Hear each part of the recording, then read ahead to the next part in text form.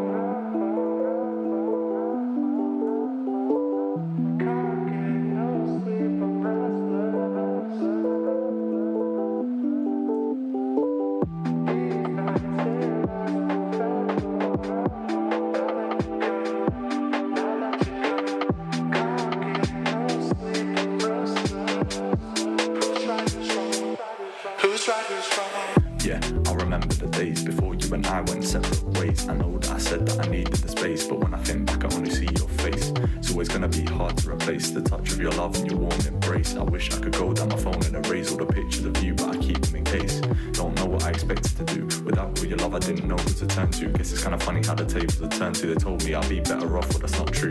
Now I'm looking for somebody who's brand new. You were my one love, you were my go-to. Guess I just gotta do my best to pull through, but I feel like I need to say I still love you. These nights will last forever.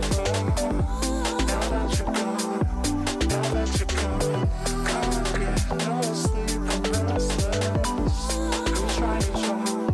Who's right is wrong? These nights will last forever. Now that you're gone, now that you're gone, can't get no sleep, I'm restless. Who's right is wrong? Who's right is wrong?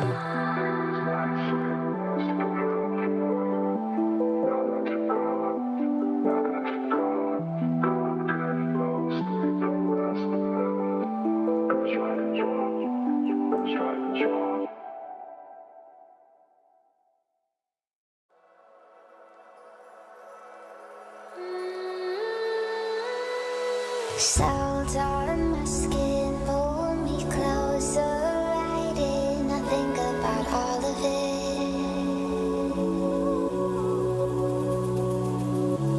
Walk in the city to sunset, we'd sit, talk about everything. Now I can't sleep without you by my side. You are the best part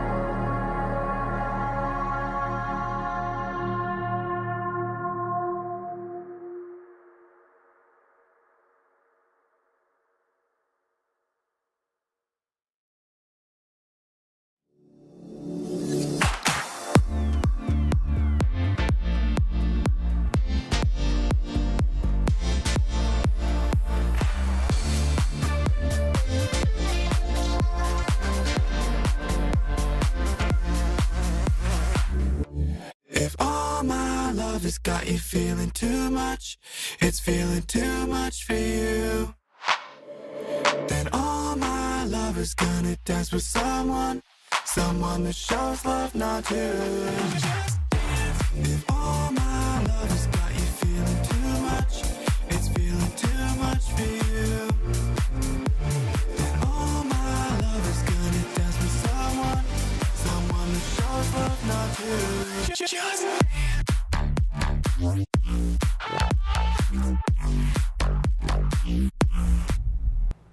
Ladies and gentlemen, it's time. It's time for the LVT Pro League in partnership with Shopify Rebellion. And we've got 6 teams that are pre-qualified, but there's still a couple that we need to see if they qualify as well. My name is Active. Alongside me, I have Tools. Tools, we've got 2 different series today. We've got a bracket ready. This is going to be a good time. Yeah, it's gonna be a great time for anyone that's curious about how this is gonna work straight away. We're gonna have 2 rounds that go at the same time to start. We're gonna be focusing our efforts on complexity versus omit. But while we wait for that lobby to get set up and going, we're gonna jump into Cloud9 versus Unreal Nightmare.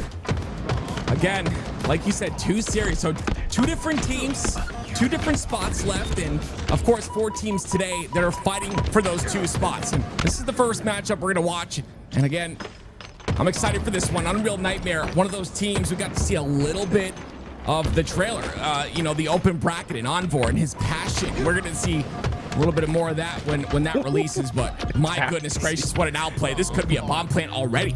Yeah, I mean, there's no way they're going to get there in time. Envor does spawn up and is able to get that nade off, but Cloud9 just completely controlling their base, and Unreal Nightmare struggling to get forward. This Cloud9 team, ever since the addition of Collect, has looked to be well run. These guys are starting to hit their timings right. They're starting to outslay their opponents, and I feel like we're seeing, the next iteration of what the Collect Avicii era could look like.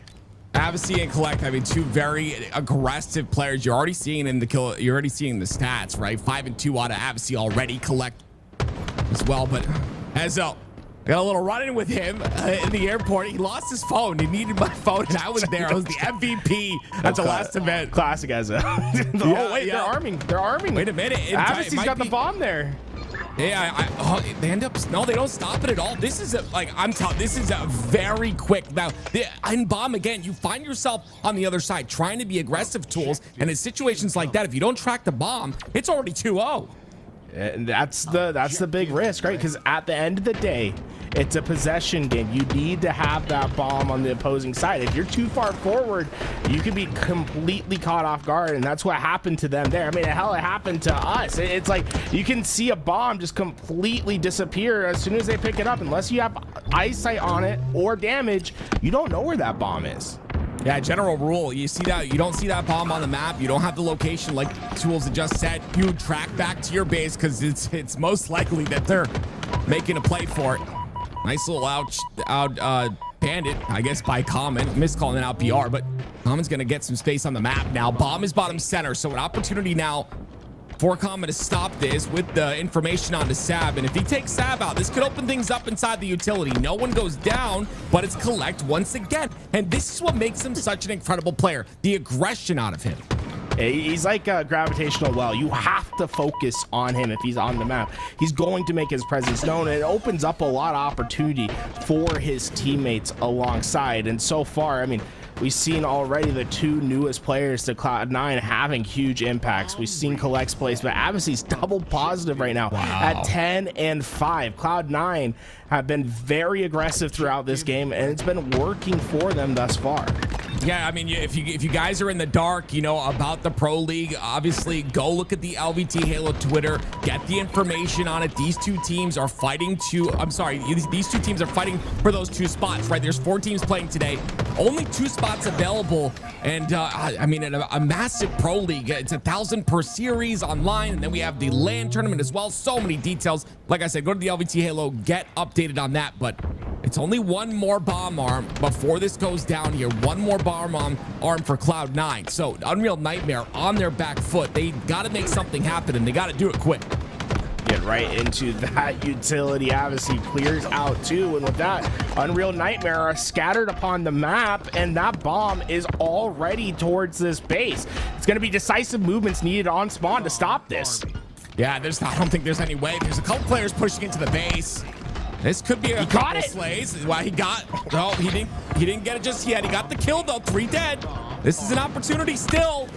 I just don't know how they're still alive. Unreal Nightmare come off a spawn like zombies, tools. They're not letting them arm this bomb. Oh, but they haven't cleared it either. Collect takes the fight from down low, and Haynes wins it though. Couple big fights from him, but Cloud9 still have access to this base, and that bomb already has a bit of time with Ezo being the only one alive. Wow. They just have no angle. They need to stop Boo Boo Doo, but they just can't. 3-0 in game 1 for Cloud9. That's such a quick game 1, and it begs the question. I don't want to call anyone out, but it just begs the question, why not toss the bomb out of bottom middle? I mean, you might create a bit more time there. It was 3 dead immediately. That bomb probably would have made its way back inside the base regardless. It was a very quick 3-0 by Cloud9. They're reeling already. They're looking prepared and ready against Unreal Nightmare. Again, the Avicii and Collect duo being added to this roster. And here's a look at the bracket. This is what we're looking at right now, ladies and gentlemen. And again, you can see it, right? Winners final for number 7 seed and the elimination final for the number 8 seed. Only 2 teams are going to make it out today. Already 6 are available. If we can take a look at those 6, right? There's 6 teams already kind of in the mix, right? Optic Gaming, FaZe, TSM, Shopify Rebellion, Space Station Gaming, and Envy. And those two spots will be chosen today. Yeah, it's so wild, the amount of talent inside Halo, and the fact that we have these 4 teams up for these final 2 spots is going to be just a pleasure to watch all day long. But you can see the schedule is out. We know what is going to be coming soon, and get yourself, start marking off the calendars for some of the dates you want to watch. That first day looks like a great one to me. Monday, we got Optic going up against FaZe on Monday. Ooh, that's going to be a big matchup. I mean, the Optic versus former Optic, huh?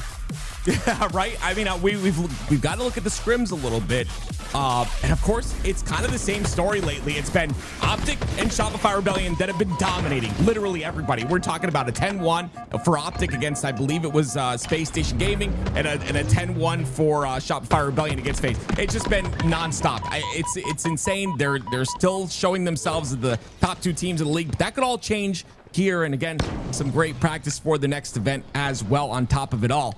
But it's Boo Boo Doo now with that shock rifle in his hands. 2 near misses. Not going to be able to collect any of those kills, but his teammates do. It's going to be 2 down for Unreal Nightmare. Cloud9 has wasted no time at the start of these games. They've been very aggressive against Unreal Nightmare, and Unreal Nightmare hasn't quite figured out their solution to that yet. They're going to have a little bit of time in this early game to start solidifying themselves, and that 2 down is massive for them. That's the first time that we've seen really untraded kills go in favor of Unreal Nightmare. If they can get the shock rifle down, they'll have a chance to go on a run of their own. Well, there's the shock rifle down that you called out for, and it's another kill as well. Haynes gets that trade. On 4, not going to know the shock rifle is down, so that's actually going to disappear. It does within like 5 seconds. It's a really quick it feels like that. despawn. Yeah, very quick despawn.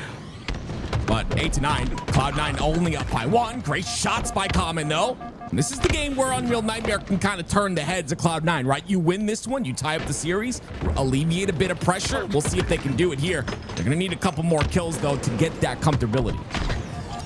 Haynes saw his teammate get very aggressive down below, and they'll just I was gonna say it should be a routine cleanup, but Sav makes what should be routine anything but. What an outgun from the bottom half of the map. Yeah, that's such a difficult fight for Sav to take, and the fact that he won it was disgusting. You don't win those. It's a very low percentage kill, but that's why he's one of the best. 6-2 to start this game for Sav, but Collect on the bottom center of the map, waiting patiently for this camo. It's a bit of a bait here as well. Look at this bait, right?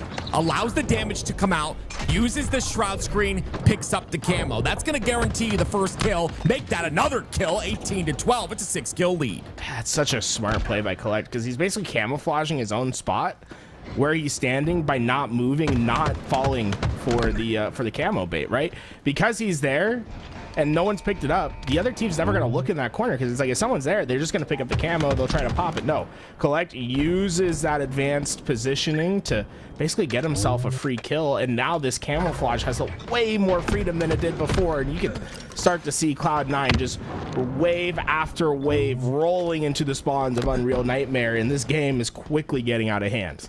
Yeah, it's another kill on the Sab, which once again gives Cloud9 the numbers advantage. It's a 3-man spawn, though, toward that C side. You can see it's going to be Unreal Nightmare able to take a bit of the map in terms of space, but the nades come through. Cloud9 come in, take a bit too much damage. They end up going 2 down. How does Unreal Nightmare play this is the question. It's a 1v1 in the bottom of A. You don't want those trades at this point in the game. It's still a 10-kill lead.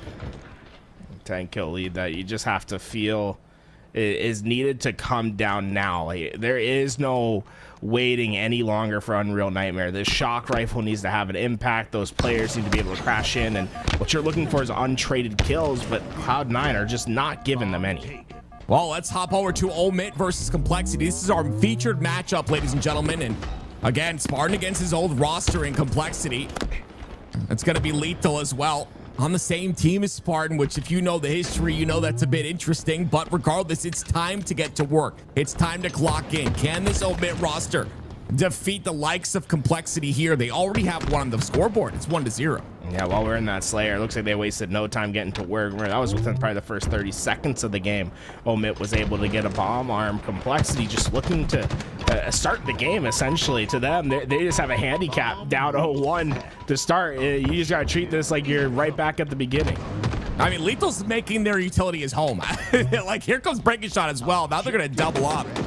Not having that utility control is so damaging to your positioning on the map and your setup and even your aggression. If you want to take space, it's not possible when you have players like Breaking Shot that are constantly aggressing forward. Great shots out of him. It's 3 down for Complexity, but Complexity still have that top center control, and Bomb is not in their hands whatsoever, so Mental takes full advantage of it, almost gets the double. Yeah, it's actually big to get Huss out of there. If Huss stays alive in that back base, then Omit has a much faster time at moving that bomb forward. Instead, they will have to slay once more. There's a slay. I thought it was going to connect, but Breaking Shot ends up losing out on that fight somehow. It's 3 down. Sparty's the last player alive. He's going to be on that P side, but it's immediate aggression here for Cherished. I like to see no hesitation going forward on this map from Complexity. You have a player that's very deep entrenched on the other side. You want that bomb moving forward towards that base. No hezzy, like the young kids say, I think. Maybe 3 down for Complexity. Could not tell you. No, we're trying here, ladies and gentlemen. We're trying. There's an update on the Slayer game, which is going exactly how we expected. 48-29. Cloud9 decimating Unreal Nightmare in that game number 2. And you can see it's continuing on here. A couple shots go down, a little bit of damage. There's the 49th and the 50th right there. A great win by Cloud9, 50-29. That's a stake on the menu. And then hopping back over to Omit Complexity. Still, it's Omit in the base of Complexity. But that bomb moving forward. I'm sorry, Omit, it was in their base defending. Now they're pushing forward towards the opponent's base, but Lethal playing that bottom center role and keeping the pressure up. Yeah, Lethal's been just doing a great job of keeping this tension all game long. Feels like he's always in the spot where it's kind of hard for Complexity to deal with him. It's Ryan that goes all the way down to 1 shot, but they were able to find a 2v1 numbers advantage. And Cherish has done this a couple times now, where the second they open up a lane, he's pushed all the way through to get these quick flanks. Lethal's taking a long time here. There it is. That player top B was like, please help me. That should be enough, yeah. Lethal goes down. They go inside the base here, and they've got control. And he will find Spartan right off the spawn. Spartan's not going to get any help. This is perfect timing from Ryanoob to basically cut off one of those spawners and to keep Omit down numbers while this bomb moves. Now, Lethal has to stay alive in the back of base here. Delay as long as possible. That's his job right now. And he gets Ryanoob down to no shields. But is it enough? He stays alive still, playing that defensive role. It's a couple players now pushing on the shroom stairs. Lethal, some big shots there on the shroom stairs, and another kill by Sparty. Great defensive play here, but the bomb almost done arming. They get the reset, they throw it out. That was huge. Wow, that camo from King Nick was almost enough, but 99% isn't 100. They will get the reset and that bomb back to neutral ground. Just a beautiful job. And look how fastly they get into the util side too. It's going to be Sparty, the immediate player here, coupled up with his teammate inside of util. It's a bit aggressive though. No presence being had, and with his teammate going down as well, they're going to be able to push freely. Huss tries to make something happen here. He gets one, which is all he can do. Stops the push just a little bit, but Omit still on their back foot. One of the few times that we've seen a lack of coordination from Omit. Usually they've been very strong at pushing at the same time, but when they made that last one, they weren't quite able to hit those routes. You get punished for it. King Nick immediately gets the double kill. They have util blocked, Mental's at top mid, and they have base control. All the steps are here. Now it's just execution. There it is. Will he get the bomb arm? Has to jump off of it. Feels like the pressure's a bit too much. The nades are really good, and Huss is going to toss that bomb out. I just want to point something out here. On the side of Complexity, 17-9 out of Mr. King Nick. What a beautiful start to this game, but it's just not enough. They're not able to get anything going. Now, but he's really been the jump start that this team needed to start getting their opportunities. They had two very good chances at a bomb arm. If they keep finding opportunities like that, it's just a matter of time before one of those connects. Omit's been very much on the back foot, trying to get out of their spawns. And you really want to be the one dictating the pace. Even if you're down in the game, you'd much rather be in Complexity spot right now with how they're running on this map. Complexity still on that aggressive pace, still pushing forward. Mental's got the camo once again. Another camo for Complexity, and like you said, the bend but don't break strategy is it's not going to work for very long. You can see the pressure continues on. The bomb toss is up and spawns. That's going to be Huss on the P side. This should be a tie game here very quickly. Mental looking for the spawners now to get that bit more of an advantage, but he's going to get caught out pretty quickly. Regardless, tied up at 1. Right now, it just feels like Omit's trying to tread water, right? Everything has been so desperate to try to get those bombs out. They're successful twice, but eventually one of those waves are just going to be too big. It crashed over. We're tied at 1 apiece, but opportunity. 2 players into this base. Complexity going to be desperate on their spawns to get these players out. Mental taking a 2v1. Breaking Shot's in a great position towards the top center. He's going to get the kill on the Rhino. That's all for Deb, but that's a great bomb toss. We'll see where the spawns come out here. It's going to be on the P side. Huss is ready for it. King Nick's going to be the first one. It looks like they just decide to overextend, which is the smart play here. It'll be 2-1 Omen. Their base still in control, though, and they need to have one player to at least try to slow down what could have potentially been that P-side flank. Because no one was there to slow Huss, he just crashes in on the backside of Complexity, right? And there's no one there to stop that damage from having impact. They're able to not only to find that bomb arm, but they're still very much in an attacking position. Omit completely changing what the last 2 minutes of this game has felt like with this last possession. And you would think, like, looking at the slays, just the slays in general, you would think Complexity would be in far control here, but it just doesn't add up that way. Omit's found their way. This camo, very important here. Complexity have got the last 2. And that camo being top center, looks like Breaking Shot prepared to go for that here shortly, but no, he decides to take a route instead towards the P-door side. This is interesting. That's going to allow Rynoob to scoop up the camo for free. Yeah, you understand it though, because Breaking Shot didn't have any help to go get that camo. He would have just been throwing away his life on that process. Instead, he was able to back up and at least get a kill. But it doesn't change the fact that Omit needs to find Ryanoob and stop him with this camouflage. Who else? I believe that was Breaking Shot who came in through. So Breaking Shot stayed alive, got 1 kill while staying alive, then eventually worked his way back and got a triple kill, including the camouflage in that play. So him giving up that camouflage ends up being probably one of the best possible plays that he could have made. See what else he's able to do here. Sparty very aggressive on that fridge side. Breaking Shot in the utility. Lethal gonna push forward here, trying to do as much damage as possible. Breaking Shot trying to get the cleanup kills. He's got a teammate towards top center, gonna go for the arm here, but Huss is not really in a position to help him. Breaking Shot goes down. They still have that top center control, and they're looking and posturing forward towards the util again. That's gonna be that first player in, but damage comes in from the back just in time. 2 players from Complexity trying to work alongside each other, but Lethal in a devastating position for those 2. And this chaos is going to favor Omit. They're okay with it being trade for trade, blow for blow, keep the bomb in the mid-map.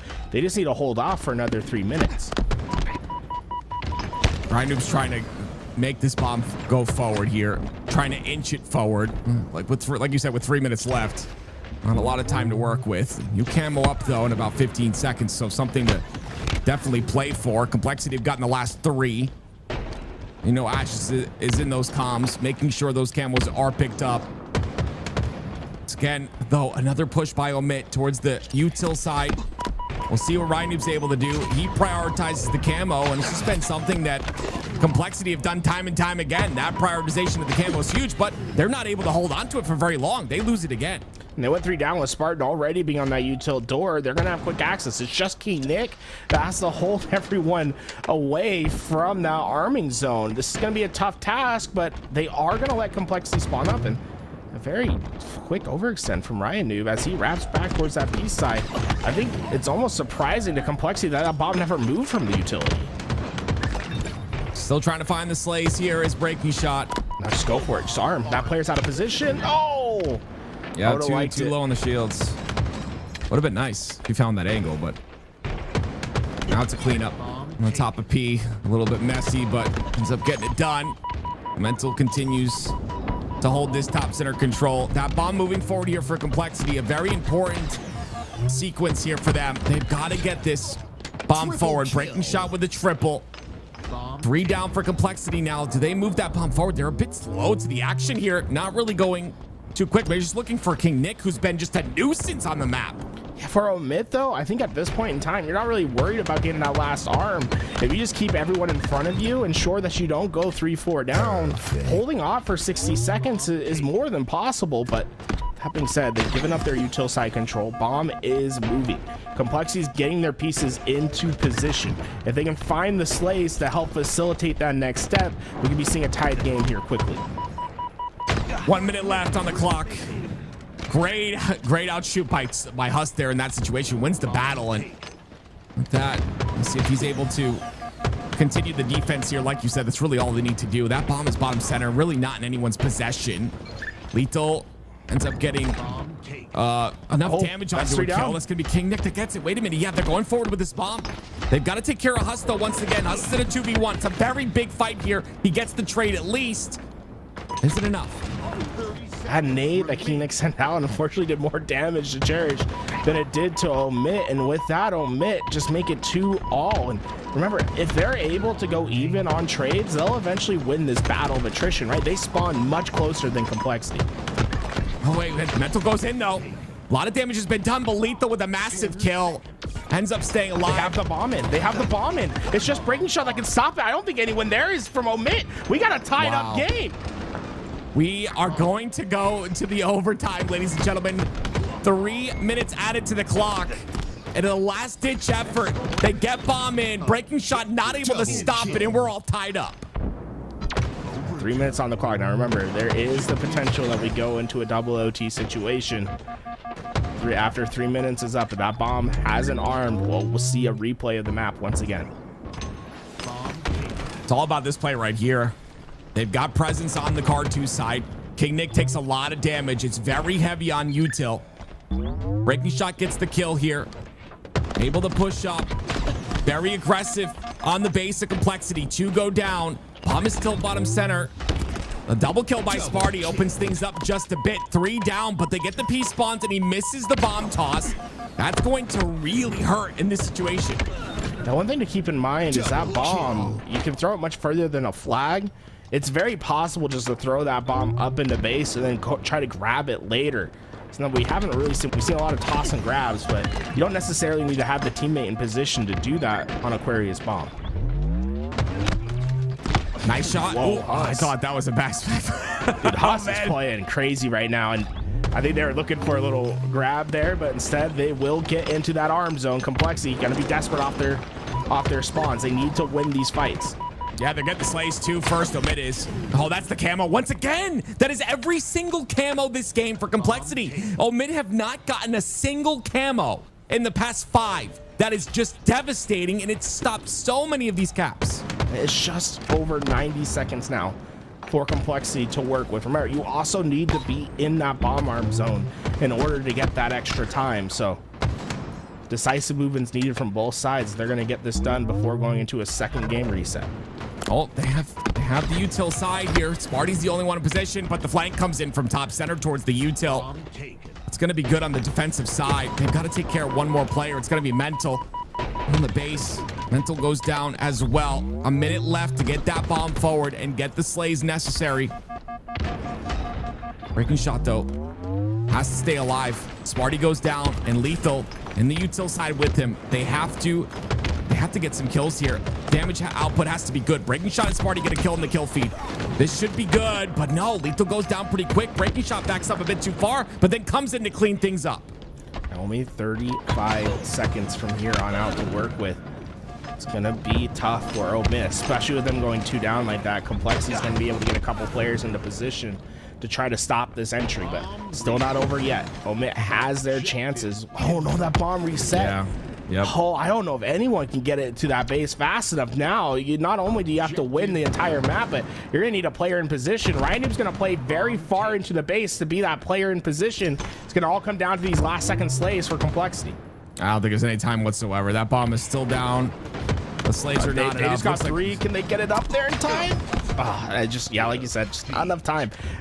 Complexity started getting what they needed, but at the end of the day, it's hard to get those bomb arms, and it looks like we'll be going to next bomb arm wins as we reset the map on Aquarius. Oh, as you can see, though, there's a little bit of an update here. It's going to be Cloud9 with a 3-0 against Unreal Nightmare. Cloud9 looking practiced and ready. Collect and Avicii, like we talked about, being massive for this roster. They look so good. Everyone looks to be playing on the same page, but you got to talk about Huss here. 38 and 26 in that game. Although it was a tie, I mean, my man put up the numbers. On the other side, it was King Nick doing a bit of the same. But yeah, at the end of the day, it's just that camo was the big thing for me. It was picked up time and time again by Complexity. I believe it was 5 camos in a row for them in that game alone. And it was still tied up at 2. So if Omit are able to get just a singular control of a singular camo, make a play with it, we could see a different game here, and we could see that first cap go in pretty quickly. Yeah, right. That's what we saw at the start of the game. It was like, what? We didn't even see the bomb arm because it was so quick. It was within the first 20 seconds. So you get the clean 4 down. You know, anything's possible for either side. It was Omit that came out a lot stronger out the gate, but Complexity that got strong over time. All right, it's going to be first bomb arm situation here. Complexity, they really were able to dominate camouflage throughout that game. I think if they come out, get a couple kills, get that camo early on, they could be finding themselves quickly in an arm position. First initial camo is going to be it for me. Let's see what which team is able to pick it up. I like the Church goes down for this thrust here right off the bat. 2 kills go in for Complexity. They're wasting no time. That's a quick They're going bomb. forward. Yes, sir. So spawns on the util side as well. Lethal does not take the kill on the Cherish, so it's control of the base. Ryan tossed up the bomb like you said. It's starting to arm here for Complexity, but he stopped. Sparty's the one to do it. Tosses the bomb out. Yeah, that bomb being out isn't necessarily a death blow to this push for Complexity, though. If Ryan can just stay alive back here, wait for those spawners to get back, they have a chance. Lethal does burn the camo. That's a big one for Omit. Complexity, all 3 of those players had come off spawn were sprinting to top mid. If Lethal doesn't get that burn, Complexity is right back onto the attack, and they had a camouflage to work with. Complexity still attacking here. Look at how pushed up they are on the fridge side. It's going to be King Nick all the way tucked into the corner. He's got help from Mental as well. Breaking shot, though, always finds a way towards top center. Always finds a way on the flank. And it's going to be enough for another kill on the Cherish. That's going to flip the bomb over to their side. The Sparty's already inside their base. King Nick's the only one on the jump up here. They're expecting it. The melee comes in, and the first tap will go in. Omit win game 1. Wow, what a counter from Spartan. Quick recognition, and they got that 4 down. They wasted no time whatsoever. And Omit will be the first to strike blood in our best of 5. Just a bit of an overextension, right? Too many resources sent on the aggression. You saw, even though they didn't have the numbers, it was Huss inside the base making sure to stop any push. And when you're just pushing that aggressively through the P door off, just directly off a spawn, very easy to get that bomb, get the counter attack, get control of util, and plant that bomb in. Great job once again. Sparty gets that in. A very quick game number 1, and now we hop to game number 2. This is a very competitive series compared to the other one. We were seeing between Cloud9 and Unreal. 87%. I always love seeing early game stats because it's like we only had 2 minutes of gameplay, but 87% accuracy is pretty insane. Going into game 2, Light Recharge Complexity, I think really needs to find their answer here. Remember, winning the first best of 5 gives you a huge advantage into this tournament because it gives you 2 chances at minimum to qualify for Pro League. You'll have 1 shot from the winner side, 1 shot from the lower side. Whoever drops down early, not only are they only going to have 1 shot at qualification, but they'll have to win another best of 5 to earn that spot in the elimination side qualifying round. Well, here we go, ladies and gentlemen. Off to game 2. And we talked about that camo being a very important factor there in game 1. Complexity going to find their hands on it once again. Wait a minute. It was not popped. But Complexity still find their hands on it. It's going to be Cherish that picks it up. Quick work for Omit trying to get towards that camo, but they gave up everything to do so. Cherish, cheeky corner, but only going to be able to get 1. Breaking shot with 5 perfect shots. And, you know, although Omit's not in a great spot, right? You've given up shock. You didn't get that camo. Keeping that camo to a 1-for-1 trade, it could be worse. Oh, absolutely. There could be some massive damage done with that camo. Slayer is all about those staggered spawns, all about pushing in numbers, and that camo could set things up. 12-5, though. Complexity starting off so strong here in game number 2. What an answer back from the game 1. King Nick not missing a shot either. It's 3 down Omit once again. That mental working with this shock rifle just to check all those angles. They're going to try to confine them into A, and that cheeky angle for mental might have been good enough for 1 early shot. It gets the damage needed for 1, and here comes the rest of Complexity. They are not going to let that damage go unanswered. They tried to push in, but with that first player going down, that will actually slow Complexity down quite a bit. Omit generating some much needed space.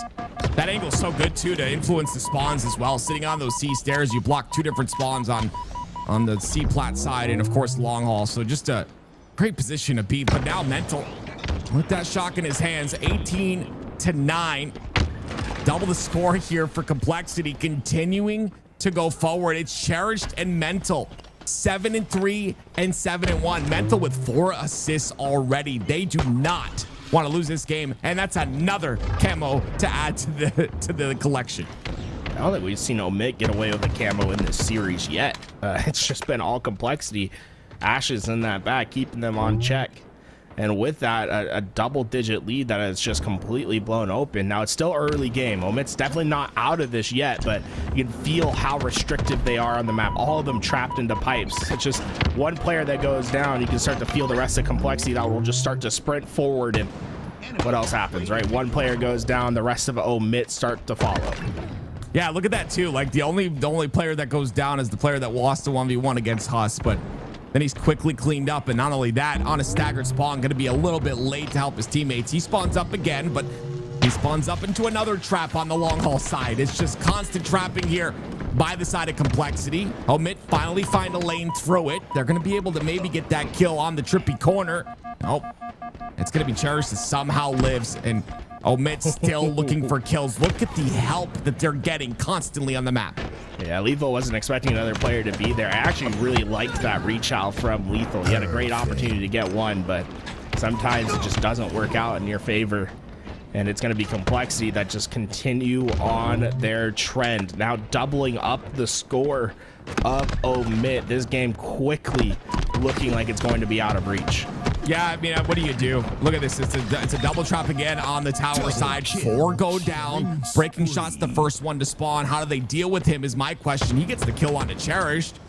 Not reading the spawns directly. Mental's going to back off of A and allow the rest of the spawners to go there. So that's going to be another trap maybe set up by Complexity. They've got the tower side. They've got them in a pinch. No one really taking... Oh, I'm sorry. It's going to be Mental that takes that high side, but no one really going towards the Whirlpool side regardless. I don't really think they're... I would assume it's just a run around free-for-all at this point. 39-18. This is just so dominant by Complexity. Yeah, I mean, at this point, you can basically turn off your brain. It's just run around and get the kills. There is the worry of, like, you don't want to give Omit too much to, like, generate momentum from. If you can keep them under 25 kills for the game and just establish your dominance end to end. That's always best, but usually when games get to this point, you start to see at least little bits of runs for the team that's behind, as the other team just starts to play way looser on the map. There it is. It's just not happening, man. Complex is not giving up anything here. They are just getting kill after kill, and this is looking more like steak and lobster than just your traditional steak dinner. I respect it too. You can't let loose at all. They tighten the grip even tighter. You know what I mean? Just make sure they know. Well, there's another kill that goes in for Omit though, loosening up a bit. 3 kills for Complexity, and they will finish this out 2-0. But we'll see if Omit can bring the series back. It's gonna be rough. That game 1 looked a lot closer. Maybe a little more experience tools in that Aquarius bomb playlist, or I'm sorry, game type. But regardless, it says another steak on the menu. You guys are eating good tonight. Let me tell you, 2 steaks in 2 different series. Yeah, Cherish had a fantastic series as well. I mean, game right there as well. 17-8 when he finishes that game. Double positive for his team, but you look at it, almost everyone could have gone double positive, as they were able to over double the score of Omit in that Slayer, as we move into Forbidden Flag up next.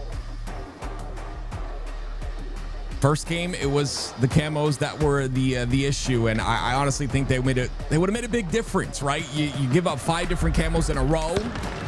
If you're Omit, maybe you get a couple of those camos or even trade it out like we saw in this game. It would have been different, but in this game, I don't think you could have done anything different.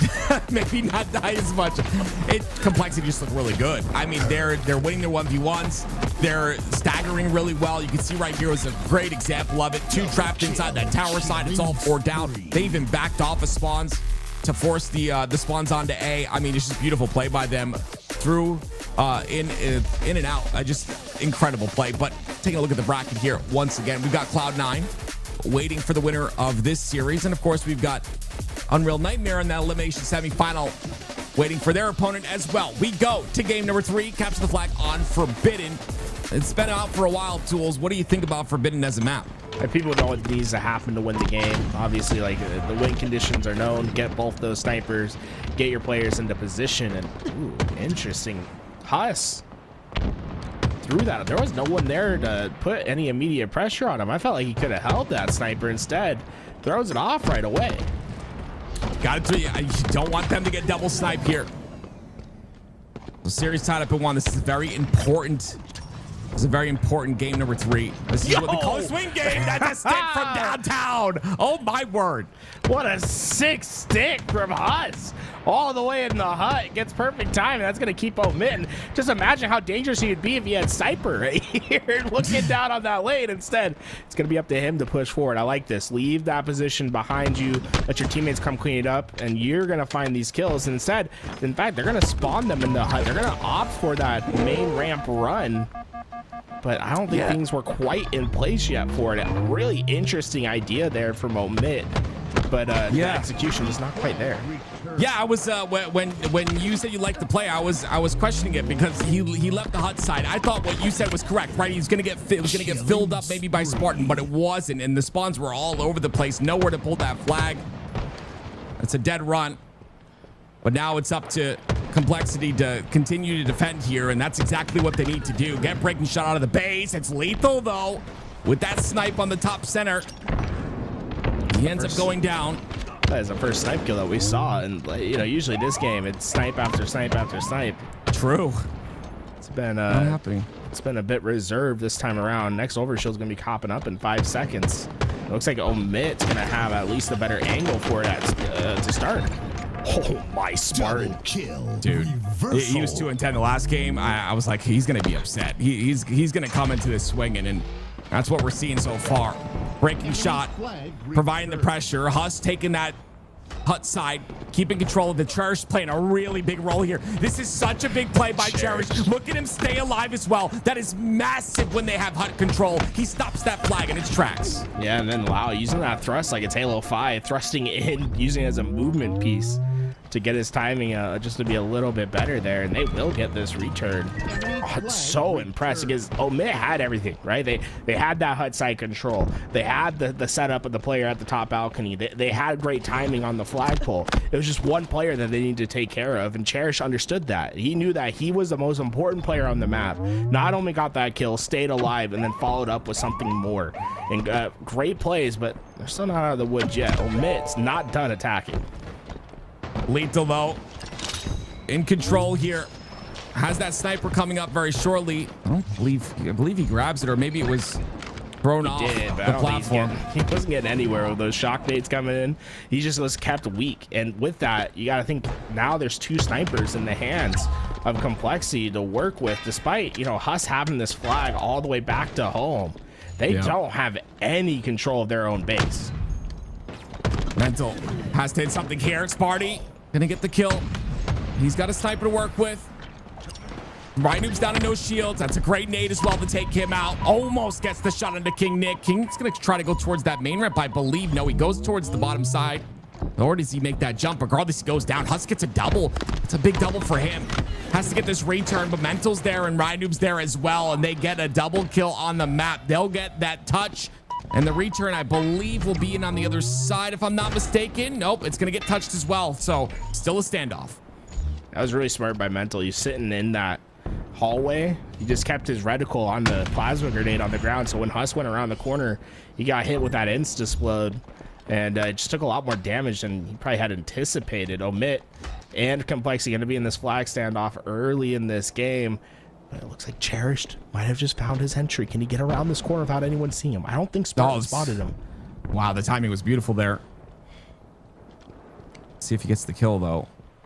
They're not expecting. Oh, they do expect him. Lethal was expecting him. I guess they did spot him there. Regardless, I think Lethal was looking the right way. I think Cherish shot his gun a little early, but either way, he's winning the gun. Oh my God, they're just winning them. Winning those gunfights. That's gonna be a return, and the first. What just happened? What's happening on Cherish's screen? My goodness. They got multiple touches and somehow he gets the beatdowns to solidify the first flag cap for Complexity. What was that? There was nothing that was going to go wrong there for Cherish. He was going to execute on every gunfight, and with that, a second flag opportunity looks likely, as Lethal is really the only player in position to stop any sort of play here. And with that, he's deeply entrenched, but there's multiple players coming back for him. There's nothing he's going to be able to accomplish there. Complexity, as long as they're able to deal with the overextend, this should be a second flag capture. Yeah, they've just looked so good this entire series. I mean, that first game obviously going to Omid, but it was so close, it was confusing to know who even won that game with it going to overtime. But ever since then, Complexity have just been on a tear, and it's not any there's no sign of them looking back. It's 2-0 already in this game number 3. That break shot. Trying to work his way up to that mid map. Remember, the overshield and snipers coming up. This is a critical point for Omit, but they don't have any spacing. All their players trapped within their own side. Overshield's gone for Complexity. They're definitely going to get their own sniper. Now the question is, can Omit get their sniper? Because the pressure is on. Complexity is flying forward into the base, and there's just nowhere for Omit to move to. Yeah, now King Nick's got the control of their snipe again, I believe. So yeah, Complexity, although they go 2 down here, they should be able to. No, breaking shot. Breaking shot gets a shot towards the top center. It was still Omit that didn't get their sniper just yet. That sniper still stands up there. The flag is returned. Wait, he's still hitting bodies. This could change everything. Omid now has 2 snipers. Right, that was a sniper that went down early. Bringshot was able to hit a fast overextend, grabs it, and basically uses it to stop that flag opportunity. Now it's Omid that had the chance to really play forward on this map. Huss has the sniper Spartan. He could be quick with this timing on this grab. I'm curious how he's going to play this one back towards the slide. He gets around the corner. That's beautiful. Just beautiful movement there. I mean, he's going to get spotted. But that flag is runway. I don't think there's a return. There's any chance for them to continue that or relay it, though. Huss is not in a position. Has 3 bullets left. Doesn't really want to lose his sniper. Wants to keep the top main ramp control. If he can get this shot onto Rhinoop, it will be beneficial. Regardless, he wastes 2 of the sniper bullets, so only 1 left on the map. Yeah, Huss was quick to be like, I'm not going to leave much behind. But Ryan Noob certainly put himself in a frustrating position. Played a little ring around the rosy, pocket full of posy. Interesting for Omit to take immediate control of the pistol, right? It's generally beneficial to go towards that hut side, but Omit are very heavy on the pistol side, maybe looking for a main ramp run here, and that's exactly what they'll get. It's just interesting, right? That spawn comes out in the back of base, but Sparty with a beautiful 5. The star in the kill feed. That flag will continue on, and now it's just about Sparty doing damage to the players overextending. And this is essentially the play that they wanted to do earlier in the game. Remember when Huss overextended off that hut to try to flag pull? That's the setup, right? That's the idea behind that run. You don't see it as commonly as other runs, but when it does work, it's pretty damn good. The timings are there. They're able to grab that BR and just laser you across the map as you try to overextend. You can see the power of it. It's a little bit more complicated to set up. Great shots by Cherish here. Doesn't clean up the last shot, though. Lethal gonna end up going down to a nade. And it'll be Cherished playing some defense on his side. That flag was pulled, but it won't be a factor whatsoever. It'll be returned pretty quickly. Omit, though, I just feel like they're once again pressuring the base without numbers. It's 2 down. Here's the numbers they're looking for. A double kill on a breaking shot, but he falls as well as a 2v2 on the map with snipers up. Lethal and Spartan are going to be the two that can work together to get towards that sniper. Did that insta split send it off somewhere? Yeah, it's they're doing it time and time again. They keep throwing plasmas towards that snipe, and it just makes it. It's just a good idea, right? It just makes it so difficult to find, and you can take control of it. I'm curious if that was Omit's nade, because it went right to where Lethal was standing in that doorway. It's like, we won't really know. It might have to be something where I got to go into the theater files later tonight and be like, okay, who's throwing these nades? Because that sniper went right to where Lethal was standing. It's something that I just haven't seen in Halo, and I honestly, it's a little frustrating. Like nade lineups like that, where you're able to guarantee yourself power weapons, things that take a little bit of time and practice to really set up. But I loved seeing that. If that was Lethal, the snipe though, 3 down Complexity. Wow, Complexity thought they were in a pretty strong position to at least work some sort of flag standoff, but really it was Omit that had everything that was needed. Oh, this is gonna be close. This is gonna be close. Ryan's got the overshield. Lethal's gonna send the sniper off the map, but is there anyone there to follow up with the flag? It's just below the pedestal, but Ryan Noob gets the return and potentially a flag. Yeah, 3 down. Opportunity. This is insane. Reversal of situation as Omit looked to almost have that guaranteed back home. I love the double back here, but I also love the awareness. I was going to say the awareness to Sparty. I thought he knew that push was coming on the HUD side. He did not. But Ryan Noob doubles back, does damage instead. And this could be Complexity. Flag number 3. The slide is good, and there it is. Complexity lead the series 2-1. Wow, what a sequence at the end of the game. Omit had a really great flag run there, but with the overshield being up, that basically gave Complexity what was needed to get back to stop that flag run. And I don't think, did we see one flag run from Omit that was like the traditional flag run? I think everything went up that main ramp side. So potentially something that they've been talking about in scrims, or maybe the game just worked out that way, but they were certainly trying to do some main ramp flag runs. They had a couple good opportunities, but only one that went back to the base. Yeah, it's interesting, right? You send 2 towards that pistol side. It opens up the main ramp flag run, and then you have runway to hit that flank. So it's just, I feel like it's just got to be one of those situations where there's a ton of pressure on your hut. You don't want to take that pressure out of your hut, and instead, their hut. Instead, you just want to make sure to get that flag run towards the main ramp. It's so unconventional, but you can see how powerful this run is. It's one curb slide, another curb slide. You send that flag with 2 curb slides all the way towards the pillars, and there's no return at that point. If you can stay alive on that pillar, you got it through runway. It's done and dusted. And Complexity showing why that flag run is the more popular one. 2-1 here for them as we go into this game number 4. They're showing some momentum here. Omit, like I said, that game 1 was close, but maybe it was just a little bit of Complexity not just warmed up just yet.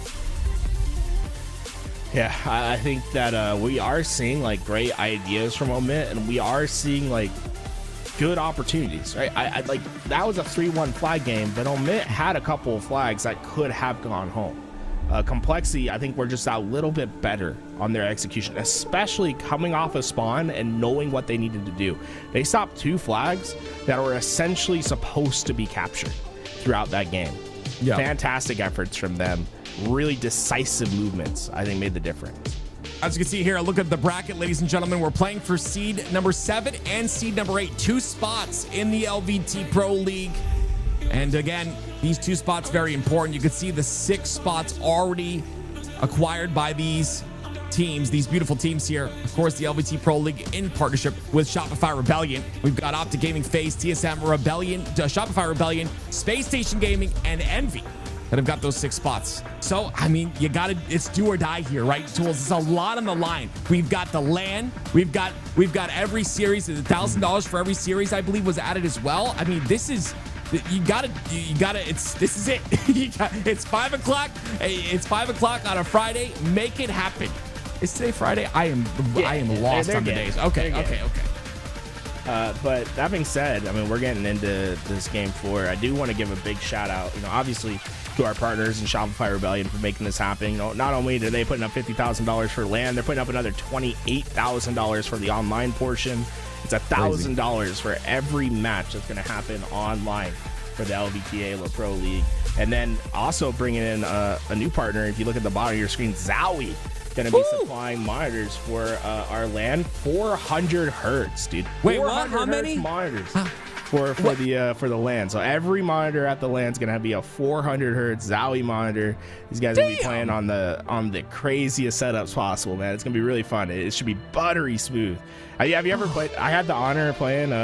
We were playing on those 400 hertz monitors that Zowie has on a PC that can handle 400 hertz at high settings. I tell you what, nothing's better than playing LAN on that high refresh rate, great PCs. This game feels truly different when you have the setup that you need to play Halo.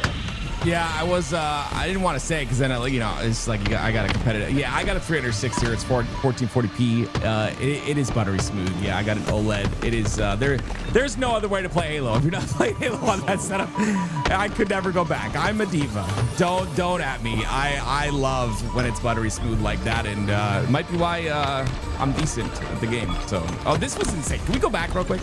Like this was sick. Yeah. Like how does he get the back smack on the first player? I have no idea. Like this player just pops up in front of him. Watch this. So it's gonna happen, right? Oh, no. Yeah, it's gonna happen after this. So I saw Ryan Noob there. So I thought this was Ryan Noob that came onto his screen, but look, that's like pure reaction. I think he heard the contest. Is like all he heard.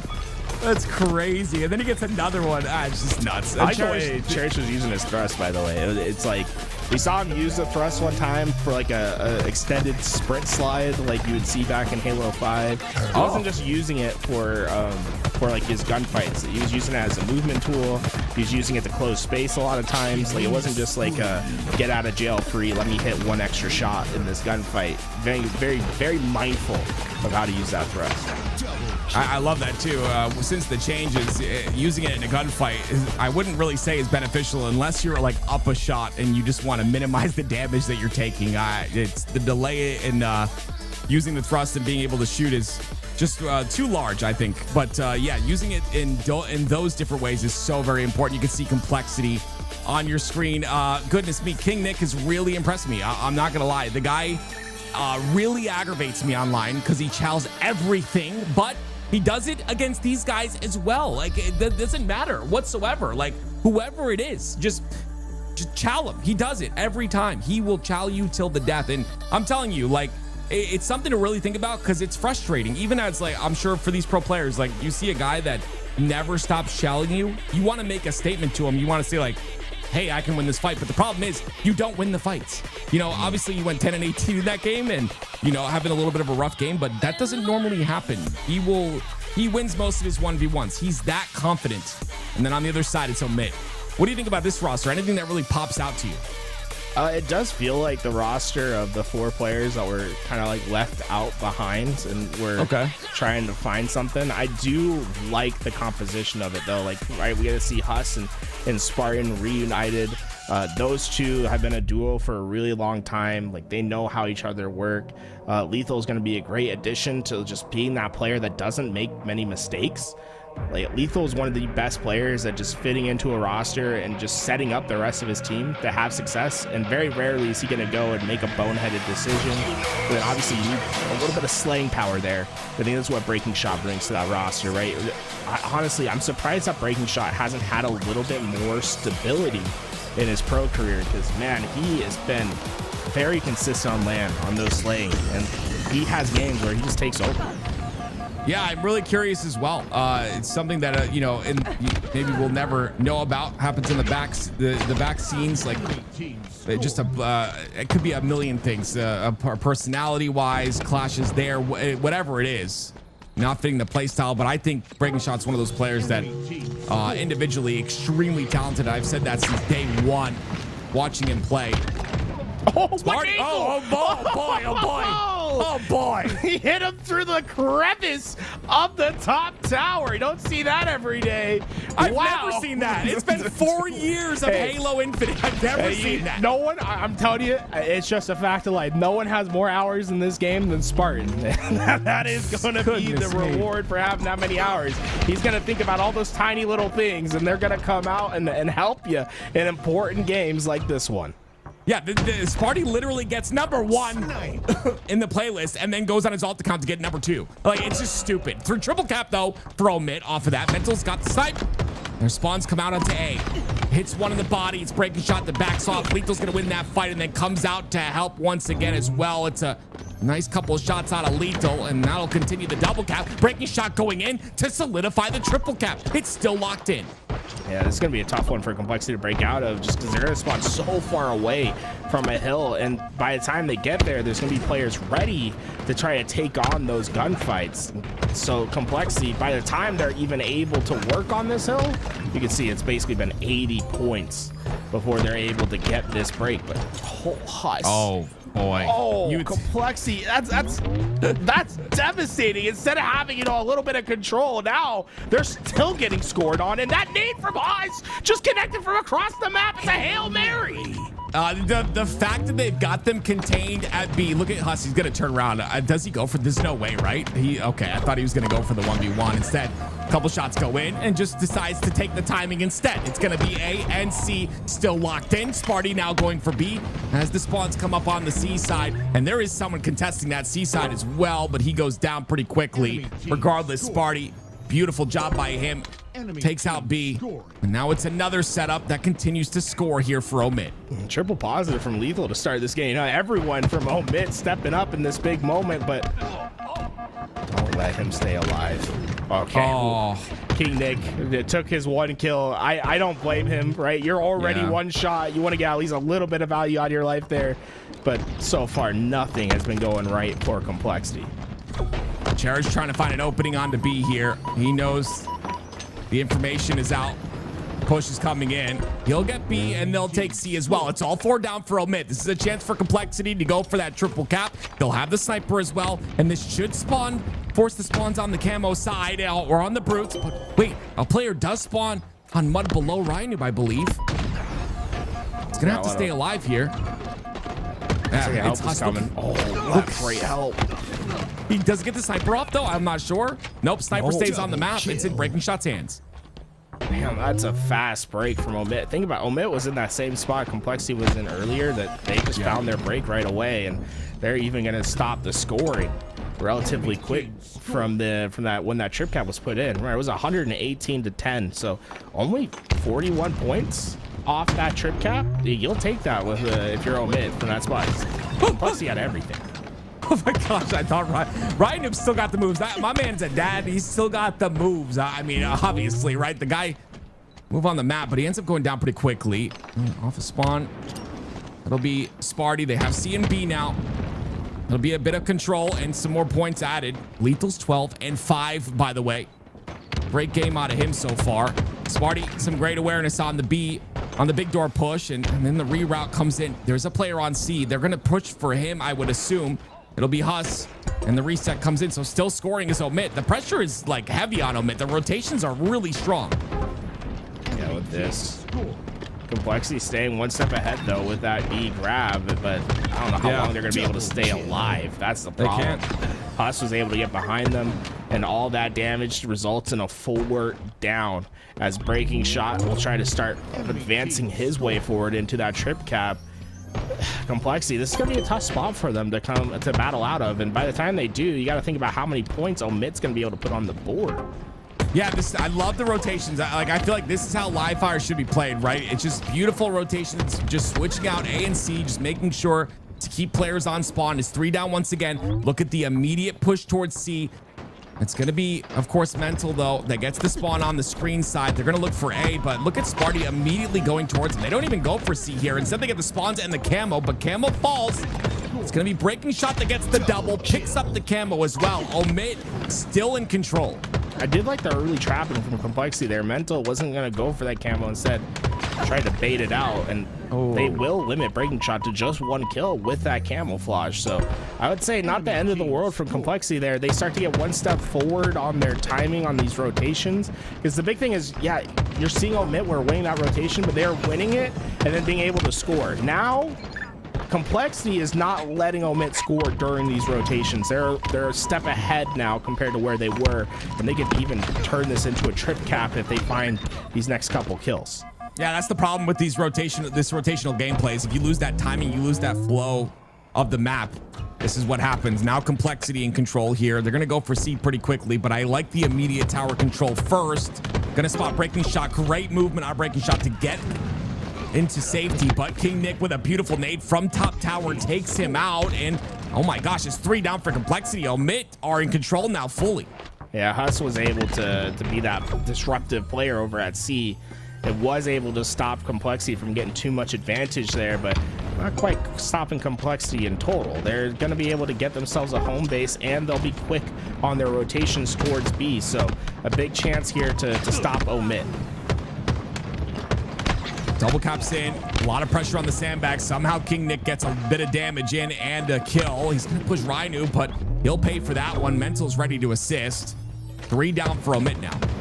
Yeah, Lethal let his position be known. When he stepped into C, that put Ryan Noob in a perfect spot to know where that push was going to come from, and he works alongside his teammates to stop that early grab. Complexity now have a trip cap of their own. It took them all game to get to this point. Omit's basically at the finish line, but this trip cap's in, and it's looking gnarly right now. Yeah, the spawns come out on the camo side. Breaking Shot's the first one to spawn. There's going to be a split on the map. You see the push on the C ramp, on Brute ramp. It's going to be Lethal. Where did Lethal go? Lethal takes a route towards pillars. He ends up getting stuck by Ryanoob there, and because of that, Complexity will take C.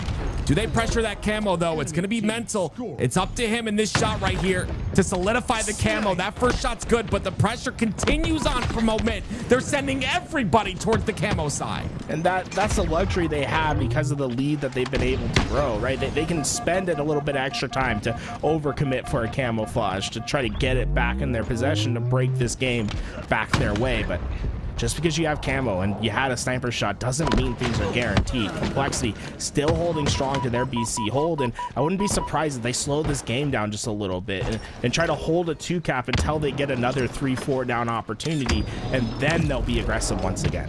Well, aggression will definitely come with this quantum translocator here out of Mental. Look at Ryanoob. Look at what is Ryanoob doing back there. He is causing all sorts of chaos. He was able to get behind 3 players, was able to win that rotation towards A, and now it just comes down to winning the gunfight at B, which Mental did with his stick, and he's right back with that QT.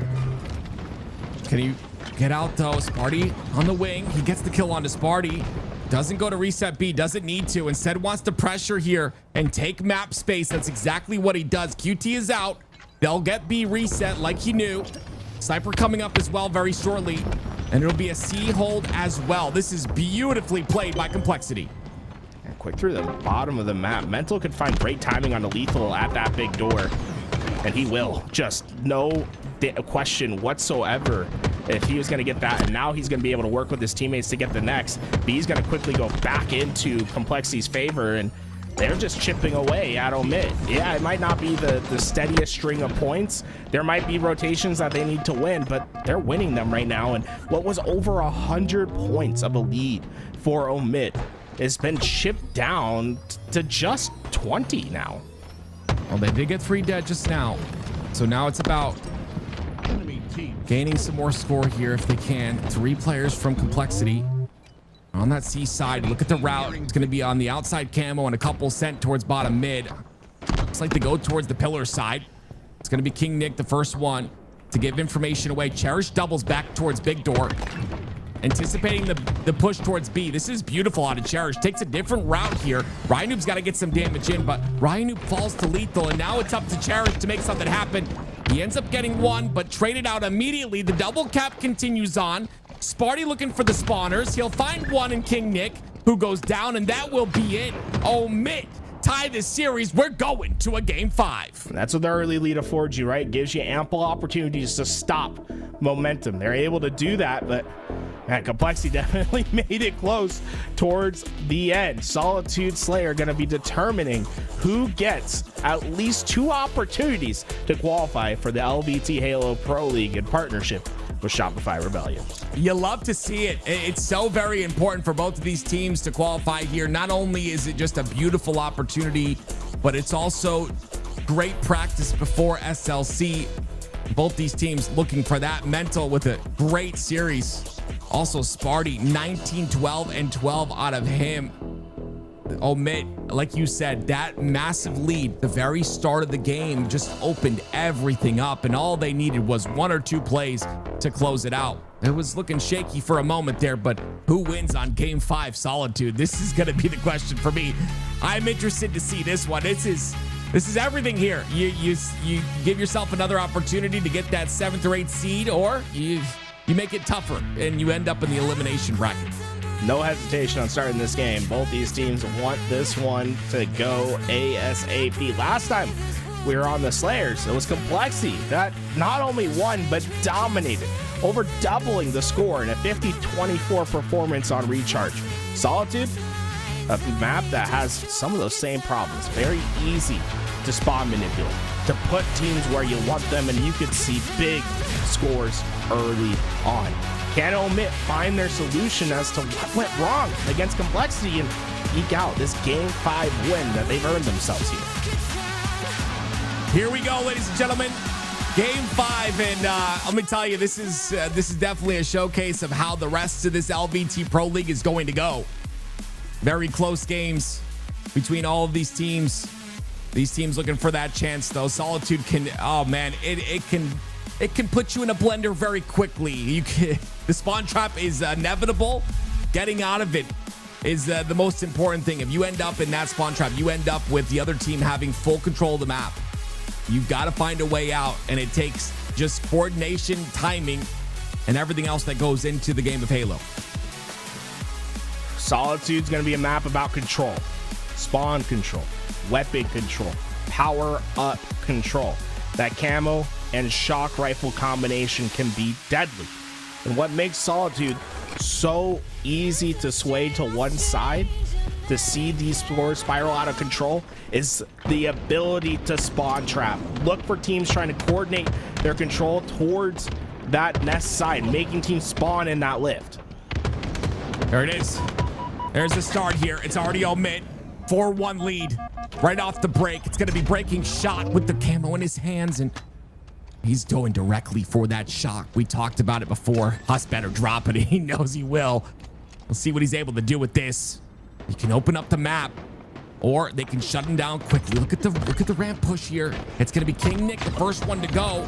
King Nick down to no shields. Breaking shot with a double, looking for the third. King Nick's the third, but he hides, and the timing is good. He stays alive. And breaking shot looking for another. He's not missing whatsoever, but the spawns come out on the snipe, and he's down to no shields. How is King Nick alive for this long is what they're asking themselves, but either way, they're starting to get kills within spades. It's 6 kills, now 7 kills a lead for Omit, as the shock rifle has just not missed for breaking shot. 7-0 to start this game. Dare I say flow state out of this man, and this is where he's most dangerous, right? I think he's definitely a very skilled individual player, a bit inconsistent. I would say a lot of these players that are breaking into that top 6 are a little bit inconsistent. It's part of being human, but when he pops off, my goodness, watch out. No more shock rifle to play with. Still staying alive somehow here. He really wants that killing frenzy. I'm telling you right now, he is looking for it. He's gonna find another one. That's 8-0. Another player in front of him. Misses a couple shots here. Very important kill. But no, Mental shuts him down. Oh, finally. Oh my word. He gets another shot. Wow.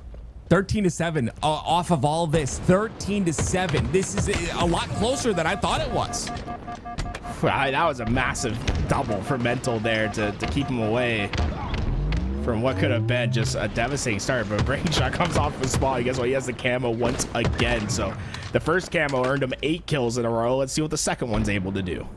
Yeah, Omit getting camos is music to their ears, I'm sure. They had a really big struggle in this series getting any sort of power up.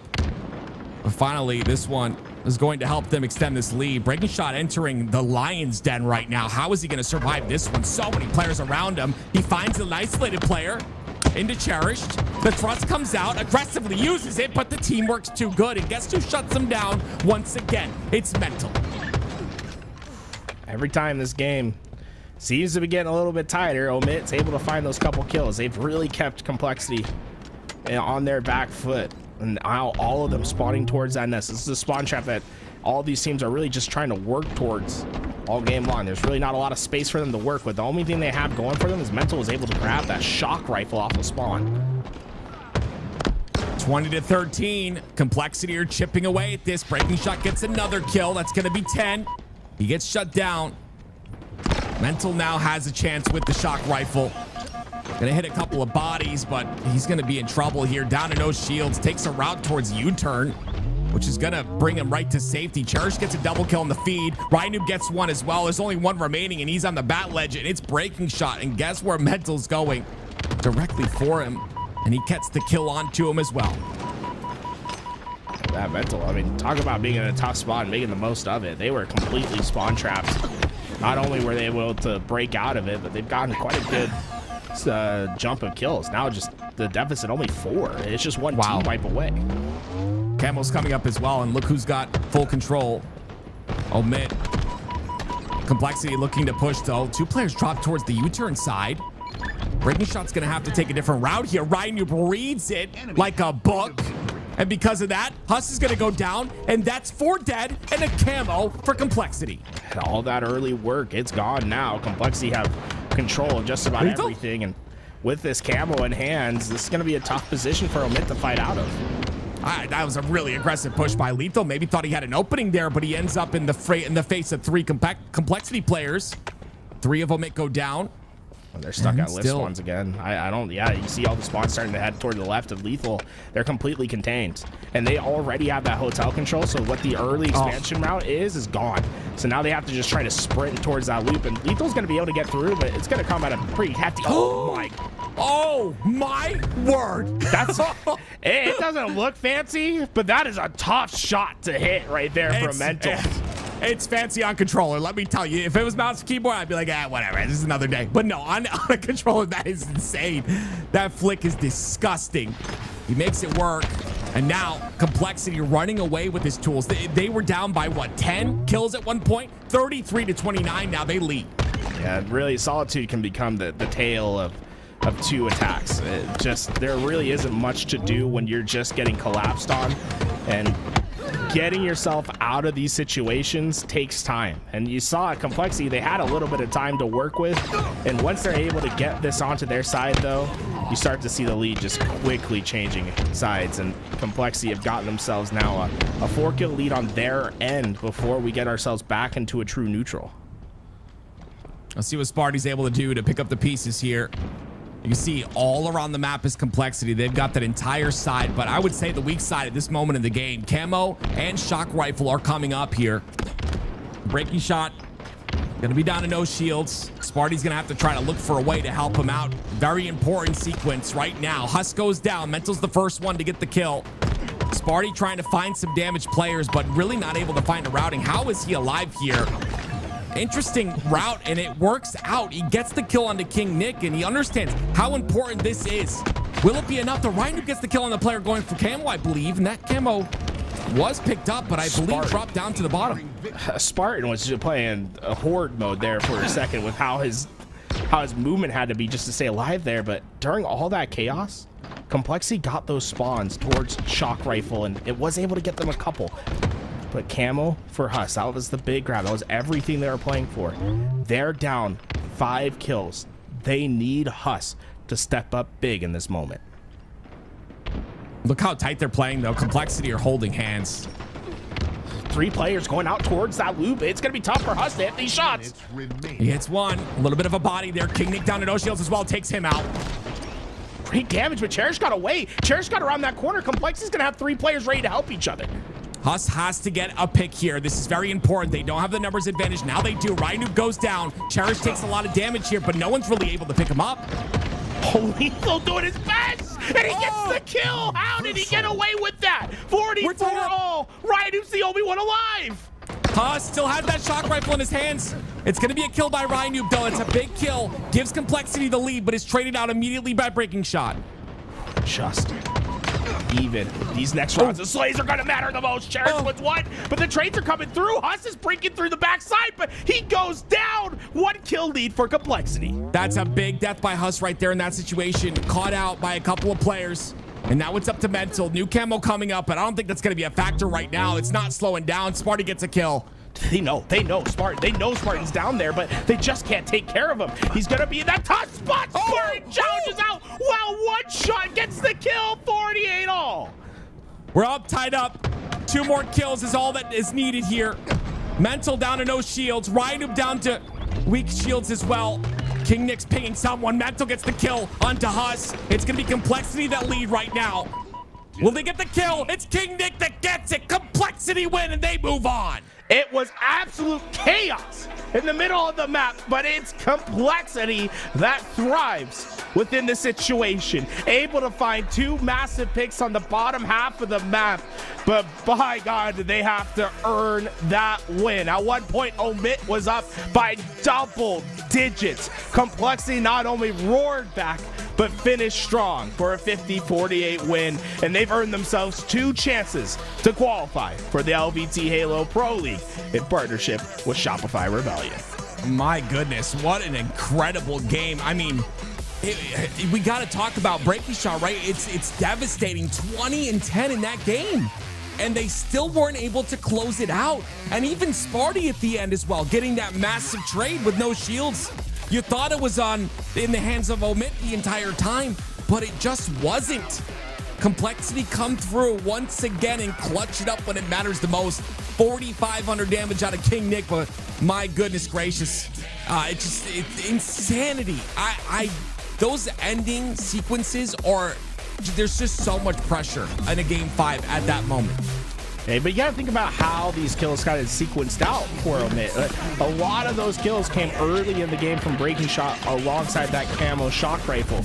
Once they lost their advantages throughout the game, that's where Complexity started to make things way more in their favor. It's once they were able to stop those camos from going the other way, stop the shock rifles from going the other way. In fact, I think one of the most important moments in that game was around the 40-ish kill mark when Omit was winning their gunfights, but it was chaotic, and the spawns favored Complexity over our lift. They were able to come up and grab that shock rifle, and then Mental immediately got 3-4 big kills with it. And it really helped them come back into this game.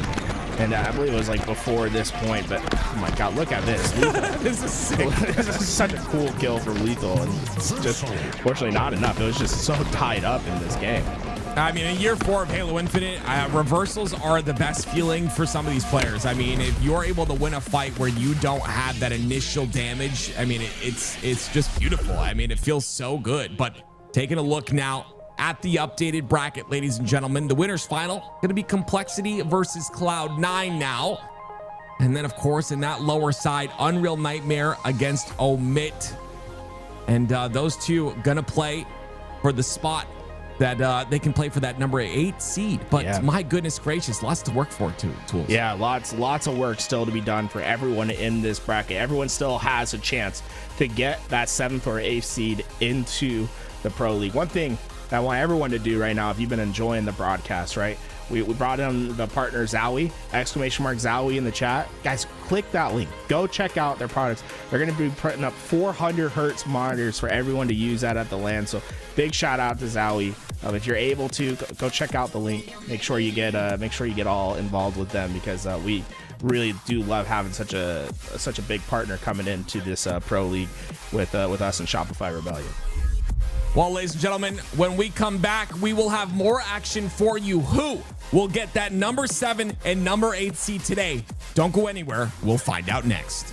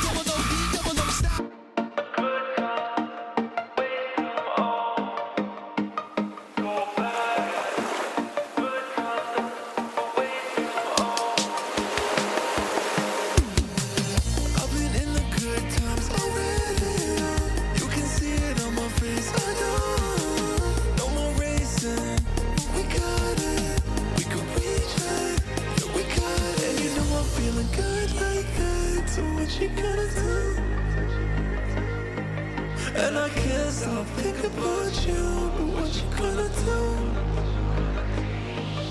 And you know I'm feeling good like that, so what you gonna do? And I can't stop thinking about you, but what you gonna do? What you gonna do?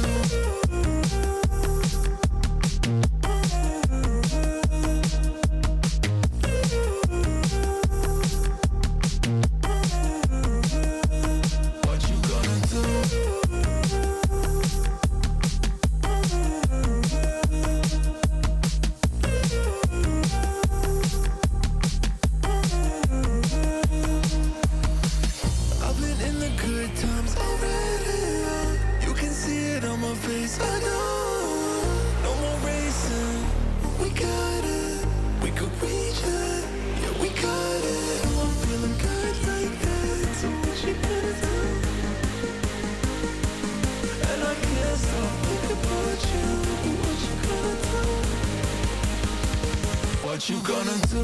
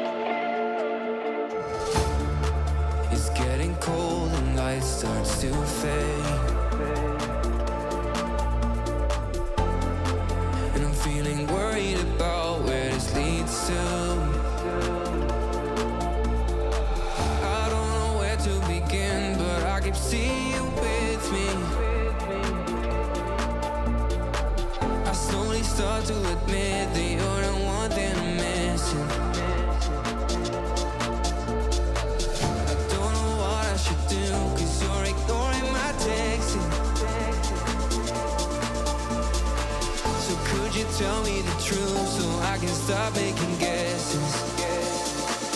'Cause now I'm losing my mind. Keep on running till I find a way to ease my mind. So could you tell me the truth so I can stop making guesses? I don't know what I should do 'cause you're ignoring my texts. So could you tell me the truth so I can stop making guesses? Is it hard to make up your mind? Doesn't the fun that we have make it easy? Is it true? Do you still need time? Or are you scared to commit and be with me?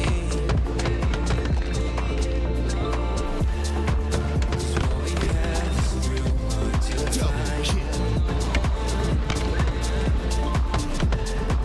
And all I want you to be is happy. I don't know where to begin, but I keep seeing you with me. I slowly start to admit that you're the one thing I'm missing. I don't know what I should do 'cause you're ignoring my texts. So could you tell me the truth so I can stop making guesses? 'Cause now I'm losing my mind. Keep on running till I find a way to ease my mind. So could you tell me the truth so I can stop making guesses? I don't know what I should do 'cause you're ignoring my texts. So could you tell me the truth so I can stop making guesses?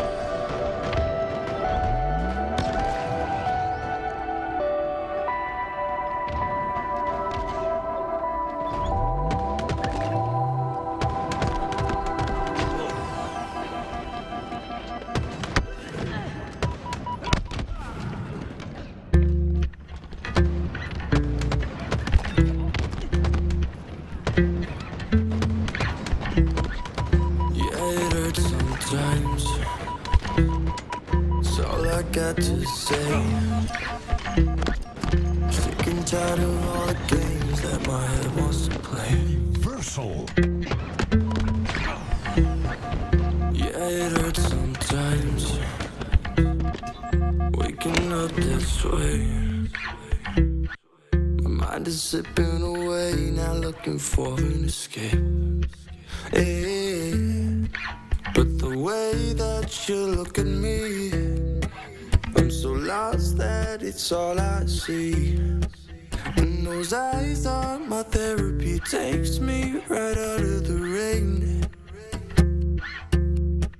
And when life wants to fuck with me, yeah, there's no place I'd rather be. Cause your face is my remedy, makes me forget all the pain. When I can't see straight, when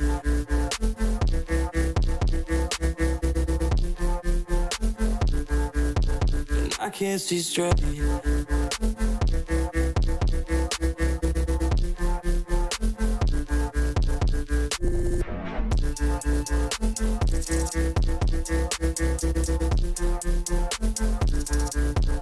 I can't see straight.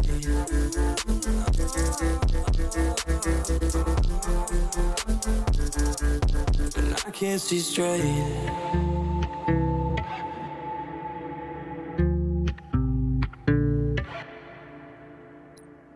Yeah, it's hard sometimes. It's all I got to say. Yeah, I feel like I'm suffocating. I never know what to say. Yeah, the memories have gotta go. I'm not over it and get jealous. Like I'm about to break, yeah. Never know what to say, yeah. But the way that you look at me, I'm so lost that it's all I see. And those eyes are my therapy, takes me right out of the rain. Takes me right out of the rain. And life wants to fuck with me. Yeah, there's no place I'd rather be. Cause your face is my remedy, makes me forget all the pain. Ladies and gentlemen, welcome back to the LVT Pro League partnership with Shopify Rebellion. This is a qualifying match. It is a best of 7. We're going to distance, and it's Cloud9 versus Complexity. My name is Active, and alongside of me, the very handsome, very wonderful, very intelligent, very astute Tools. How are you?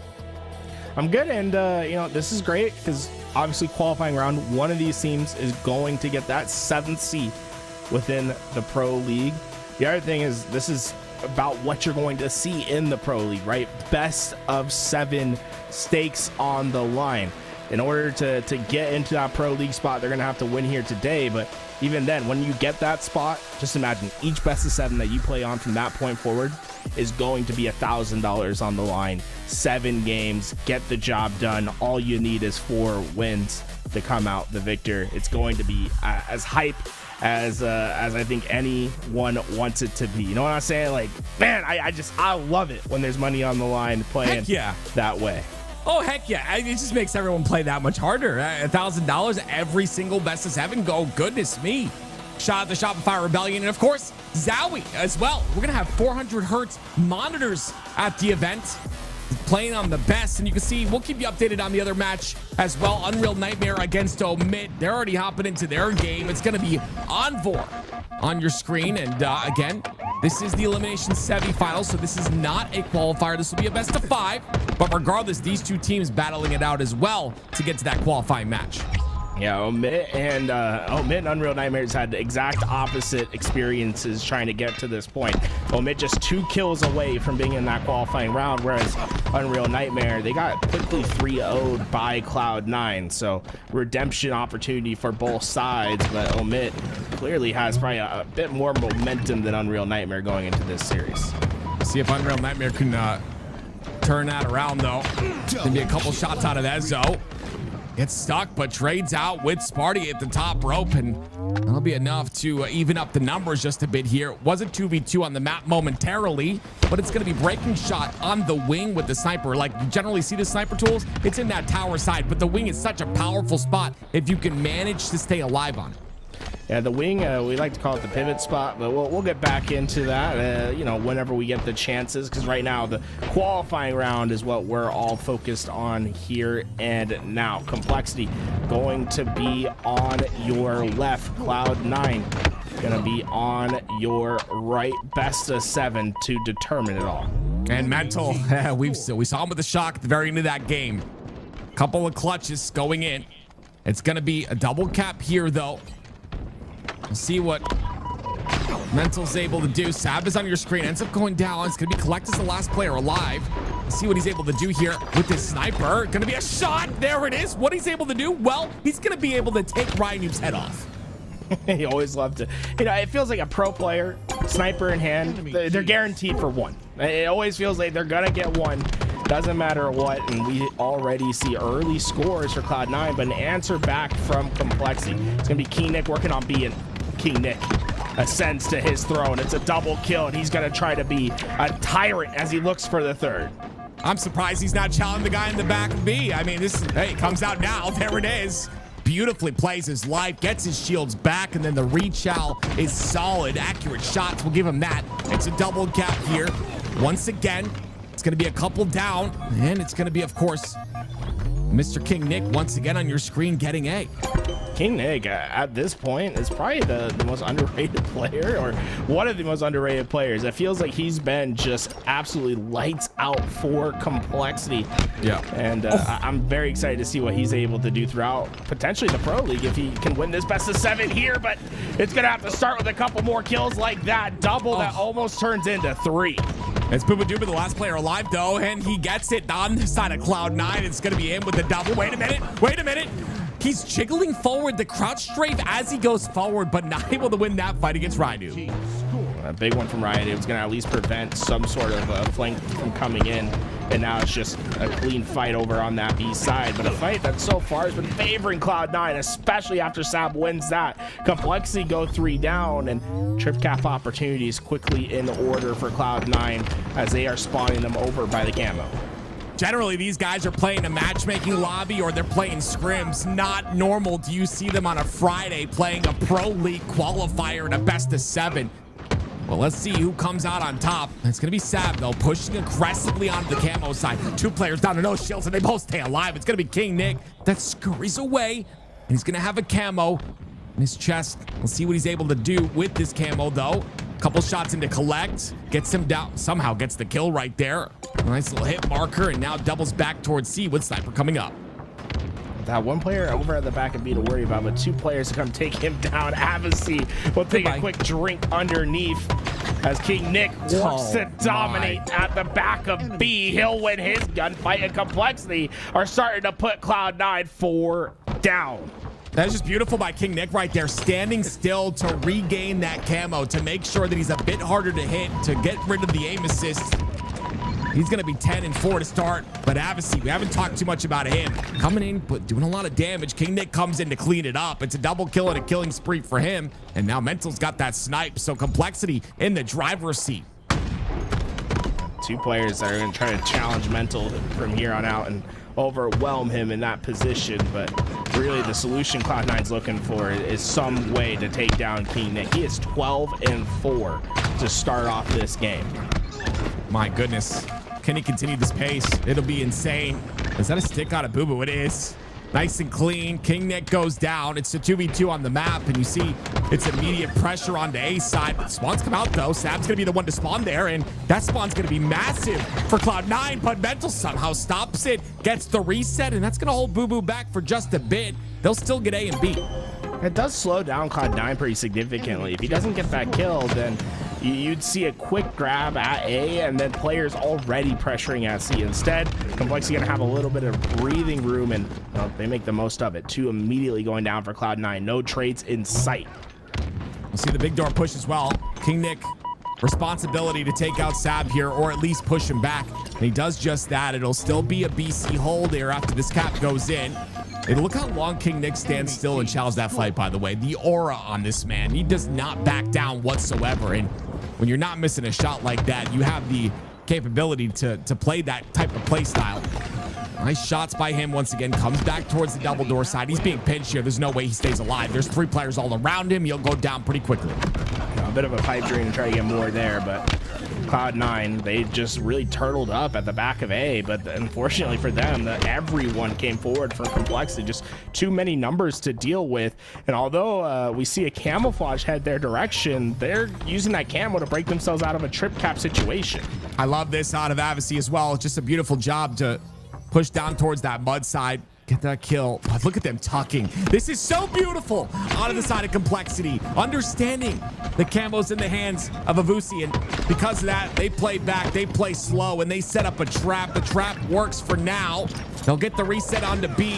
Avusi down to no shields. He'll go down as well. It's 178 points and counting here for Complexity. Yeah, that's another 4 down. Ryan Noob's going to be quick on this flank. They want to try to collapse in on the first spawners and split out the rest. But when they don't find the early kills on those first spawners, you're going to see that Cloud9 is going to generate a lot of space because of it. And it's going to give them a chance to break out of this trip cap if they can just win a couple of these fights. I almost won the fight on to C, which would have made things even better, but Complexity win the fight on to C. They also win their fights on A side, so they'll have the double cap locked in still. And it'll be Mental at the top of tower in a very devastating spot here if you're Cloud9. Sab just safely peeking. I love the route he just took. Maybe got info. Regardless, Mental's not able to get a kill onto him, but he comes back out and he gets the kill on a Ryan. So that just worked out in Sab's favor really well. Yeah, but they still haven't been able to get themselves into C. They need to find this kill on Mental. We heard it. It just didn't quite connect, but I don't know if it should have. He definitely did see Sab. He was just swinging away and praying that it was going to hit. I mean, it's just beautiful by Sab, though. Sab has made this entire play so difficult for Mental. It's great that we're watching it from Mental's position, though, because it shows how suffocating it is, right? Mental really hasn't provided a ton of value in this sequence just yet. It is still Complexity getting time, and they still are in a situation where they can do so, but it's going to be a flip now. 237, not a lot of points. At this point, nice shot from Boo Boo, but Cloud9 need something more in this spot. They need a trip cap to start springing them on, because holding a 2 cap for this long is it's usually just not feasible. It's gonna be tough. You have to play almost perfect to hold this down for this long. And you can see the cracks are already showing. A is gonna be taken by Complexity. The answer back is on to B, but look immediately how Complexity are trying to get that C-side control. There it is, though. Sab gets the cap on to B. And the focus, in that previous play was Sab, but like you said, they needed more, and they still do need more. It's a double cap for Complexity once again. The player just got back through to C, and they don't have a lot of time to wait. They're taking gunfights away from these hills. They got to just step in. It's 249. There's no more mistakes that can happen. Well, there it is. The reset comes in from Minoob. The triple kill to close it out. The killing spree as well. And my goodness gracious, what a way to end it. Complexity win game 1.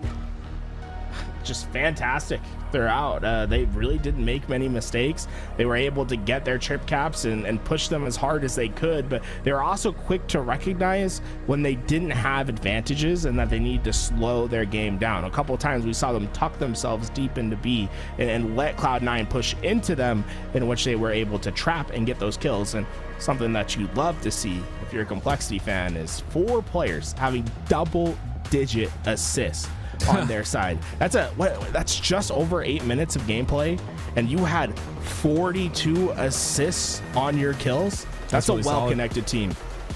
Yes, sir. We saw it time and time again as well. So many times where players are there to assist on those flips in terms of, Mental, for instance, holding that C-side for such a long period of time, and his teammates coming through to assist him. And that's what you need.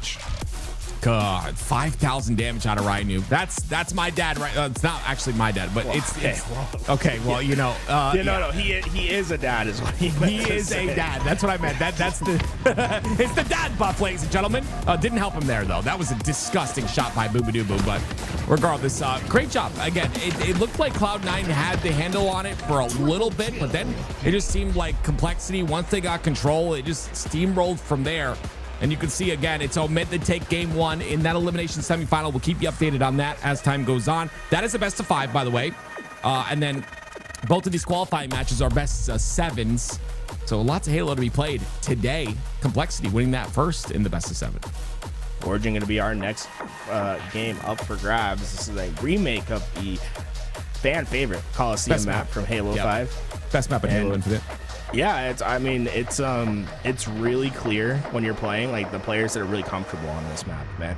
You should watch Frosty. Like just watch Frosty and how he just takes over games on Origin. And really, I think one of the keys to being a very proficient Origin player, you can see it like that little thumbnail that you see right there. You see how you see the 4 little platforms. I like to call those silver and gold, right? The silver side underneath the sniper bridge, and the gold that's underneath the rocket tower. Yep. Controlling those, so important for teams. And you're going to see a lot of aggressive plays over at that silver. It's going to be, oddly enough, that's like where most of the fights are going to be facilitated from. It's very fun on Origin to watch teams really fight for that mid-map control. Well, ladies and gentlemen, here we go. Complexity take that game 1, but now we go to the game 2, and again, it's a best of 7, so do not count any of these teams out at all until you see that number 4 score. Regardless, Complexity coming out strong. Cloud9 have to answer back, and they have to do it right now. Qualifying match, this is it right here. They do both get 2 chances though. If one of them lose, they go down to that elimination final, another chance to qualify once again against whatever team makes it through to that side. But yeah, Origin, best map in Halo Infinite, in my opinion. Very close to Live Fire, and it's crazy that it's a remake, but the proportions, everything about it, the way it flows, the look of it, it's just beautiful. I don't exactly know who made Origin. I apologize, but really well done. Really well done. Good job. That's all we can say. Mental able to get that first kill from that top catwalk. It's going to be all Complexity there over by this snipe side, but Colette can cause a little bit more chaos than they maybe anticipated. Able to get 1, but generally the fight's being won right now by Complexity. Not only do they get sniper, but they've got rockets, and we're able to get at least 1 with that. Cloud9 in a dangerous spot as Ryan Noob rips the head off of Sab. Let me tell you, if you ever get the pleasure to play some of these pro players in matchmaking, if you ever see them turning slowly towards you like that, you're dead. The end of story, you're dead. They're setting up a shot. That's exactly what Ryan Noob does there, but Mental playing a little bit of wiggle. He goes to the clamber. I don't think he meant to do that, but that's going to be devastating. Definitely didn't mean to clamber there. It just would have been gnarly if he hits that angle, but Ryan Noob, I like this play. He's not being too aggressive with the sniper. Instead, just letting his teammates be those forward players. He wants to maximize his opportunity with this snipe, not get caught out by players looking for him, and instead very slow onto this elbow as he's lost teammates on that side. He doesn't want to let them know that he's on the other end, and they never quite finished those kills throughout that base, so Ryan Noob's just got premium positioning with that sniper still. Yeah, I really like this play, right? Rocket side is not a side to push unless those rockets are up whatsoever, but controlling that lane, making sure there is no flank coming through that lane, and just being a nuisance on that side is so important. Ryan Noob goes down though, so they take him out. Boo now pushing the rocket side here. King Nick's gonna trade him out. It's 15-11. Complexity still lead. Yeah, Rocket's it's actually so interesting to me how Rocket Side has developed over the years on this map. It's a very powerful position. You just have to be very mindful of when you take it, especially having a player on that elbow to help facilitate your player that's in Collect's position. If you have someone on that rock side to help throughout that middle map, you become a devastating 1-2 combo a lot of the times. Well, here comes that push from Collect.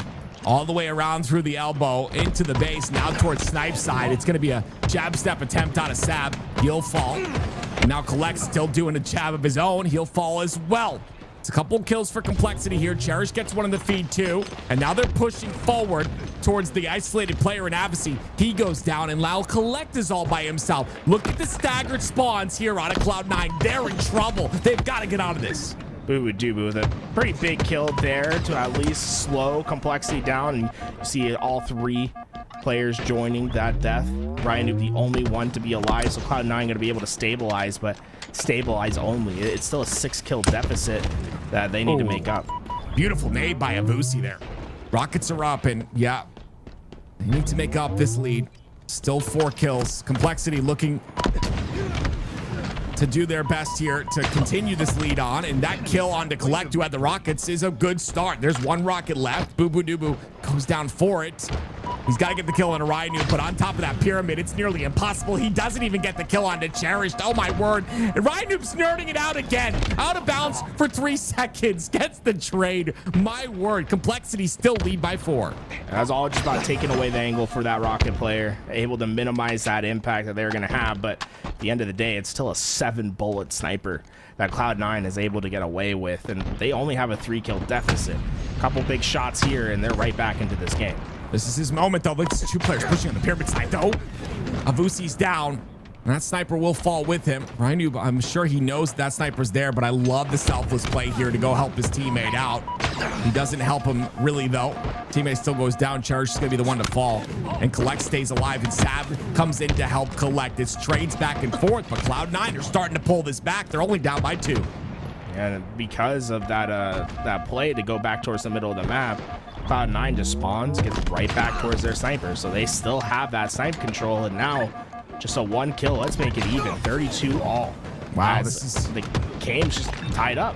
This is exactly what they wanted here.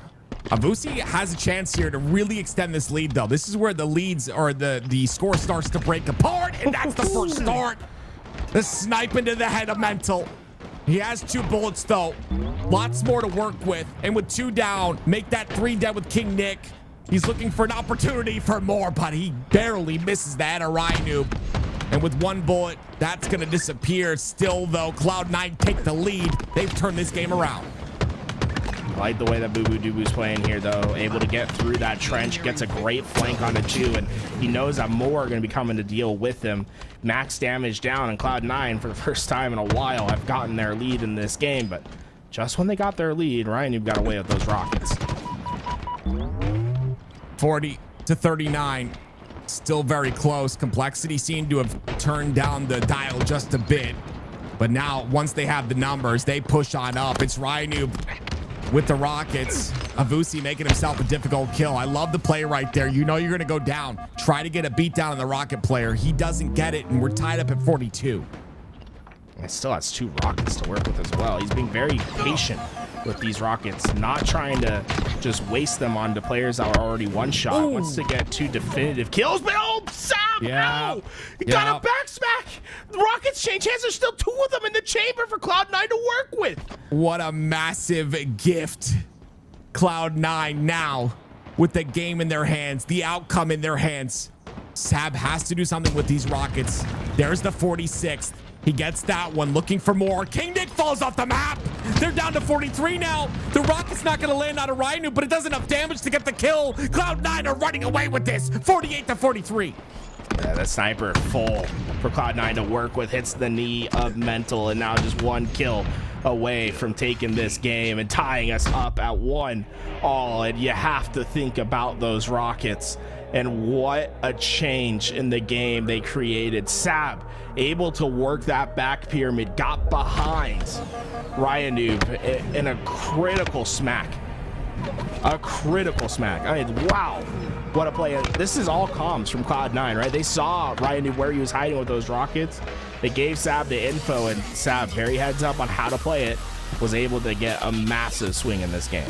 Yeah, that chow by King Nick, we talk about him being, a very confident, aggressive player. He chowed onto Avusi there. And Avusi wins that fight as well. It just all turned out. And then right here, King Nick falls off the map somehow. The rocket AoE damage is good onto Ryan Noob. He goes down too, and then it's all done and dusted as Avusi takes control and takes out Mental with a toe shot. That looked like his thigh, actually. Sorry, that's not a toe. Yeah, so somewhere in the lower body. It's all good. Tried to get his teammate for the 51st. Oh, look, he did get his teammate for the 51st. And you can see all those power weapons. Yeah, all the power weapons are being facilitated through him. So he's able to just keep his deaths really low. If I'm his teammates, I'm like, really? 7 times? So someone's got to do it. You know, it's like sometimes you're just in that position where it's like the power weapons are coming to me. It's more important, right, to just stay alive with them. It's that sniper. It's imperative that you just don't give up free deaths when you have it in your hands, and you did a great job of that. I'm just curious, you know, not to call out Ryan, but I'm just curious why he sat there when 2 different players got information on his location. Rockets are on your back. That means that there's still ammo in them, and he just like stood there in the same location. It didn't work out. Regardless, it gives Cloud9 a chance here. They have many chances. This is a best of 7. This is the qualifying match for one of the Pro League spots, ladies and gentlemen. Very important for both of these rosters. All 4 down for complexity. Cloud9 off the momentum are reeling. Yeah, Ryan Noob is the only player alive, but he's going to be quickly found out. I don't know if there's any way for complexity to stop this flag run. In fact, they're probably just more trying to stop the potential back-to-back. As a couple players go down, it's just mental, and mental knows, yeah, we're down 0-1 early in this game. Just try to find your way back into it. It's going to be mental. He stays alive here. Oh, Cloud9 with that first cap going to feel a bit more comfortable, but complexity are already pushing up on the map here. Mental's the first one to get that kill. 3 go down. He'll get the assist at least. And that flag going out bottom center. I love the play. They get that past the 50% portion. It will be solid. They've got to get a couple of slays, though. You see the flag is dead in the water. The slays have to be facilitated. And right now, looks like they are not. 4 down for complexity. It'll be a return and potentially map control as well. When you have 4 down like that, you don't even have to really worry about the return. You can just start springing yourself forward. You see, they're just going to let that flag naturally go back. Now they have players ready to get into this base, but maybe a step too quick right there from the youngest player on Cloud9. Just not quite able to get that pull when they wanted it. But still, it's not over. Sab.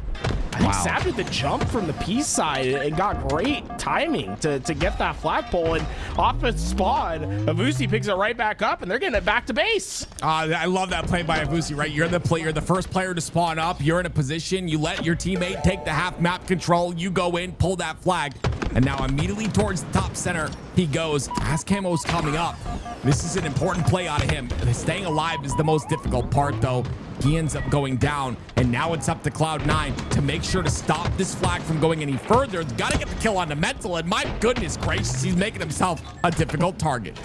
Sab knew that he was eventually going to get that one, though, and Boo Boo Doo has the camouflage, so what was bad keeps becoming worse for complexity. 3 players down, and Ryan knew at least able to get one with his life, but all 3 players are stuck inside that util side, and Boo Boo Doo is just waiting for the opportunity to get that flag out. Great shots by Collect. That's going to help Boo Boo Doo out a little bit. And by the way, he's got camo and he's kind of running that flag. He got past it.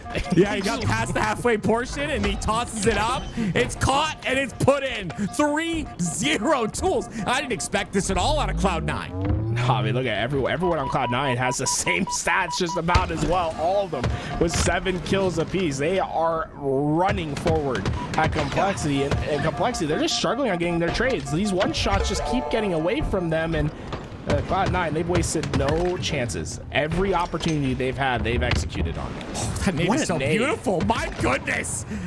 Clean. Put that one in the bag. If you're in matchmaking, you want to hit that nade, that's as clean as you can get it. The angles are strong. That player will go down there. It'll be Cloud9 still pushing on forward, and Cloud9 still capping flags. 4-0 to start this game. What a turn from game number 1. The next flag is already out as well. Collect, that's 4 down. That's a 5-0 Cloud9. What have you done to complexity here?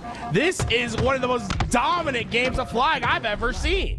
That is so insane.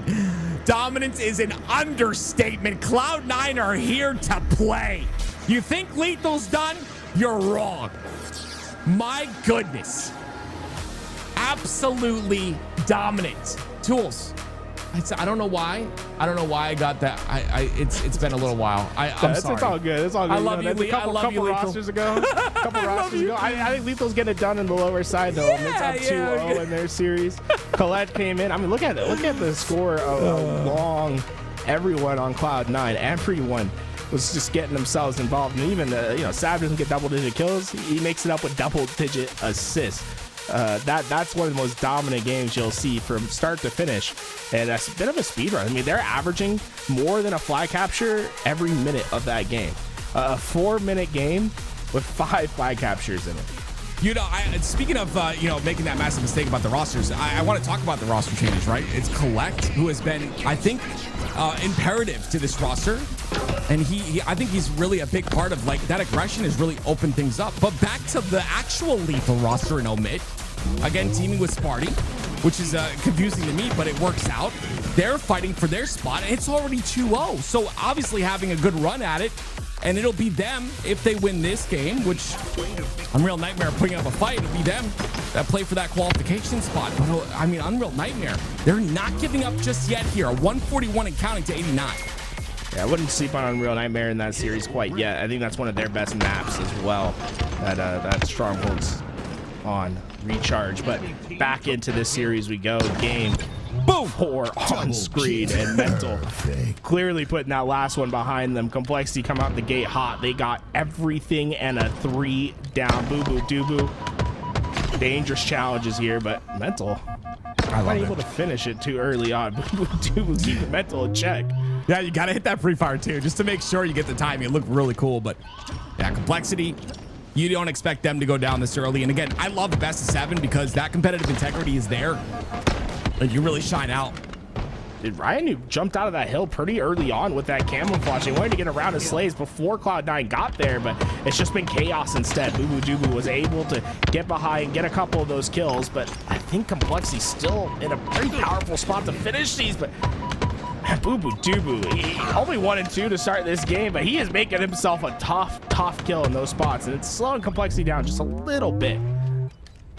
I love the just immediate aggression out of Complexity, though. You say, Boo Boo's slowing them down, and he kind of needs to at this point. I feel like they're just so fast off the rip here. Very playing with purpose in this game number 4. So important to do so when your qualification is on the line. Obviously, multiple chances for both these teams here, but the first cap goes in for Complexity right off the bat. Cloud9 right now, it just feels like they're trying to tread water throughout this game. Complexity has been in the better spots. They're getting the better kills. They've been able to dictate pacing throughout this game so far, but 3 big players in position over on that loop side. That's going to be early access towards this hill, and Complexity knows it. They start to evacuate and get themselves prepared for a camouflage fight instead. There's the push for that camo. Great trade on the Mental. He's in an important spot on the gold ledge. But again, that trade's not going to be good enough. It's 3 down for Cloud9. Collect the last player alive. He falls as well. The first 2 spawners come out, but they're nowhere near in position as they spawn at the bottom of lift. Never mind. Boo Boo is fast.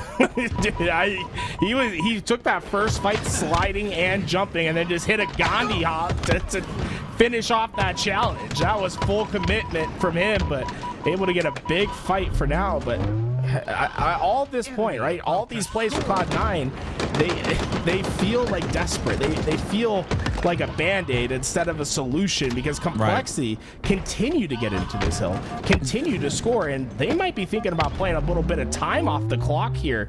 I wouldn't be surprised if they step out. No, okay, they're gonna just grab it right away, but that wouldn't be unusual from Complexity from here on out to start thinking about the clock, as they have a 2-0 lead in this game. Yeah, it's just curious to me, right? You come off of that game number 3, you're definitely dominant in that game, and maybe you're keeping the same pace here in game number 4. It just doesn't seem to be working out. It seems like you said, I think you put it really well, desperation and just over pushing here on a Cloud9, but Complexity are answering them at every single turn. Avusi, though, does have that shock. Let's see what he can do with it here. There's a player trapped inside the hotel. There are players pushing on the backside as well on posters. Takes out Mental, goes for the shot on Ryanoob, but Boo Boo Doo Boo's there to pressure. Again, it's Avusi with another kill. Ryanoob just peeked a little bit too far out and gets punished for it. That's Cloud9 getting exactly what they need in this spot. Did Cloud9 just spawn to the left? Oh, no, Cloud9 did spawn to their left. Yeah, so interesting position there. I thought maybe they'd get another spawn over at that nest side. That's kind of what they wanted. They didn't want all 3 players into blue, and you're seeing why. Complexity just overwhelmed that player at nest, and they immediately break the setup that Cloud9 has. Yeah, such a beautiful push on the nest player to influence the spawns there, and goodness, you saw the break. It happened immediately. Now it's Boobadooboo trying to stay alive all he can on this bottom side. Complexity immediately towards that nest side once again. Mental ends up losing. Oh, he stays alive somehow. And there's an update, of course, on the other side. It's going to be Omit with the triple cap, and they will 3-0 Unreal Nightmare. My goodness, what a turnaround in that game. I didn't even have to watch it to know that was a storyline. I think Spartan's streaming, so if you get a chance, maybe pull up that repron on Spartan stream, see how that happened, because that was a crazy one. Triple kill from Avusi, but still, this is Cloud9. They don't necessarily have the control that's needed to get into this hill, and Complexity, they're just going to keep chipping away at them. And I think the goal for Complexity is just make this as difficult for Cloud9 as possible, and then hopefully you're able to maybe capture this hill at the last second. You just want to make this as difficult as possible and burn as much of that time off as you can. Just an update for all the doofuses in the chat. Avusi is the way the actual player wants it to be pronounced. I just want you guys to know he wants it to be pronounced that way. Players have their own pronunciation. It's like we try our best to keep up with it. That's right. And it's hard for me to keep it in check because I like to say Avusi so much. I think it sounds better, yeah, personally. But here we go. Camo going to be coming up soon, and Cloud9, they've been able to get into this hill, and they're just about 90% of the way done. Complexity need to be probably fast on this hill if they want to try to buy some more time off of it, but it might just be smart to just punt it away and get yourself set up for next. Camouflage coming up in 10 seconds, and it's going to be Complexity's focus now. 2-1. Oh, great shots there by Ryan. Going to trade out, I believe, in the top center. That camo is coming up as well as the shock. So 2 players come up the lift there. It's going to be Complexity, and that means they'll have camo. They'll have shock as well. Avusi ends up going down with the camo. That's going to be a burn, Tools. That's better than nothing. You don't want to give Complexity control of that camo. Collect another big win. Can he get another one? No. It's Mental that comes through with both. What? Game-changing, dynamic plays. That's like Danny Tomlinson hitting his cut and going to the end zone there. Impactful from Mental. You see how Cloud9 are starting to be a bit more fractured. They expected to have one more player in those gunfights. They just don't get them. And now, with 90 seconds left on the neutral clock, Complexity has a clear win condition. Keep the team of Cloud9 pushed back towards that nest side and don't let them cross the midline. My goodness. It's been big plays from Mental all game long. 16-13. King Nick, though, on the other end of it. 18-8. Complexity want this. And now, like I said, ladies and gentlemen, if you're just joining us, well, welcome. I hope you have your snacks and your drinks to watch this beautiful series, but it's a best of 7, and it's a qualifier for the Pro League as well. King Nick has to make something happen here. Gonna miss a couple of shots with the shock, and it's Cloud9 that have gotten this hill all the way to half. And Nick alive. I don't know. he's been taking every challenge. The man hasn't had shields in about 30 seconds, but Cloud9 eventually take him down, and because they kept him so weak and out of that hill, Cloud9 have completely changed the situation. Now they have the control that they want. They're able to start working towards that next hill. In fact, I wouldn't be surprised if they step out and try to get their players into ideal situations to get themselves into this next one, but they don't even need to step up. They're there. They have exactly what they need. I was gonna say ideal situations, exactly where they're at right now. Beautiful setup. They've got a player overextended on the hotel side as well. They get the first kill on the blue, which means that's solidified, and Ryanoob's gonna sneak away with the camo, so that all worked, but we'll see what Ryanoob can do. This camo can turn things around here for the side of Complexity. Cloud9 was awfully aggressive on those blue spawns. Because of it, it allowed some blue spawns to come in from Complexity when camo was coming up. Now, the big thing, though, is Cloud9 still getting time in this hill. So, despite Complexity having that camo advantage and potentially those spawns for a second, it hasn't resulted in a change of situation. Cloud9 are about 75% of the way there before they go down. So, Complexity going to have a lot of work ahead of them, but they needed every little bit of that advantage to break that setup. Cloud9, they just need one break. I 100% agree with that. I just feel like without that camo, that break would have not even happened. But look how like they've gotten so far. We'll see what's going to turn of it though. Can be complexity that keep this control for a little bit. Wait, Boo takes a repulsor up the lift to minimize that audio cue. The insta-explode onto Mental is not going to be connected, and because of that, Boo Boo will find his way back into the hill. They'll get the slays. Mental's the only one with Ryan Noob. He's going to cut the angle onto the glass player. The repulse on the nade has to just stay alive a little longer, but he ends up going down. Regardless, they need one more tick to guarantee this hill for Cloud9.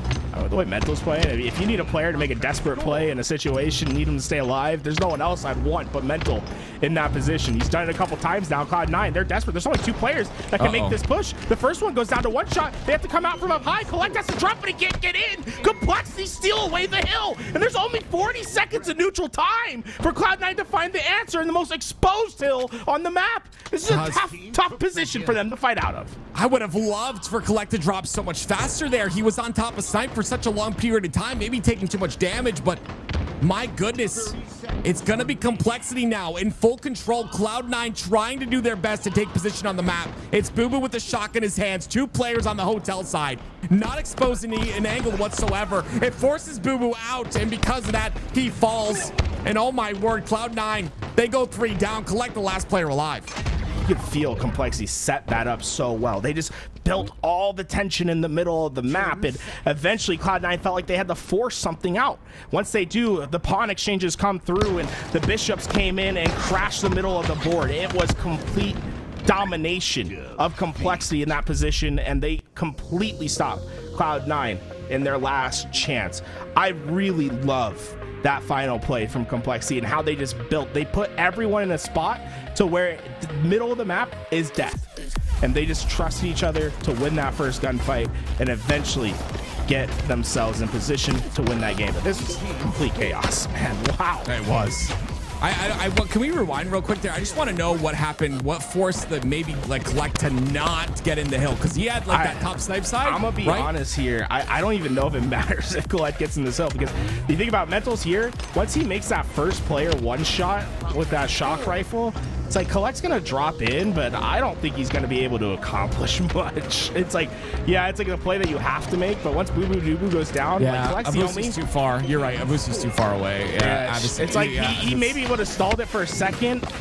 It would have been close. Was right there. Yeah, that's what I'm saying. I don't know. You're right though. There was too much pressure. Regardless though, it is all she wrote for that game at least. Complexity 3-1 so far. One more game away. Recharge Slayer here for game 5, and my goodness, I love the way this one plays. I'm gonna be honest. Recharge Slayer is one of my favorite game types in the game. Yeah, it has a chance to really slow down. That's the one thing about Slayer Recharge, is there's really nothing to force players out of their position. So what you might see towards the end of this game, as it gets really close, is you're going to start to see the pacing slow down quite a bit, because that first kill is going to be very important. But I'm not necessarily saying that's guaranteed. Any team with Ryan Noob on it right now, they don't like to just sit back and wait too often these days. Right. Not any longer. The slow Halo gameplay is out the window. King Nick, though. That shock rifle up for the taking here. 2 players on the pipe side. On the pipe door side, I should say. And King Nick's going directly for Avusi. That's going to be the first kill. The other 2 players expand. They get the kill on the Mental, but very aggressive is King Nick in that scenario. It does not pay off, and because of that, he will fall. And that shock rifle is up for grabs. Cherish putting himself in a really rough position. He gets killed, but at least he gets 1 for the trade. Shock rifle's still up, by the way. I really did like Sab being ultra aggressive. Like, he one-upped King Nick in that position, and King Nick had no idea that Sab was going to play that fast, and it was able to at least stabilize Cloud9's position. And 2 players that are trapped back. Sab with that grapple is going to be able to get there quick, but man, just team shots working for Complexity there. But all 4 players at Cloud9 were collapsing on 2. And while that distraction happened, though, it's Ryan Noob that got away with the shock rifle. What can he do with it? Avusi's had a really good start to the game. 5-2 thus far. You saw Collect there. Starting off 0-3, a little bit of a rough start. Ryan Noob, he's taking a weird route with his shock. He's going towards the bottom of blue pipes. Because of that, they will spot him out. They will take him out. And now it's going to be the rest of Complexity that fall alongside him. Mental, the last player alive, stuck on the needle side with spawns coming out onto A. This is all just getting really crazy here for the side of Complexity. They can't get off their spawn. It doesn't seem like anything is open right now. That camo right in the middle. Sab doing his best, but I don't think there was much for him to do. Surrounded by players. It's going to be King Nick that got away with the camouflage. Just a 2-kill, make it a 1-kill deficit now that they need to overcome. Nah, it's definitely changed things just a bit. King Nick gets in there without taking any damage. Lucy down to no shields. Oh, no. Oh, no. Oh, man. I thought it was going to happen. Do they take him out, though? I mean, a huge play regardless. Take out the camo player in King Nick, and on top of that, get the lead 19-15. This is to take control of the series. Whoever wins this map would put them at match point.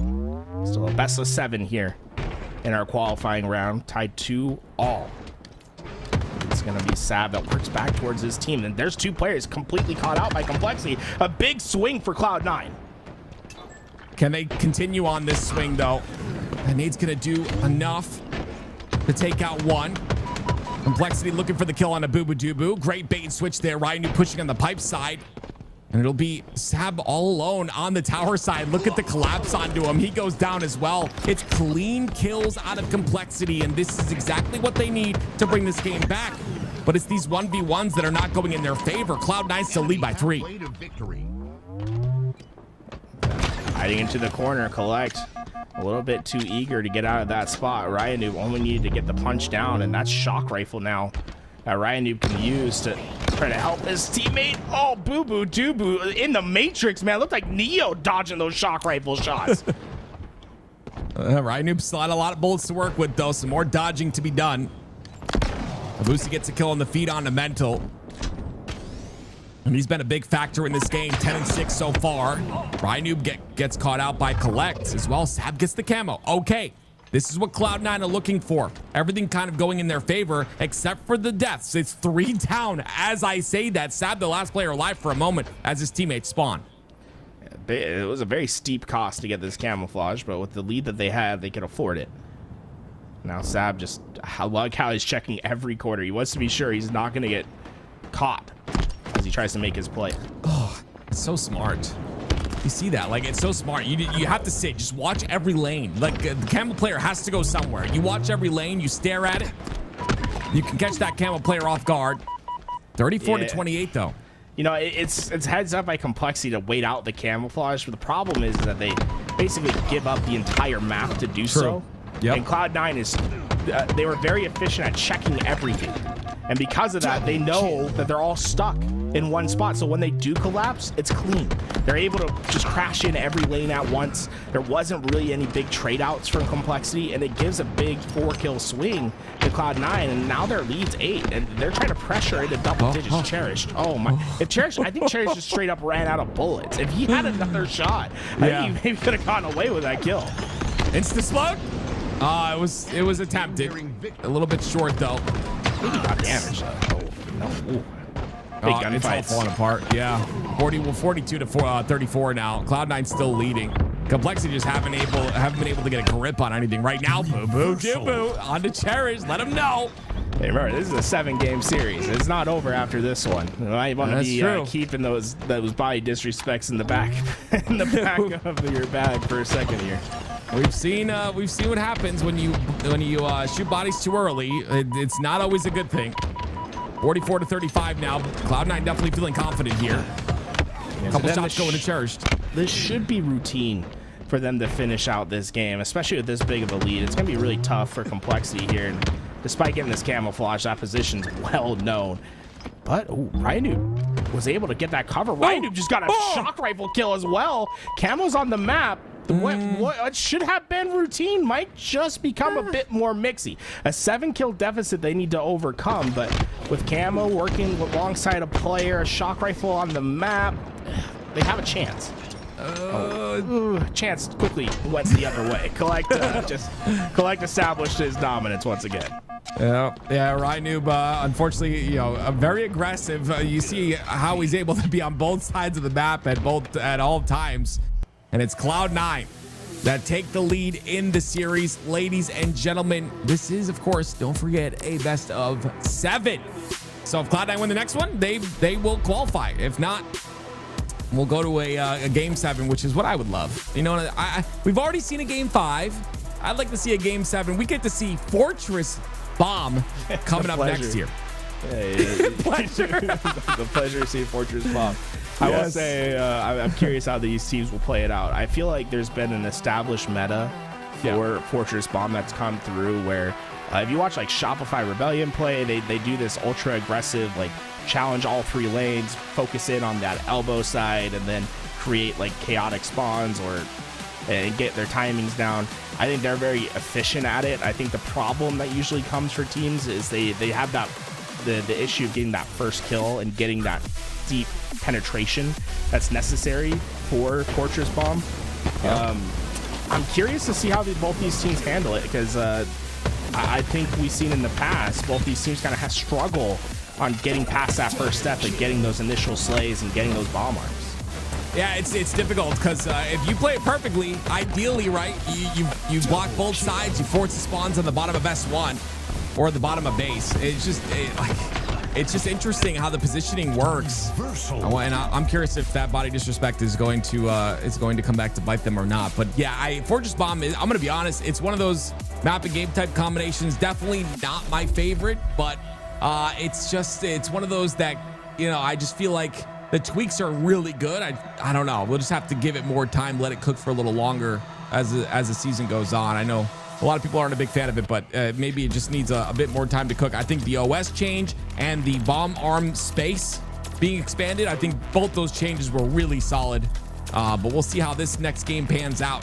Both these teams have a chance to turn it in their favor. Cloud9, 1 game away from qualifying. I'm curious if you guys like. How should we do this? I don't want to use the term what. If you think Fortress Bomb should be in rotation right now, put a little 1 in chat. If you think it should be like replaced with something, put 2. I'm curious like how people are feeling about it, because I actually really enjoy Fortress. Okay, Tim, well, you didn't have to be so fast here. I'll put my 1 to help the other side, because I'm kind of a big fan of Fortress Bomb. I do think there needs to be like slight changes in it. Like freaking last shot, dude. But this is the thing. It's not like last shot and Shopify Rebellion have figured something out that no one else has. Like, just watch their scripts. It's like pretty simple what they're doing. It's their best game type. That's why he loves it. It's their freaking best. Like, they're so good at bomb. I don't know. I'm sure last shot's like, I don't know why you guys just don't like block the right spawns. It's like it's just just make the right plays. I feel like there's a pretty simple way to play the game type. I do think that like there could still be some small tweaks to make it a little bit easier to arm bombs, but I'm curious how these teams play. We'll see how it goes. I think, hey, my bold prediction, I think we're gonna get 3 bomb arms here. I'm bold. I was streaming the other day and I said Fortress Bomb is the worst game type of all time, and West Clutch comes into my chat. West Clutch comes into my chat and goes, Fortress Bomb, the worst game of all time, and then leaves my channel. So he wasn't very happy on that one. I'm gonna disagree with it. I really enjoy Fortress Bomb. I think it's a game type where eventually people will start figuring it out more and more. And I think once people start to figure out how to play it, they'll get better at it. I will say matchmaking wise, it can be pretty miserable because you need a lot of coordination. But that's what these teams have. Cloud9, Complexity, all 4 of them are in them. Then Timmy speaks. They know how to get the job done. Yeah, I'll be honest. I just play solo matchmaking, so maybe that's why I hate it so much. But I also go for snipes instead of Oasis. Last shot, Wyatt, that's for you. Here we go, ladies and gentlemen. It's gonna be game number 6. And it's Cloud9 that have a chance to close this out right now. But again, a lot of work has to be done to make that happen. Cloud9 go 3 down. How do Complexity play this? Immediately blocking the elbow side. This is what I like to see, right? You go in, you get this elbow side control. Now you start to simplify the game. Now the only thing that needs to happen while that pressure is going up is they need that bomb to move forward. No one was there to move that bomb, so instead it's going to be about neutral game once again. But you can see the idea, right? You get those few kills, just get a player into their elbow. Like start getting at least one of those spawns controlled, and then work with your team to basically wrap back through and get the rest of those kills. It's just that simple. Just block the elbow. I get it. I get it. The double snipe is definitely a huge factor here. Mental had one of those. He ends up going down. Collect towards the bottom of his base, doing all he can. It's going to be a repulse. That's a big factor as well. Thinking about it, right? That repulse, getting bomb into the base as fast as possible. That way you can pressure and not have to worry about the carry from bottom center to the base with bomb. Saves a lot of time. You could really toss that bomb forward. You see Cloud9, they got that clear out of their base. They haven't moved that bomb forward at all. Instead, are just trying to get these kills. They're going to let that naturally reset as Collect is just playing a little bit of babysitter in the front of his base. Didn't want to let anyone touch that bomb last second. Oh, I like that by Sab, wasting the last 2 bullets of the snipe. Not really allowing those to be a factor here. Complexity go 2 down, but they get the trades necessary. And now it's going to be King Nick.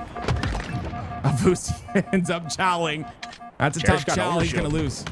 Yeah, I'd just leave him. Yeah, just go.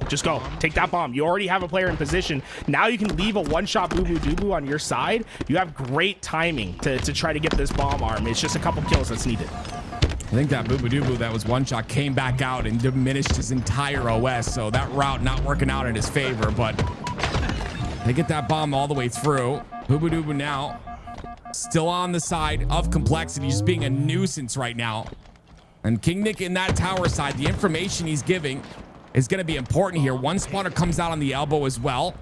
That bomb's still on the side of Cloud9, and Boo Boo's in a very important spot here on the flank. All players pushing from that elbow to tower side, but Boo Boo's on the other side of the map. Is he going to be able to provide value here?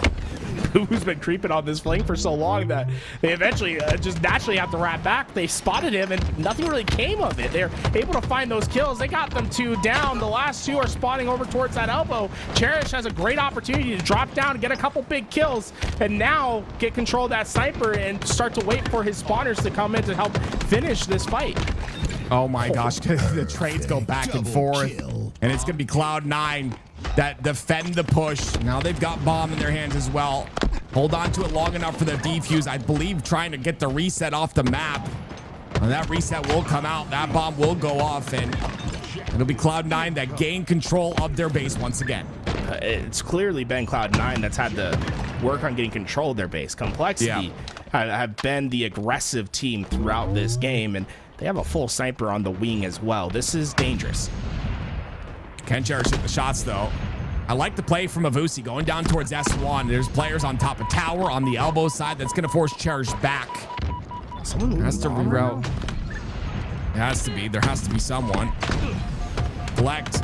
Oh, has to reload. Collect. Okay. The bomb is down bottom center. I thought it was being moved as well, but that's going to be, I believe, now tossed inside the base. And overshield in the hands of Avusi. This is the push that they're looking for. But again, he has to turn back. There's 2 players behind him. He has to, taking space here is good, but unfortunately, no one's really able to help him on this side. And because of that, OS is completely depleted. Complexity is just being very chaotic. And you can see it again. Like they are not wasting any time on just getting these overextends. That is confidence from King Nick. No hesitation to just go out mid-map and take a 5-shot fight. But trades are out, and looks like Cloud9 going to have their chance here. This is probably the best looking push they've had all game. We'll see where the players push that. You see they expand. There's one still on the tower side, but everyone else expanding to the other side. Great shots by Avusi. Gets the kill on the tower. That's the most important player. Sab cleans that one up. But somehow King Nick finds a way through. He gets another one with the help of Mental. Great shots by Boo Boo, though, but it's been trades back and forth. Cloud9 still on the aggressive side. 3 down for Complexity. Make that 4, and a chance for Cloud9 to plant this bomb. Mental's going to be up early to try to get at least some damage in, but Cherish got that back flanking spawn, and they just didn't know. They didn't have it blocked. Because of that, Cherish is going to be able to clean up the rest, and with that, I'm curious whether they go for this play position or if they just try to move this bomb right away. I think they're opting to throw it off the map. That's the best, safest route. It looks like they never took care of Avusi, though, and Avusi they got him. I thought that was going to be dangerous because of Avusi's position. He was able to get 2 of those kills. He's going to be halfway on that arm, and Cloud9 are still attacking. Yeah, 3 down, though, and the spawns keep coming down on the elbow, and because of that, it's 3 down for Cloud9. And the bomb is still getting diffused here. OS is up as well. Cloud9 are ready for this overshield. The Slays come out. It's going to be a push here. And the OS will be gained by Avusi once again. That's his second overshield in a row. 2 down for Complexity. A chance for Cloud9. Make that 3 dead. The spawners come out on the elbow side. Is anyone there to help Avusi out, though? Lots of nades come out. This could be it. No, I don't think it happens just yet. It gets tossed off, and it's King Nick that stops it and tosses it off the map. That was about as close as you can get. 90% of the way there, but not quite enough. Sniper for King Nick now as they are looking to find their counterattack. I thought that was in for Cloud9. It was close. King Nick, though, stops it in time and now continuing to slay. Ryanoob gets another kill, and it looks like Complexity have control here, but what are they going to do with it? The bomb has to move forward, and it does.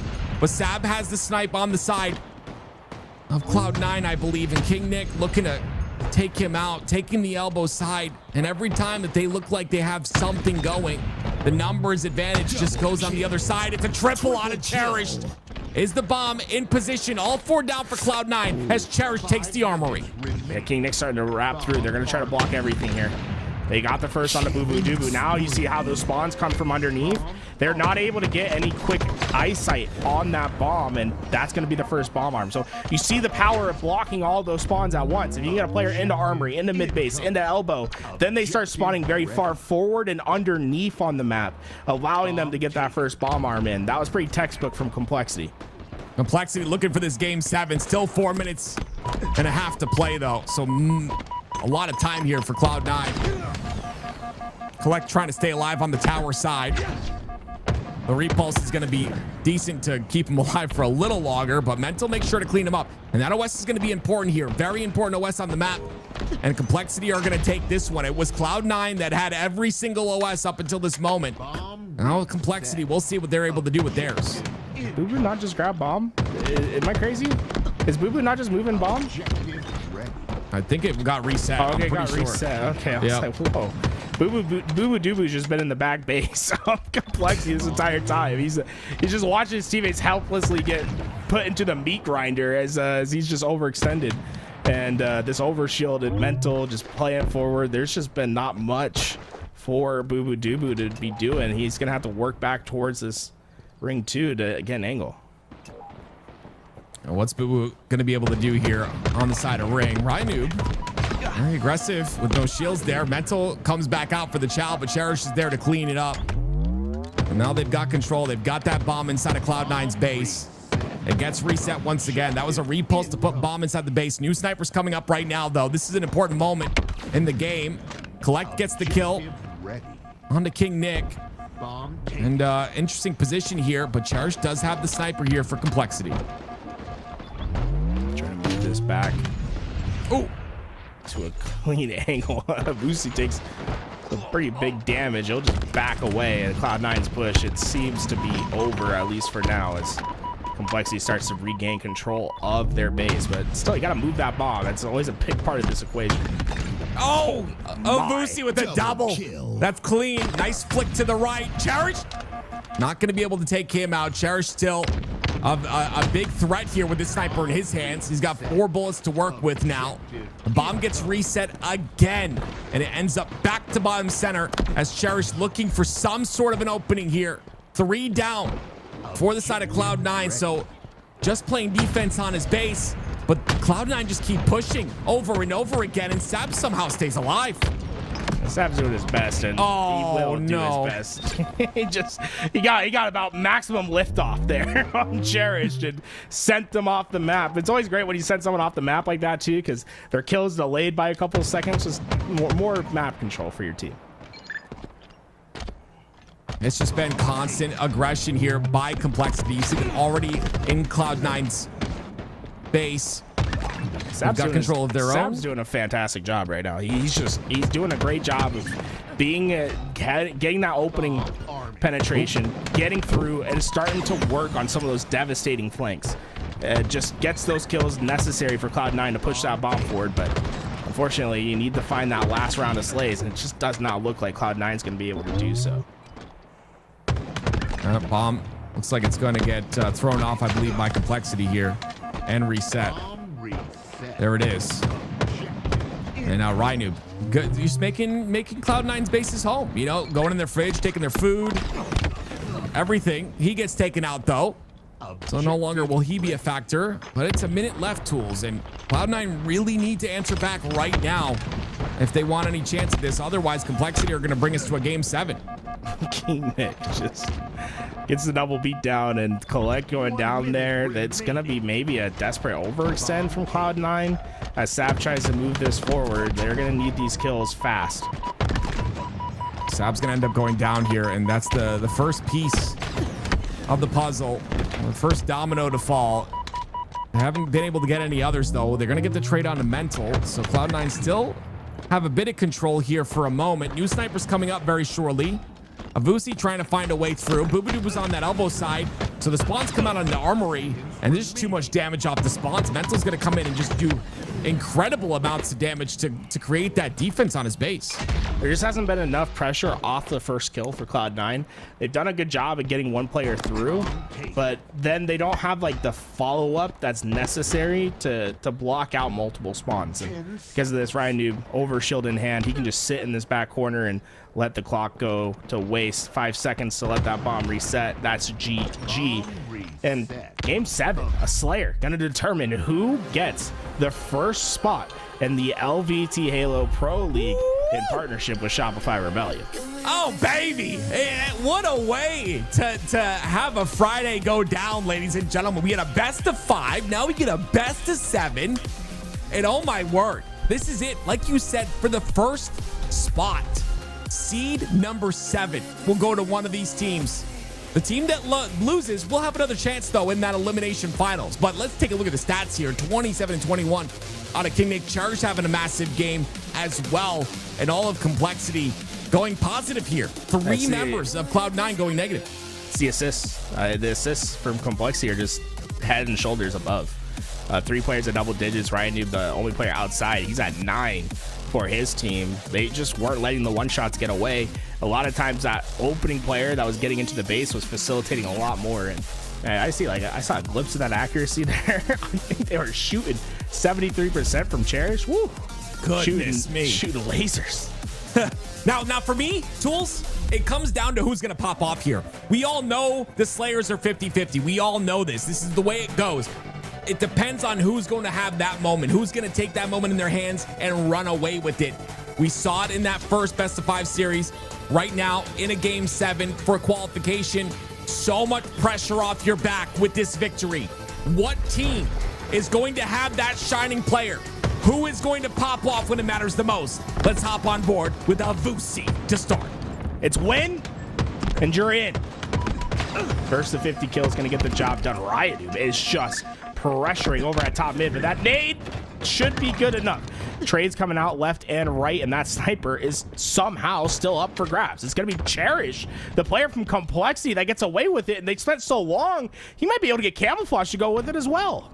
I like the double back here, though, on the timing, right? He understands the spawns are coming out onto A. He wants to make sure that snipe is there for the camo, but unfortunately, they read it. And Cloud9 now going to have that camo. Avusi should have sniper there. I believe maybe his teammate grabbed it, but somehow, yes, Sab saves him. He saves his life and Cherish the last player alive. Great bait right there. Sab will take a complete advantage, and Avusi still has Camouflage to work with on his push forward. All the players in Complexity are down low. Great info, but the repost did. I thought that would do much more damage. Those players in Complexity just survived. Avusi almost created so much chaos by sending that repost back with that nade. Sab ends up going down, and that's going to be an 8-8 score here, tied up in a game 7.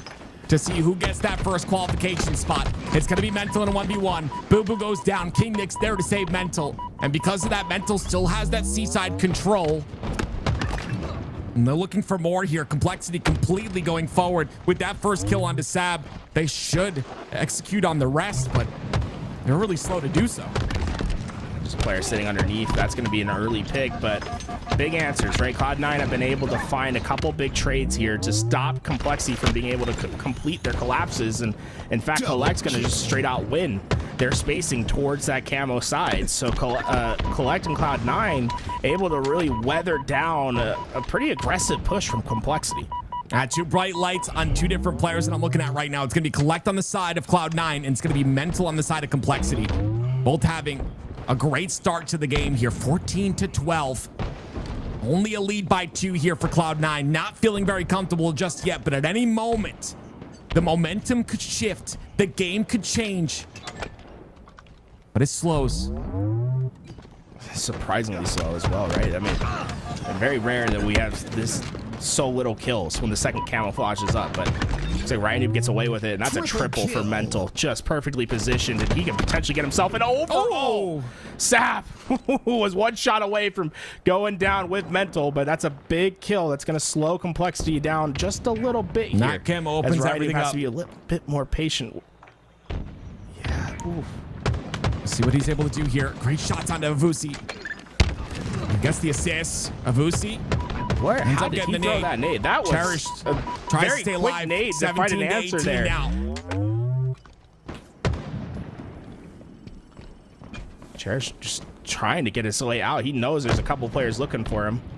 But, wow, he's going to run right through. I'm very surprised at how aggressive Cherish is there. Boo Boo Doo Boo is going to be able just to find an easy 20 to kill. 19 now. It's going to be trade for trade. An opportunity As to make King that Nick 21 will be to the last 19. An opportunity to for be on top. Complexity. Oh, no, to triple continue kill forward. for It's King King Nick. Nick with a triple kill. Beautiful shots by him.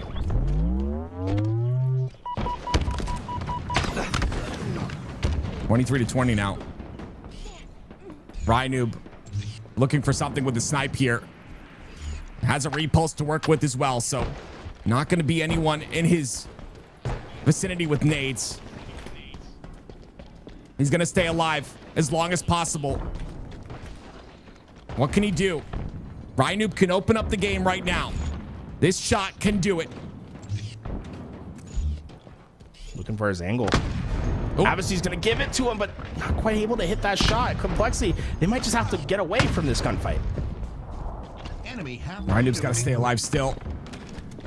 Has to back up here. 2 bullets to work with. And again, that 1 kill lead, these 2 bullets can be everything, especially if this game goes the distance. Here comes the push from Complexity outside the key door. It's Collect that goes down first. Rynoob gets the beat down. The trade's there for King Nick, and another trade goes in. Trades on both sides. Cloud9 somehow, with that triple push, stay in the game. It's just that, just a 1 kill game. And 2 players from Cloud9 are going to have their positions exposed over towards that rat tunnel. They're going to be able to get away with sniper, repulse, and everything. That's good. That sniper almost hit. And it's still aggression out of Complexity. They're moving together, Jules, like holding hands most of the time. And Rynoob, because of that, going to take the fight, but he's the last player alive, and Complexity lead by 1. They know the spawns are going to be a back tower. Rynoob has a chance to hit some superb timing. There's the shot. There's the kill. Rynoob gets the kill onto 1. Sab's down to no shields as well. Rynoob decides to reroute here towards the top of tower. The most important spot on the map, but he senses a player's missing. That player's right above him. It's Boo Boo Doo Boo. But now they have information. Is information enough? Rynoob takes the route that they don't expect, and he stays alive somehow. This is beautiful out of him. Complexity keep the lead because of it. How it just, with all that chaos, it's only a couple of kills that swing one direction, but Collect has a chance to finish 2-0. Oh, he does it. How did he get away with that one? I don't know. That's a great question, because Cloud9 take the lead. Collect 12, 10, and 8. 10 assists in the game. 10 assists to his name. Tied up at 36. The shot comes in from Boo Boo. Or he wanted it to go in, but his teammate ended up going down. And so now Boo Boo still with the snipe in his hands on the back of tower. He's going to get pushed. Yeah, he really doesn't have many escapes as well. He's just going to have to try to partner up with Collect and get the kills instead. Ryan will be the first target, and that repulse gives him a much-needed evacuation device. Now he has high ground to work with. The players at Complexity are starting to get surrounded, and Cloud9 have a clear advantage, but from the back break. A flanking Rook gets the damage done. The sniper's now down in Cloud9. The shoe is on the complete other foot, getting collapsed on. That sniper is still up for grabs at Mud, but it's Complexity that are winning the gunfights. Complexity. That flank from Cherish was everything. Going towards the Mud when Ryanu was above him with the snipe. 43-41 now. They'll take the lead. And it'll be a 3-man push from Cloud9 that is red. It is red by Ryanu. Oh my goodness! Boo Boo Doo somehow with some help from Avusi gets the kill, brings it within 1. Still nerve-wracking. This Camo's coming up in just 5 seconds. Cloud9, they're here early, but they only have the screen side control. A lot of missing information onto this push. He can't go for this camo here. This is such a risky play. They have information on him now. Avusi's in trouble. Has to get the kill on the mental and then scurry away, but he cannot. 47-45. 46 as Sab gets a kill on the key door. But in order to get that trade, it cost 3 deaths. It was just King Nick that's alive, and he's not necessarily in an easy area to get away with his life. Just barely misses. King Nick. It's gonna be Boo Boo Doo now with the snipe in his hands. But he goes down as well, trapped from the bottom. He gets caught out. It's 48-47, but more importantly, that sniper's down at the rat tunnel. Avusi's trying to go for it. I believe Mental gets kill in the feed. It's only one more for Complexity. Just one. And oh, Boo Boo Doo's caught. There it is. Complexity. King Nick will go on and will take the first LVT Pro League spot. Oh my God, these Slayers are going to make my life shorter. I swear, the way that we saw some of these games end was incredible. But it's going to be Complexity that comes out on top, and King Nick, he had a 12 kills, 8 assists. Ryan, 12 kills, 10 assists. 10 assists for Cherish. Man, those assists that keep coming through for Complexity, I think we're a big difference maker of this game 5 going their direction instead of Cloud9 in these critical moments.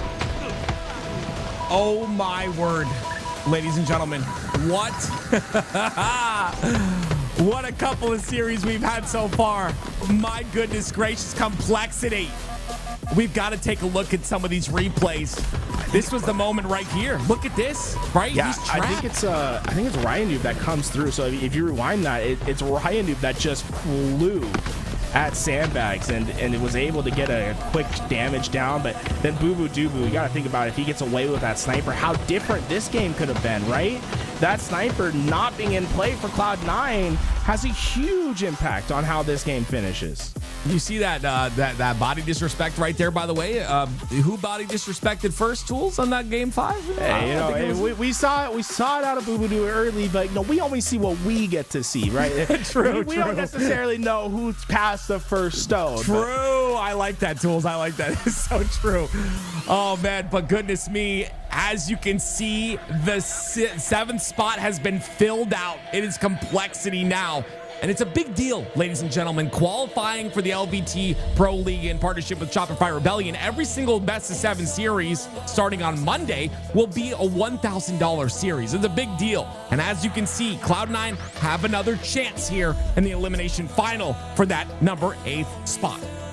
You see, the competition has been so close throughout today as well. And think about what Complexity had to do to get that qualifying spot. They had to play a game 5 against Omit, and then they went to game 7 against Cloud9. Well earned is all I have to say for these boys in red on Complexity. Ladies and gentlemen, who will take that 8th spot? Who will take the very last LVT Pro League spot? You'll find out coming up next.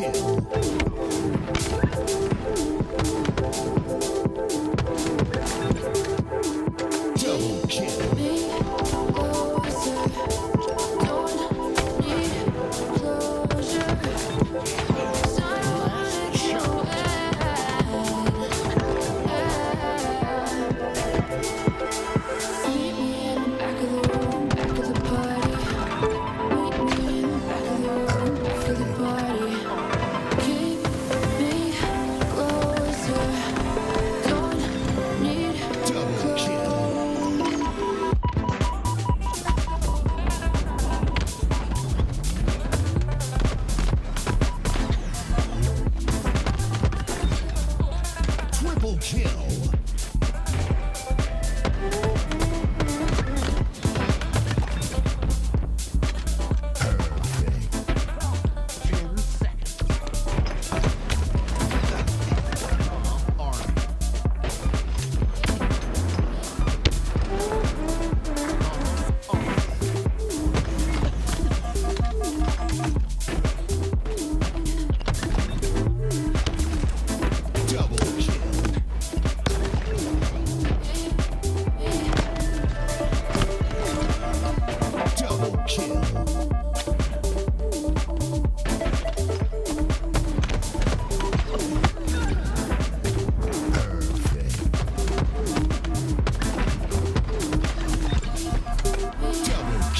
Killing spree.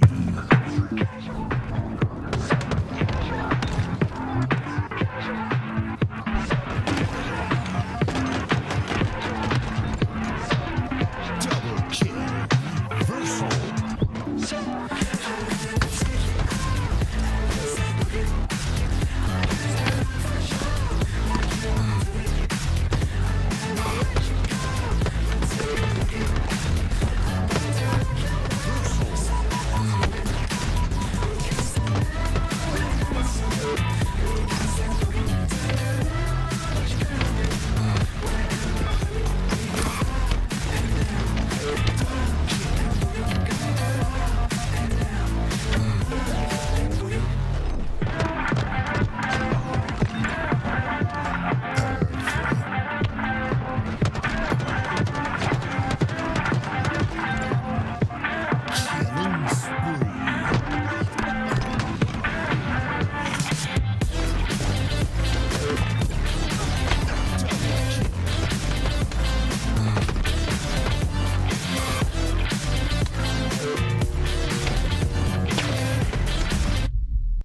Yo, what up, chat? Louis V Titan here, founder of LVT Halo. I just want to throw a quick shout out to all the viewers and competitors, the competitors who are competing today, the viewers that are watching today, and then more so, I would love to shout out Shopify Rebellion for partnering with LVT in this LVT Halo Pro League. Shout out to them for making this happen. 78 grand on the line throughout the next 2 to 3 months. That's right. Once we get to Monday, we got Optic versus FaZe kicking us off. We're going to have $1,000 on the line per match. So plenty to get excited about. Plenty of Halo for everybody to enjoy. But yeah, I just wanted to personally thank everybody for coming out today. Thank you all. There's one more qualifying match to get to, and we'll get you in that match as soon as possible. Lobby is already starting to populate. Killing spree.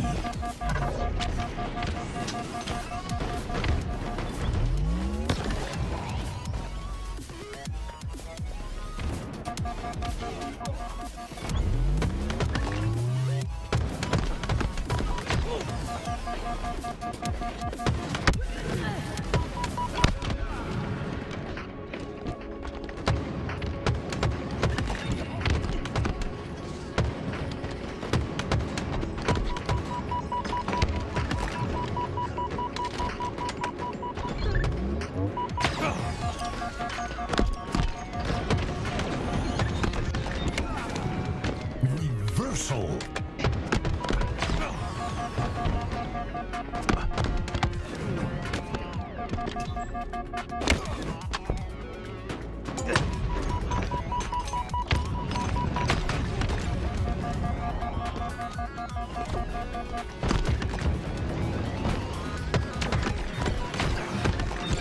Triple kill.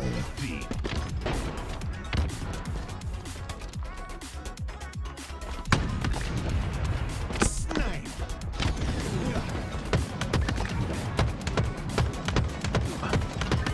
Nearing victory. Double kill.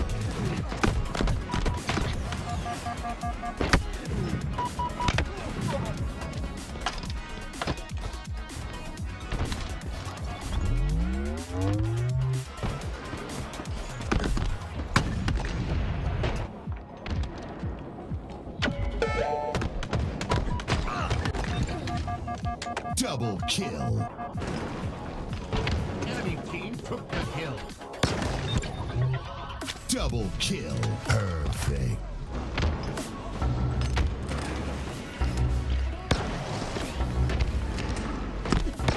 Enemy team score. Kill ready.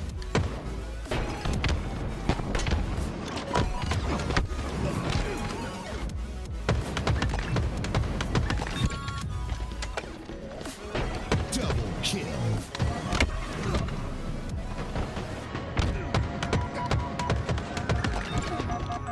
Double kill.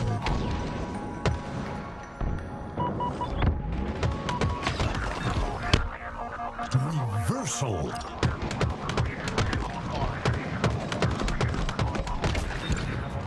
Perfect. Double kill.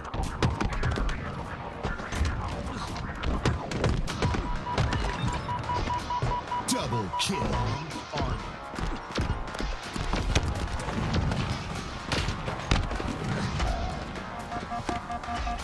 Bomb taken.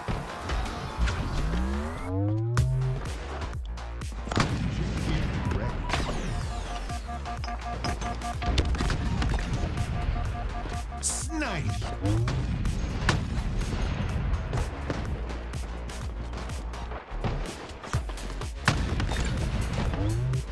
Double kill. Triple kill. 5 minutes remaining. Bomb armed. Killing spree.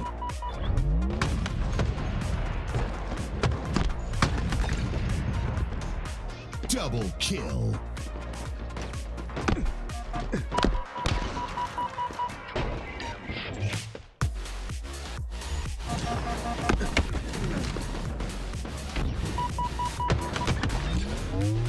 Triple kill.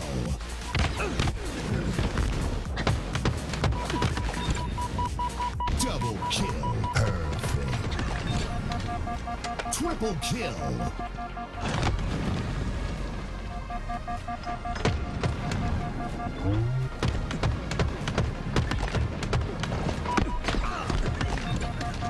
Double kill.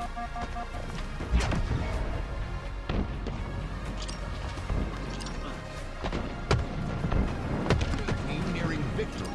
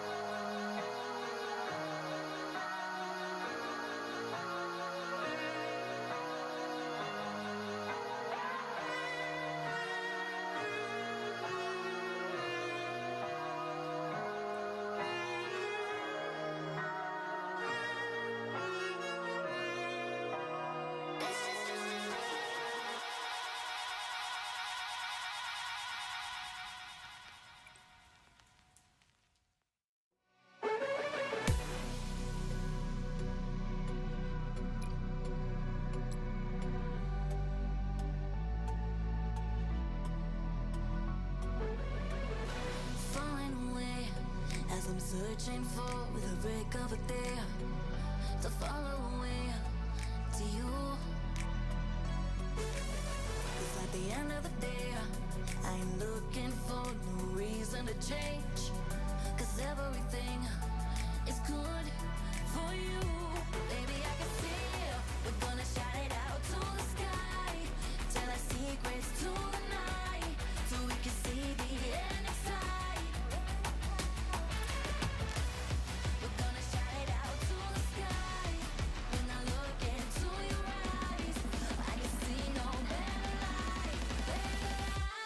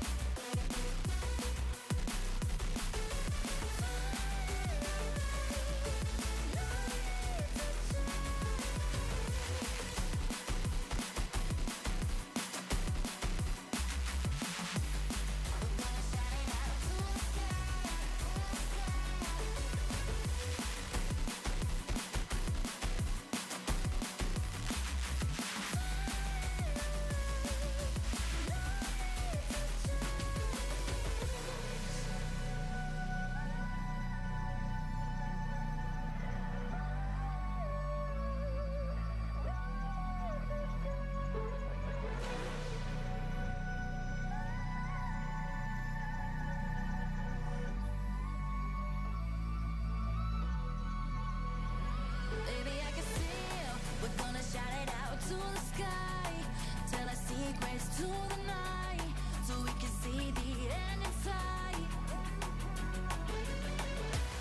We're gonna shout it out to the sky. When I look into your eyes, I can see no better light, better light.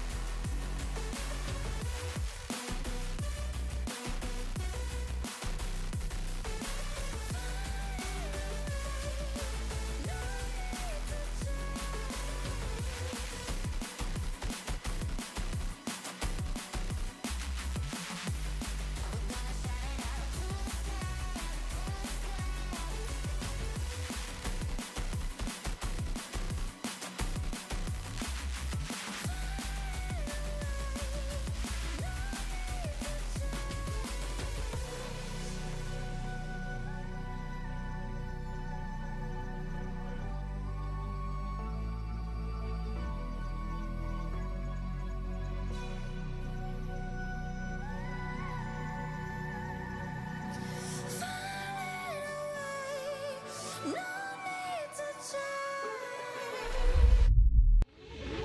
try. Welcome back, ladies and gentlemen, to the LVT Pro League in partnership with Shopify Rebellion. We've got our number 7 seed. The number 7 spot has been locked in, but now we need to find out who gets spot number 8. It's between Cloud9 and Omit. And let me tell you something, this is going to be exciting. Complexity, of course, solidifying their spot in the LVT Pro League. Number 8 is up for grabs right now in a best of 7. My name is Active, and alongside me, I've got Tools, and we've got the series laid out in front of us. Whew, it's win and you're in. That's all you need to know, right? There is no more second chances. There's nothing to come after this. One best of 7, you win, you are in Pro League, and you have a chance at that massive prize pool. 360 Ninja Turtle style download, trying to make them miss. I love it because, at that point, you kind of forced the burn. I think the burn did go down. So it will be Cloud9 immediately in that hill. And it will be, of course, Sab with that top gold control. The Creed cut's kind of be good. Breaking shot goes down. Great trade by Sparty right there, though. It's going to stop a little bit, but it's 3 down for the side of Omid, and that's not what you like to see with all 4 dead, because Cloud9, they all but guaranteed this hill. Cloud9 really set up a brilliant trap there. Basically, the entire middle of the map was a dead zone. You could not push into that and expect to get a couple feet ahead of you, and that just perfect. Less than 15 seconds off the neutral clock. There was only 8 slays necessary to get that first hill. Cloud9 is running with such tempo right now. This is brilliant. And they've got Sparty trapped as well. There's the kill onto him, and it's still Avusi with the shock in his hands. You see, it's a bit of slow play to solidify control of the C side of the map, and Collect's gonna get the first kill. It was 2 down for Omit for a moment, 2 down once again, and now the collapse comes in. Avusi in a 1v1 against the number 2 player in the world. It's gonna be lethal. That falls, but the trade comes out. Sparty's immediately there, and that makes it a bit difficult for Cloud9 to find themselves in this hill. Spartan's gonna be the first one to take that entry on Sab. He'll win that fight, but that doesn't mean control quite yet. It's Lethal, the only player alive for Omit. Luckily for Omit there, though, like Cloud9 could have been much quicker to get inside that hill and start putting time on. They were able to buy another 5-6 seconds, but that's just about it. It's been pretty heavily in favor of Cloud9, but things might be looking up. With Breaking Shot getting camo, a 3 down, Sab last alive in his position known, they'll be able to stagger his spawn while having pretty complete control of the map. Yeah, complete control is the right word. The right couple of words, because Breaking Shot taking space on the A side just going to make it so difficult for anyone to make their way through. He goes down, though. So get through they do, and Omit, they're starting to score here just a bit. They get it towards that halfway portion. Lethal and Huss going to be the 2 on this side with 3 down for Cloud9. And the big thing is they're winning the rotation right now. They're winning out those spawns. It's making it a lot harder for Boo Boo Doo and Cloud9 to have some sort of challenge onto this hill. Instead, they're probably just going to have to punt this one away and say, yeah, we're not going to be able to get our feet in there. Tied up 1 apiece, despite Cloud9 having such a strong start. Omit, they're right back at even. Yeah, great job by Omit. Great job by Breaking Shot putting pressure on the spawners on pipe side, and it's going to be a tie. Here comes the push from Cloud9. It's a 2v3 on the tower side. Cloud9's going to lose out on that fight. It's going to be a trade, though, in the kill feed. 2-on-2 situation here. Lethal's going to win a massive one. It's 4 down for Cloud9. Boo Boo, the first one to spawn, has to capitalize on the damage onto Lethal, but I don't think he's going to be able to. Lethal gets shields back. It's a 1v1, and through the stairs, he finds him. Through the stairs. I hate those stairs. That was methodical from Boo Boo Doo Boo. That filthy is what Boo Boo Doo Boo just did there. Are you kidding me? I hate those stairs. It's so difficult to shoot through them, so why not just sit there and make sure you get the shot through those staircases. It's going to be the first kill that opens things up, but that only gets Cloud9 halfway through this hill. It's 3 down now for Cloud9. Immediately towards the shock rifle and gold side control goes Huss. And Omit find themselves in a great position right now. Huss Gonna make it tough, but no one has that A-side control. It's gonna be kind of free, and because of that, breaking shot has to overextend to take elevator control. I like it. Breaking shot just kept going, get into white, like start to be really pressuring, and with that camouflage. You didn't hear the punch. Yeah, you're fine. You're fine. Okay. And he's gonna get more off it, right? And that's that unexpected pressure, because Cloud9's never expecting that, right? A player to just go right through. They're able to take advantage and omit with 2 very quick answers, and breaking shot. By the time his camo's out, he's already in premium position to work on next rotation. It's almost some communication though too. Like, you know, after that first player goes down, you'd expect the communication to come out for the second. Huss though, shock rifle. Guess the feet down almost sends him off, but the reclamber's good. Yeah, thank the world for the clamber mechanic, because he definitely would have been off the map in Halo 3 or one of the old school ones. Interesting little play there, but with that, 3 go down for Omit, and Collect's early plays to win those gunfights really slowed down that presence that Omit had. It allows Cloud9 to have that breathing room once again. Remember, they were dominant to start, but ever since then, relatively quiet compared to what Omit's been able to do.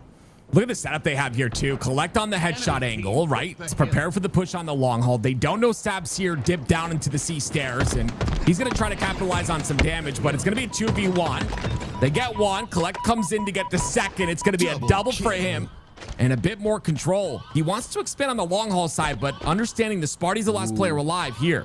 If Spartan can hide himself from Sab, I really like this play. If he can get through without anyone seeing him.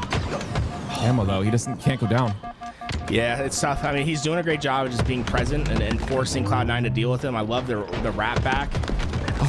Yeah, I mean, this is just, that's brilliant. He's gonna be able to find more too. The triple. Oh my word, and the camo as well. A massive play for Sparty. Hashtag for Trav. The man's popping off when it matters the most. Omit with the lead here. They're going to extend this hill just a bit more, and it's going to be Spartan at the forefront of it. With his camo, what else can he do? The push is coming in. Gets the 2 shots in the melee onto a Vusi.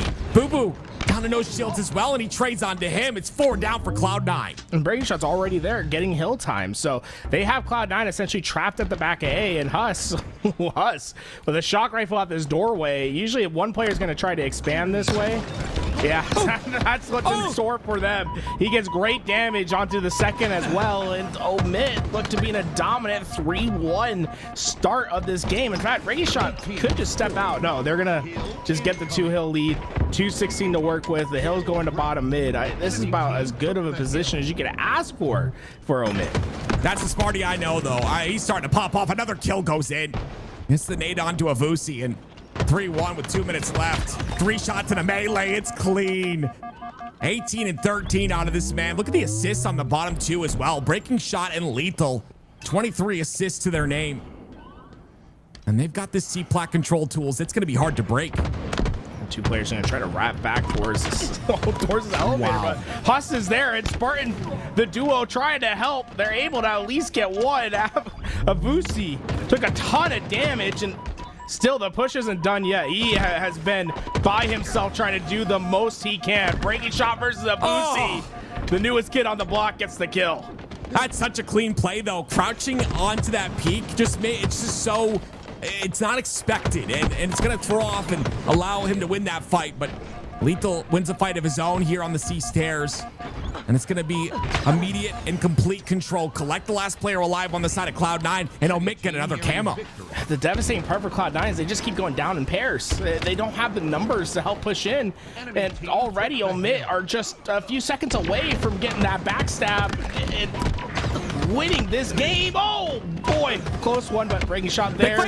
Ooh, there it is. That's a big win. He's the last one alive on the map. He can get this capture before even a challenge can come through. Sab takes immediate damage. There's nothing they can do. Omit 4-1, just running out the gate. They got a little bit of control, and they just never let go. That was a huge win by Breaking Shot at the very end there, and like you said, they never let go. Every single advantage that Omit had, they took it and overextended it even more. Solitude Slayer for game number 2. And if you're just joining us, where the heck have you been? You're late! But this is the qualifying match for the LVT Pro League. This is the Pro League qualifier right here. It's a best of 7. Omit Cloud9, and of course, Omit take that game 1. Oh, goodness me. I love to see the assists. Yeah, I love it. Absolutely love it. Yeah, what is that? Let's do some quick math. 15 plus 14, that's 29, plus another 10, 39 assists for Omit. You gotta think, in 9 minutes, putting up 39. You gotta remember, also, assists in this game, you have to do 50% damage to the kill in order to get an assist. So it's not like just one shot here or there.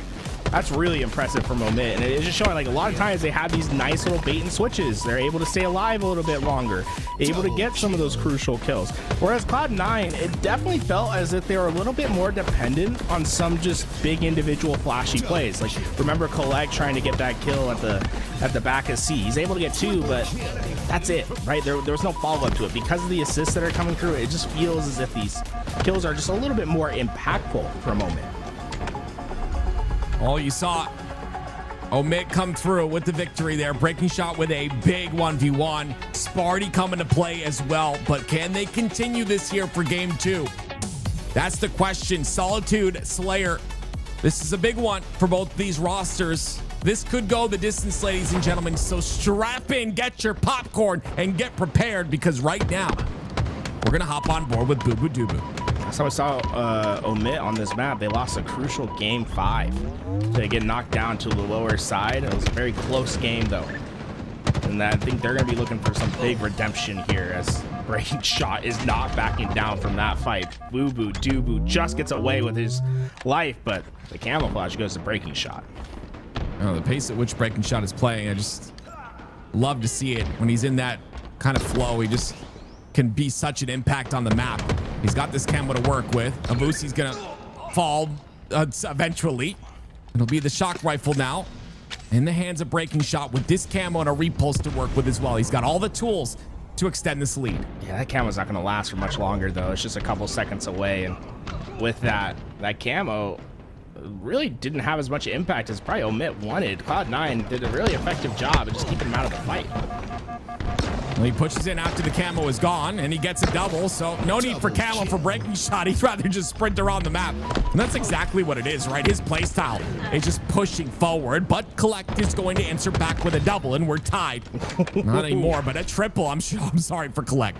All right, let's see if he can get that last second over. No, Sab's going to clean it up in time, but Collect just able to find Lethal Skull right before he gets around that corner for a crucial one-shot tap. And with that, they have the spawn control they wanted. Look at all these players. They're trapped in us. Breaking Shot does have presence towards Hotel, but Cloud9, they just need to get everyone in position. Once you start to play forward, everyone needs to go.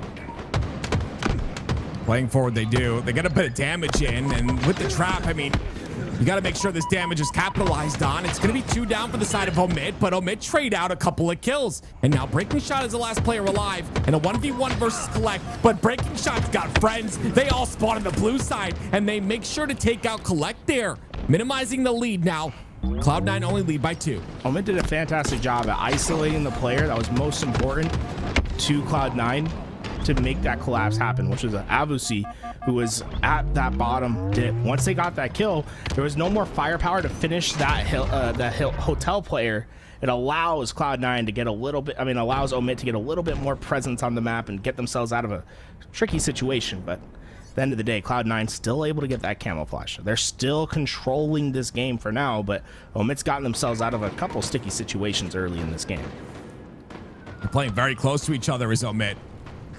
Obviously, only about 10 seconds left in this camo. He's going to get a kill with it. The camo continues to count down here.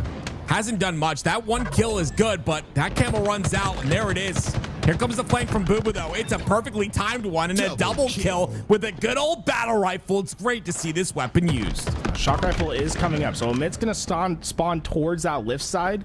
Cloud9's going to know it, but if they're able to find a little bit of presence, get themselves out, they should be able to get away with the not the camo, but the shock rifle as well. This could be a big opportunity for them to get out of a pretty brutal spawn trap. Great shots by Sab's going to make that kind of difficult. Lethal does get that shock rifle that you talk about, and he's wasting the ammo on it. 25-16. I mean, you don't want them to get an even bigger lead with this. You just got to use it, Lethal. Why are you wasting the ammo? You hit shots with it. No, I like wasting the ammo there. It is funny to me to be one bullet away from wasting the rest and be like, oh no, I can get this to the bandit. Now I got one shot to try to break through it. Oh, he had Boo Boo on spawn. It almost looked like Boo Boo had spawn protection there. Yep. There is no spawn protection in Halo Infinite on the competitive game side. Just to let you guys play, but oh man, that was fun. Oh, it looks so good, but it did not connect. But wait, this is nothing to joke about. Omit are coming back in this game. They're only down by 6 now. Breaking Shot gets this kill. It's a little bit different. Oh, they're not going to get it, though. Boo Boo Doo Boo comes in through the front window, takes him out. 2 down for Omid. That's a camo for Avusi as well. That's, I believe, the second one in a row for him as well. So Cloud9 able to really start closing the door once again and build out that lead. Omid's done a great job to try to stay in this, but Cloud9, they just have too much control. They've finally gotten that lead up to double digits. Yeah, Collect making some great work on the bottom of lift there. He's going to stay alive as well for as long as possible. Cloud9 get 2 off of that. They'll continue that big lead. Breaking Shot trying to make something happen here. Gets the first one cleanly. No trades in the kill feed, so that's good. But now he's in a 2v1 situation with no shields. There's no way. He has help there, though, on the yard door, but it's going to be Sparty, and Sparty's going to play a position where he's not really wanting to overextend. Even though these players are no shields, he decides to play his life instead. Back through Collect, going to be able to get that thruster, and you got to think, these next few plays are going to be critical for Omid. They can't really afford to get any trade outs here, and they're doing a great job trying to bait and switch, but Collect just stays alive, and the rest starts to follow for Omid. They cannot afford these deaths. Wait a minute, though. There's a little bit of momentum there. 2 down for Cloud9. Like you said.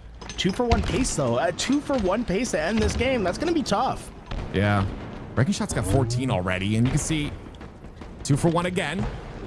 Boo Boo gets the kill onto Husto, and that's traded out as well, but another kill comes onto Lethal. That was Boo Boo's nade as he was taken out, and yeah, it's looking a bit tough now. 34-43 is still a 9-kill lead. Every player on Omid, you are responsible for 2 kills before you can go down. That's the way you got to think about it. No free deaths, no trade outs. Camo and Shock have a chance to go to Omid here, but Boo Boo Doo Boo once again just able to find that crucial kill at the right time. He's got 13 to his name. Looking to just keep this KD as high as possible, man. What a fantastic start for Boo Boo in this Slayer. Yeah, Boo Boo just keeps shutting them down. And like you said earlier, anytime they have any sort of momentum or they're taking space or they're starting to come back in the game, Boo Boo shuts them down. And when you have someone doing that, it's just tough to come back from this. 47 now as Boo Boo gets another kill to shut him down. Sab's just looking for the cleanup there. He gets that. And 49, it's all she wrote here in this game number 2. It looks like Cloud9 with 1 more kill will tie up the series at 1. And everyone basically doing their job over on Cloud9. It was just a team effort through and through. Everyone getting themselves around that 13-12 kill mark. And there really wasn't many mistakes being made from Cloud9. Like, there was moments where Omid would try to make something happen and they'd have a big impact play to get themselves out of a tough situation, but they were never able to put themselves in the advantageous situation through the second half of that game. Whereas Cloud9, they might lose their setup, but they never really lost the full map control and were able to just continue on their trend forward and win a very crucial game to tie this up at 1 apiece. Very crucial when you're talking about Pro League and the qualification. One of these teams will not qualify, ladies and gentlemen. And right now we're tied up. Tell your friends, go retweet, get everyone in here, let them know. Pro League, the LVT Pro League, in partnership with Shopify Rebellion, giving away $1,000 per series, ladies and gentlemen. And it starts on Monday. The Pro League happens on Monday, and I believe it's going to be Optic and FaZe that end up playing on that Monday. But regardless, today is the day where we find out the full 8 of the roster. There's the schedule right there. Take a screenshot of it real quick. There's a couple of schedules. There's a couple months that you have to pay attention to, but this is the month of July. You can see the first one there on the 30th of June. Optic versus FaZe. We've got a lot of tournaments here on LVT. We will cover anything and everything Halo for you. Yeah, we've been doing it for what? 5 Goodness years me. now. That's yeah, very long time. You know, it's funny. It's we haven't had any, like, there's been HCS Pro Series have been happening since Halo 5. We haven't missed one, I don't think. Not throughout one. the entire time. Not one. Right? Week in, week out, grinding it out here. And, you know, we're thankful that everyone just comes and watches, right? It's like, as long as there's competitive Halo matches, we'll always do our best to make sure there's coverage. And I'm so happy that Shopify Rebellion was able to work alongside us to create something that gives the viewers at home just a little bit more to watch, right? Because that's what we felt was needed. There was such a big break between Halo competitions with the pro teams coming from the LAN to the next, and the Pro League. Now look, we got matches, right? We get to see the top teams play each other at least once before these next major lands come in. I'm really excited to be able to see how this Pro League kind of develops throughout the months. Yeah, I think it's great practice as well. When you talk about just competitive integrity, you know, coming into SLC, this is great practice for these rosters. When there's $1,000 on the line, you best believe all these players come to play. I mean, when it comes to, you know, money, cash money, they will play their absolute best to make sure that they guarantee themselves that. But regardless, who's going to be able to play for that here? There's one spot remaining, and this series decides who takes that spot. Will it be Omit or will it be Cloud9? The series tied at 1, ladies and gentlemen. We're going to Aquarius Bomb. Aqua Bomb is all about the possessional battle, right? You want to be able to get that bomb into scoring position, being able to move it. It really feels like a big game of like American football or rugby. It's a lot of it is just getting that bomb to the right spot so that if you execute and you get that opening break, that you can make that play and get that bomb arm. Well, here we go, ladies and gentlemen. Hopping on with Breaking Shot to start off this game. It's going to be 2 down for Cloud9. Make that 3. The first player to spawn was Sab.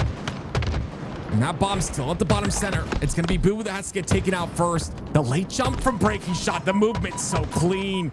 He's still alive on the top center of the map. Just doing his best, and look at that. Still just no one there to take him down quite yet. He just stays alive, and even then moves that bomb a little bit forward.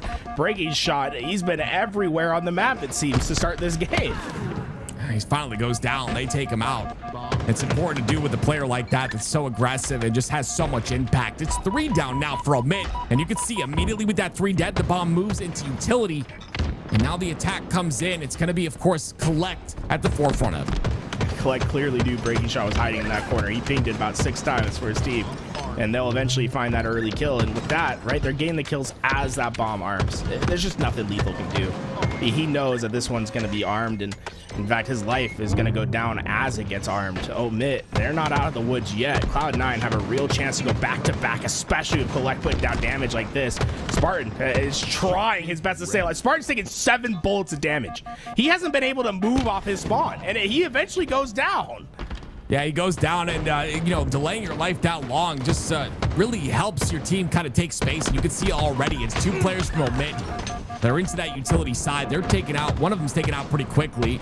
It's Avusi in a fight against Huss. Takes him out as well. And again, this is some beautiful defense, right? The bomb now moves forward for Cloud9. Avusi's on the back ranks. He's able to take out Sparty. It's 3 down. Breaking Shot, the last player alive. He's not going to get there in time. And we have a 2-0 lead for Cloud9. It's the same situation. They're getting that arm as they're getting those kills. So what's dangerous is the potential follow-up. The Omit's not going to be able to really battle for map control. It's just battling for survival right now as 5 in a row comes in for Sab. He's 6-2 to start this game. Avusi 7. Let's make it 8-3 after that perfect kill. The next closest on Omit has 3 kills to their name. It's domination from Cloud9. Yeah, it's 2 spawns that come out in the back of Omit, though, so they'll be able to defend their base for a minute. But as I say that, they start going down. It's 2 dead already. The 2 that are alive, though, make sure to run bomb towards bottom center. They get it out of the way, and they'll try to get it into Cloud9's util. They have to answer back, and they're looking to do so very quickly. But look how fast Cloud9 is to defend. Yeah, that's the thing. That's the first time they've had to defend Omit. They finally have at least a little possession of that bomb being on the other side. That's what they've been. Oh no, Sab's moving it. They lost a player that was closest to bomb. Everyone else was on the other side. Sab's already into like arming position. They don't have the kills, but they have the position to get this arm to come through. They just need a couple more kills now. I love that he just leaves it there too, but I don't think they're gonna have anybody there to finish I think it. Avusi could still maybe win a. No, okay, he's just gonna give it up. I thought he could maybe be a bit aggressive there, but gonna play for the long game instead. Right now, with a 2-0 lead, the bigger part of the game is just not making big mistakes, not letting Omit get a big opportunity for an easy bomb arm. Can I just point something out real quick? Collect is 2-11-3. Like that is just. But he has 11 assists. 11 assists. Like it is disgusting to have a stat line like that. I love to see high assists in that regard in such low deaths. He's playing the game the correct way, and it's really helping Cloud9 continue to hold on to this lead here. Sparty, though, on the other hand, trying to put pressure on the Cloud9's base. Is going to push directly into the util, but that camo's up. Yeah, I was going to say, like, that camo's definitely up for grabs for someone from Omit to get while Cloud9's in their base, but no one's really in position, and Sparty gives up his top position to Chala fight. Yeah, Lethal did get that camo away. Oh. How tilted is he right now? How tilted is he? More damage. Okay, there we go. We can stop being Minecraft villagers for a second there. That's how you feel. That's just like what's going through Lethal's head. Every time you take a little bit of damage, he's like, can I stay alive? But Omit, looks like they're able to do more than just stay alive. They got that bomb in premium position. Already getting onto that arm. I don't think Cloud9 can get there in time. The answer back is finally in. Omit are on the board. Yeah, lots of time to continue this too. It's 7 minutes and 40 seconds left in the game. Well, finally you see that first score go in. Huss with a little bit of a jab step. It's going to be good enough for one. It's crazy that he's hitting that jab strafe, right? That sprint strafe.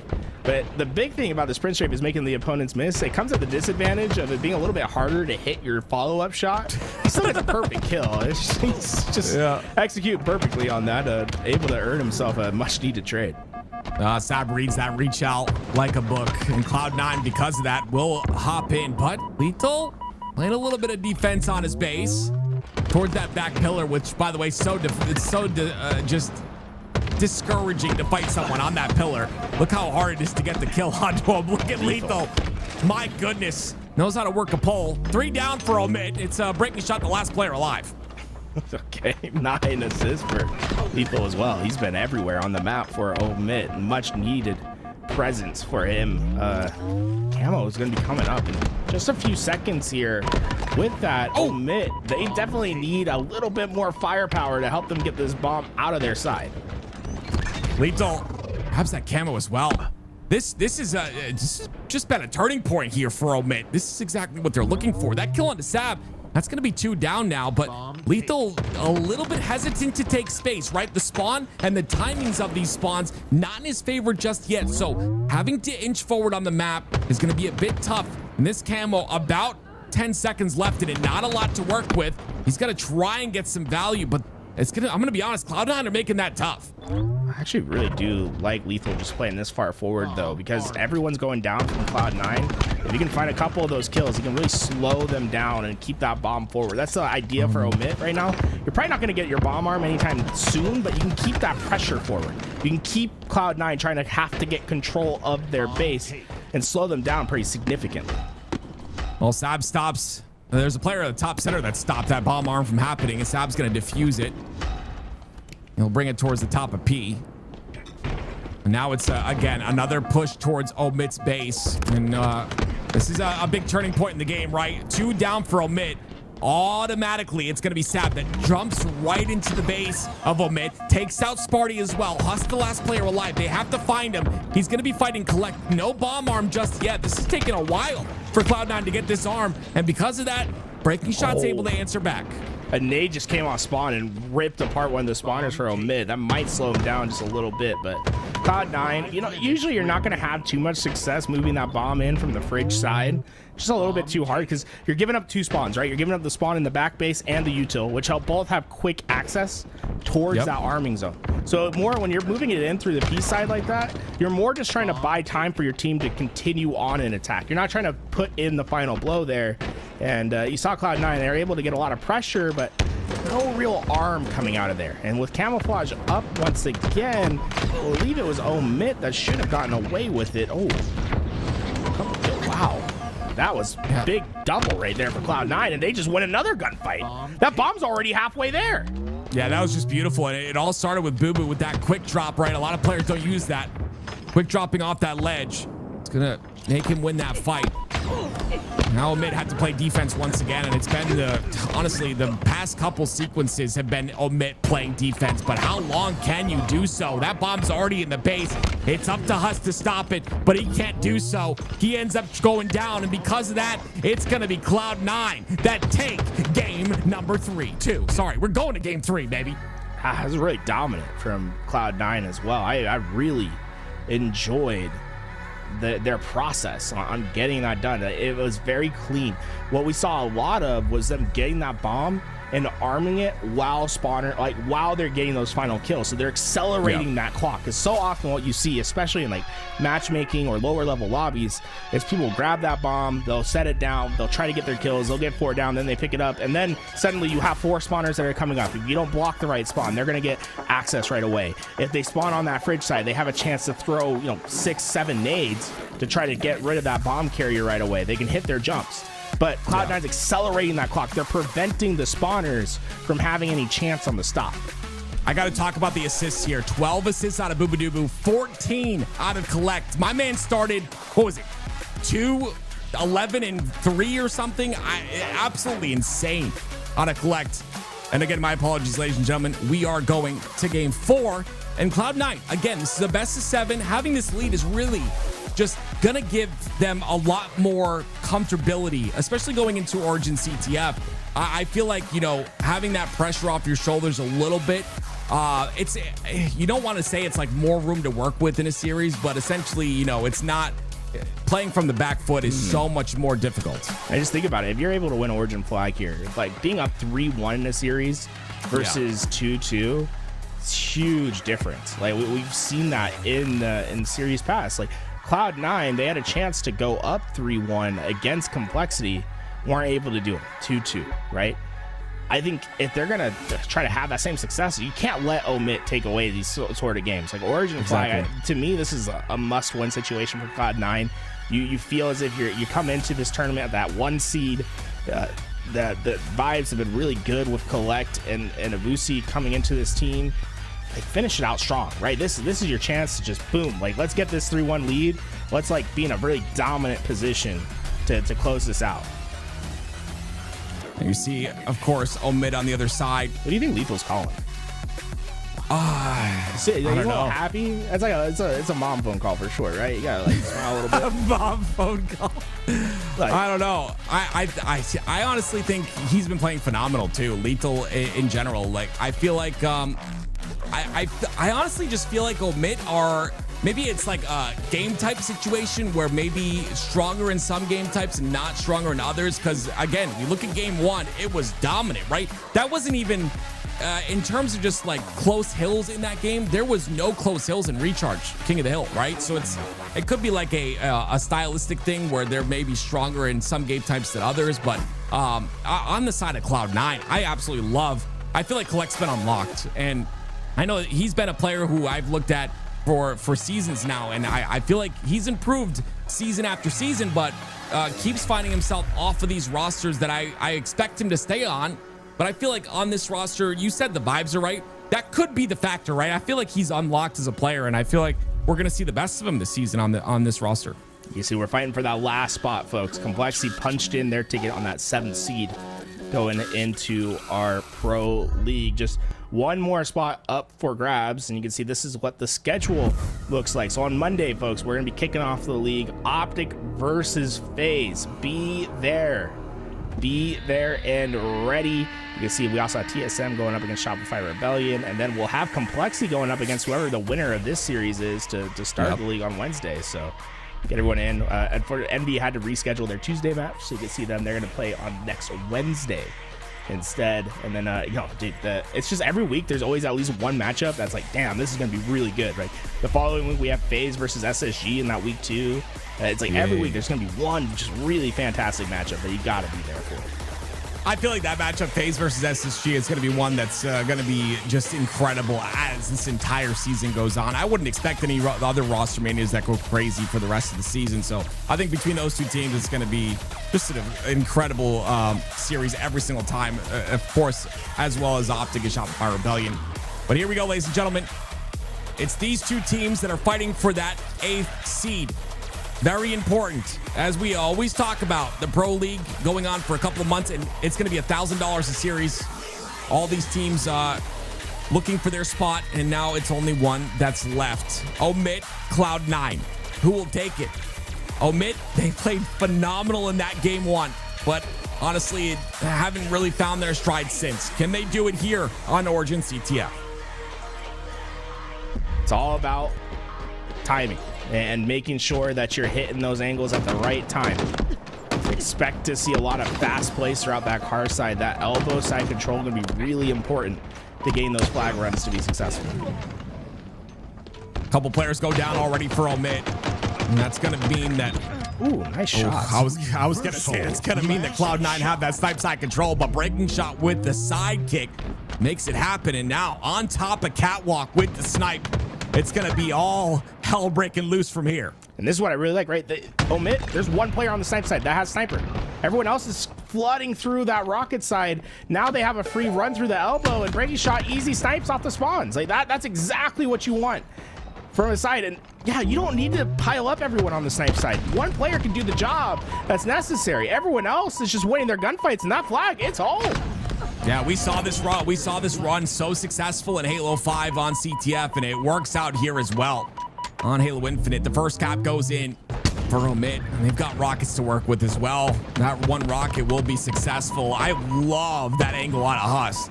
And now he takes that cave control, which is going to be annoying, right? Getting this player out of cave, you have to commit, just like Sab's doing. And with that commitment, you take so much damage. Sab goes down, and breaking shot is going to stay alive here. I actually thought Sab did a really good job of baiting Huss into that cave, because I think Huss was in a really great spot if he stays on that snipe streak to give him options to escape. But as soon as he gets into that cave, the spawners of Cloud9 can deal with him pretty easily. So I thought a really great job by Sab to understand, hey, I need these guys to be a little too overextended right now. They got those kills, but Cloud9's still struggling just to get out of their base. Omit, they're just constantly flooding players. They're not dying, and that's been the big key difference. It's just the Slays are heavily favoring our Omit right now. Collect and Avusi, though. Avusi get the kills. They get another one as well, and it looked like Omit were in full control, and I agree with you, but it was Collect and Avusi, the duo we're talking about all day long, that get 3 slays between the two of them and clear out their base, and that allowed them to push forward. It's going to be Collect on the top of rockets. Yeah, if I'm Collect here, I wouldn't be too afraid about just getting into the opposing elbow, and that's why breaking shot just overextended all the way through the elbow. And look at the gravitational well he's going to have against Cloud9 here. They have to find a solution for him in order to make any sort of play on the map, and by the time they do, they're going to give up some sort of map control, and it's going to be the sniper side that Omit's going to favor for right now. We'll see what Sab's able to do here. Very aggressive. Couple players on that snipe side. He's got a free run through rockets if he gets a couple of kills. That first one onto Sparty's good. 4 go down for Omit. He decides to take it towards window. This is the good play, right? They're going to spawn on the elbow side. If he hits this curb slide over, and he does just that, it'll be a free cap here for the side of Cloud9. And Boo Boo's got the rockets too. He's pelting them from afar. It's tied up at 1. The big devastation there for Omit is they just didn't get a trade, right? All 4 players stayed alive for Cloud9 on that play through the base. It just allows them to maintain their map control, and that flag run becomes much, much easier when you have players ready to cover the flag carrier off that spawn. Quick answer from Cloud9, but Omit did get sniper back, right? They have breaking shot in a powerful position. If they can find a couple of these big kills, expect to see some movement from Omit. He's got to reload here. They're going to push him at the right time. And he gets the shot on to Collect. Another one. Huss is there to help him out. Spartan's That's the snipe that goes into his hands, and his 3 bullets as a pull comes out. Boo Boo's going to take the first bullet. and he's going to route towards bottom center, but the flag was stopped. That flag is on the ramp, and Boo Boo gets his shields back. That all fell right apart. So this is the difference between a rock side run and a snipe side run. Right, the sniper side, it's a lot harder to move that flag out of the base and to the sniper side. Once you get at the sniper side, you're great, right? You're free and clear. On the rocket side, once you get around the corner, it's a lot easier to get it past those initial spawners, right? It's just one easy curb slide away. You saw that Spartan had great timing on the flagpole, but the spawners had great sight lines to stop him from continuing forward. That stops that flag short, and Cloud9, they're still attacking here. Player got through the elbow. Collect has sniper up. That's 4 down for Omit, and Collect is going to be able to take control of that elbow side with players starting to pressure throughout the window. This is what you want when you're trying to pull a flag out. How is Breaking Shot still alive here? Oh, it's so mixy on that flag plat. Collect gets the kill though. He's still alive on that elbow side. His teammate dies though. Sab goes down, so he's got to kind of play slow here. They're looking for him. They know he's here, and Collect wins the fight. That's a big fight to take control back of the base. This was actually the player that kind of opened it up. He went all the way to the elbow. He saw him looking backwards from the opposite base. Was able to get that damage down, and Breaking Shot, that flag out towards that middle map. That they find a couple kills here. Omit could definitely get that flag right back. Lethal gets 2. The thrust to get the player out of the third. Boo Boo Doobu's the only one alive, but look how far away he is. Trying desperately to get an angle towards that flag, but he knows. We just have to give this one up. Yeah, he's trying to get control of the snipe once again. Kills Lethal. He has to take care of Huss as well. Huss is aware of his location. So is Breaking Shot. And Breaking Shot, after capping that flag, immediately goes towards the snipe side. Huss somehow stays alive. The late jump off the map, back onto the platform. He goes down, but it's a 2-1 lead for Omid. And they're looking for more here as they push the spawns of Cloud9 into killing spree for Sparty. That flag already out through the window. Collect's gonna try to get an angle. Does have a great angle with Breaking Shot, just able to get around that corner. Now it's basically a foot race for Cloud9. They need to get everyone in position. Lethal cuts him down. Is anyone there to stop the flag run? There is no one. Havusi was the only one, and he wasn't there in time. And because of that, Omit bring us to game 5. And don't forget, ladies and gentlemen, this is a best of 7 series, and this is for that Pro League qualification. One of these teams will not qualify. Streets Slayer coming up next. I'm excited about this one, Tools. This is fast-paced. Omit not trying to back their way out of this fight yet. Breaking Shot with some big kills that game. 16 to his name. It really felt like they're just able to capitalize on their openings a little bit more than Cloud9. Cloud9 had one fantastic run, but think about what had to lead up for that run. They had to get a clean 4 down. No trade-outs were there. They got themselves perfectly set up for that flag run, and then nothing else really came out of that after. Whereas on the other side, Omit, it was constant pressure. In fact, the stat I would probably be most interested in is just flagpoles. I felt like Omit were constantly shooting their shot, like getting in. They get a couple kills, boom, flags out. We're going, like we're trying, we're forcing this thing through. And those rocket side runs that you talked about, they utilize them for 2 flag runs, I believe, if not all 3. So again, this is the pressure we're talking about though. Sparty in the base once again. Another flagpole comes out. It was all 3 dead, but Omit making things work. Taking a look at the stats here. We got the damage done on both sides. Look at the damage dealt on like both sides. Everyone's so close to each other. You don't see that every. I mean, everyone within like 100 damage on Omit, and then even on the other side, like Cloud9, everyone started in the same spot over there. I was curious. Can we look at the flag grabs real fast, fellas? Let's see. Steals 2, 4. Right, 4 steals on the side of Omit. Only 1 for Cloud9. And remember that one flag grab they did get was the like ideal situation. Everything went right for them. Whereas Omit, they're just trying every time they get a shot, boom, we're pulling out. We're getting those flag grabs. We're going. So I felt a little bit more efficiency from Omit in that game. Oh, taking a look at the accuracy as well, 71% out of Avusi, but just the pressure continuing on. And as we go to this game number 5, I don't know, like I feel like again it's a back and forth, and it comes down to what I said earlier about potentially these teams having their specific game type map combinations that they prefer, obviously, right? And we're seeing the back and forth of multiple series now. We had a game 5, then we had a game 7 in the last qualifier with complexity, and now we've got a potential another game 7 here. But Street Slayer coming up next. You saw Cloud9, and that Solitude Slayer was very decisive, right? 50-38. I don't think we'll see the same thing here on Streets. It feels like every game we've seen so far has just been heavily swayed to one side. Even that Recharge King of the Hill game, none of those hills were close. Like, once Omit started scoring, they'd never really let Cloud9 back into the game. Origin largely the same way, where Omit was on the offensive pressure all game. Aquarius, that was not close at all. 3-1 makes that look closer than it probably really was. Definitely not close. And as we go throughout the rest of this, Live Fire Oddball is a good one too. That'll go the distance, of course. And then Aquarius Slayer for the last one, if we get to that point, if we get to that game 7. But yeah, I mean, just all around, I don't think there's any player that's like really popping off. And that's kind of what's interesting about both these teams, right?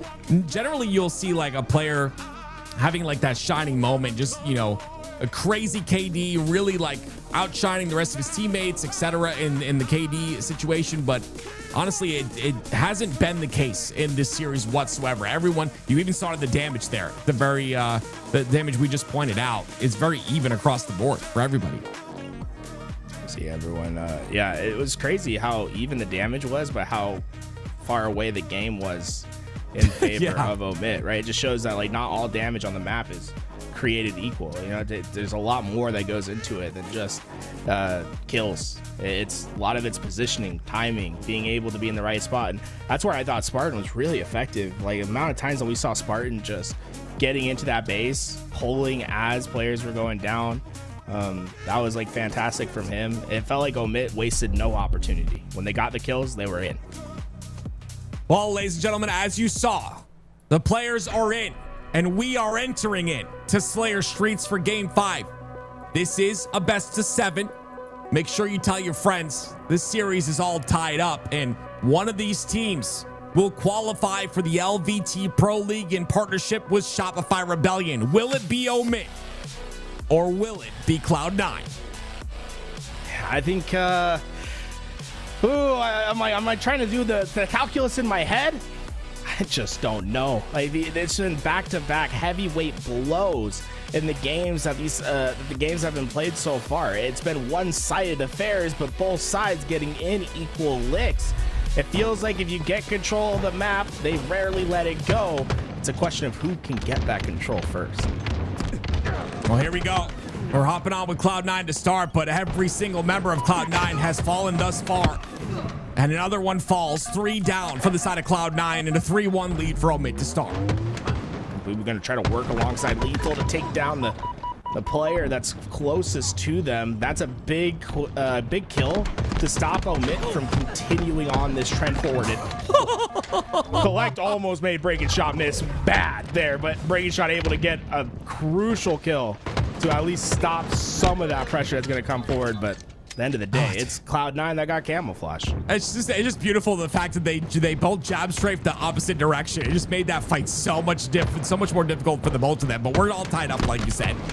Avusi looking for the kill. He's got a shroud screen, and now the camo as well. So Huss is in big trouble. Great kill out of Avusi once again, and the double kill is good, and he'll keep this camo, but the nades are coming out. Oh my word, they spotted him from afar, and he gets taken out. I don't think he expected to get hit by a nade at all right there.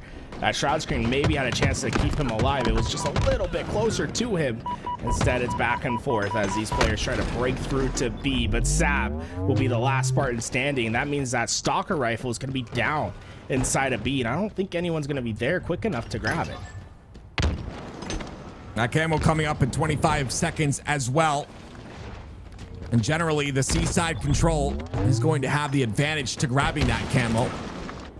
What? You see the pressure coming out from that cafe side. Lethal's going to try and find his way towards the back of A. Omit, they're pushing forward. 3 down for Cloud9 as the last player alive is going to be Boo Boo. He'll get a trade, but that's an Omit lead. that Cloud9 gonna be coming off of spawn, trying to get positioned to fight for that camouflage, but their last player alive went down as the rest of them spawn. It's a numbers disadvantage as Camo's up for grabs, and Omit clearly controlling the perimeters, but not the camouflage. I believe it was a player of Cloud9 that snuck in and got away with the camo. Was it Boo Boo Doo? Yep, he does have it. Does he? Sprinting. Oh, he did. I thought he did a second ago. He was no breaking shot. Breaking got shot. It. Oh my god! Throughout all the chaos, breaking shot gets away with the camo. My bad. That's my bad, folks. It's gonna be breaking shot. Oh, I don't know. Gosh, my old man eyes—they're starting to catch up. We to need me. a mini breaking map, shot. man. Just give it a mini map. Just give us a mini map. Breaking shot. Gonna get the cleanup kill. Yes, he does. But Collect with a nice little bounce nade. Gonna take him out and minimize the impact he can have. And now we're looking at a 21-17 lead here for Omit. Husk goes down as well, though. Things are starting to fall apart just a bit. Lots of team damage taken from Sparty's team there, but he somehow lives. And that lead extended to 4 as he repulses the nade away. Yeah, repulsed 6 of them, though. Every nade on the map was tracking Spartan there. He goes down. So a 2-kill lead for Omit, and a lot of back and forth early in this game. No one quite able to pry away a decent lead quite yet. And Red Gun should have been up. I think Omit's going to have a power weapon to work with.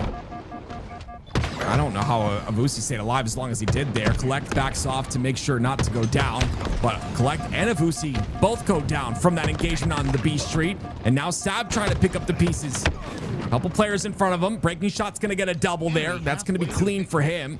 And that will continue this 4-kill lead that Omid have gotten. They continue to keep hold of this for a long period of time now. Spartan, Collect just lasered Spartan off the spawn, and Collect's not done yet. He's taking on Breaking Shot as well. Collect wins that gunfight. Wow. And that's going to be a free camo for them. Yeah, Breaking Shot tried to do a little movement there, but a bit too close. And because of that, he'll get taken out. Collect ties it up with those massive kills at 26. But what can he do with this camo here? Lethal's going to chow a bit too hard. He gets taken out there. Now, a lot to deal with on the pressure. Sparty, he chows that fight as well. Collect takes him out. Collect on a tear right now. He's gotten like 5 kills in a row, and he's 7-9. So having a rough start, but making sure to pick up the pieces as he sees them. What was so impressive is Collect's waiting until there's no point of return for those players, right? It's so easy just to shoot as soon as you see someone. But with that camo, he's waiting until it's opportune to take those fights, and it just worked perfectly for him. Able to get a massive swing in his team's favor. And these last 5-6 kills for Collect have been monstrous for Cloud9. The fact that Omit's still in this game is a testament to how they're playing, because that Cloud9 should have had a massive lead off those plays. Pivotal kills here. Cloud9, though, go 3 dead. And this is the opportunity now for Omit to push them off their spawn. It's going to be Boo Boo Doo Boo that at least gets a trade, understands the position he's in, has to get a trade in that scenario. And with that trade and with Huss's kill, it'll be 36 all. But Cloud9 continued to push forward. Can Lethal clean up a kill on the Heaven? He has to back off as well. That B-side defense out of Cloud9 is too strong. That's a great job by Cloud9 from Omit to have Lethal's help from the bottom. Let's see if Collect gets around that corner. Lethal has no escape, but instead they keep Collect back. Lethal's able to stay alive. He gets his shields, and now he's making impact. Right, that's a 2-kill swing for Omit. They tie this game up, and more importantly, they're getting better positioning as this camouflage is going to be coming up soon. Impact. This man is taking over. He's just took over the entire map. Gets another kill on to Collect. Nearing victory. Just his routing here has been phenomenal. He's getting kills. He's staying alive. 3 down for Cloud9 once again. The pressure continues as Breaking Shot gets another one. Omit picking it up when it matters the most here at the very end of the game.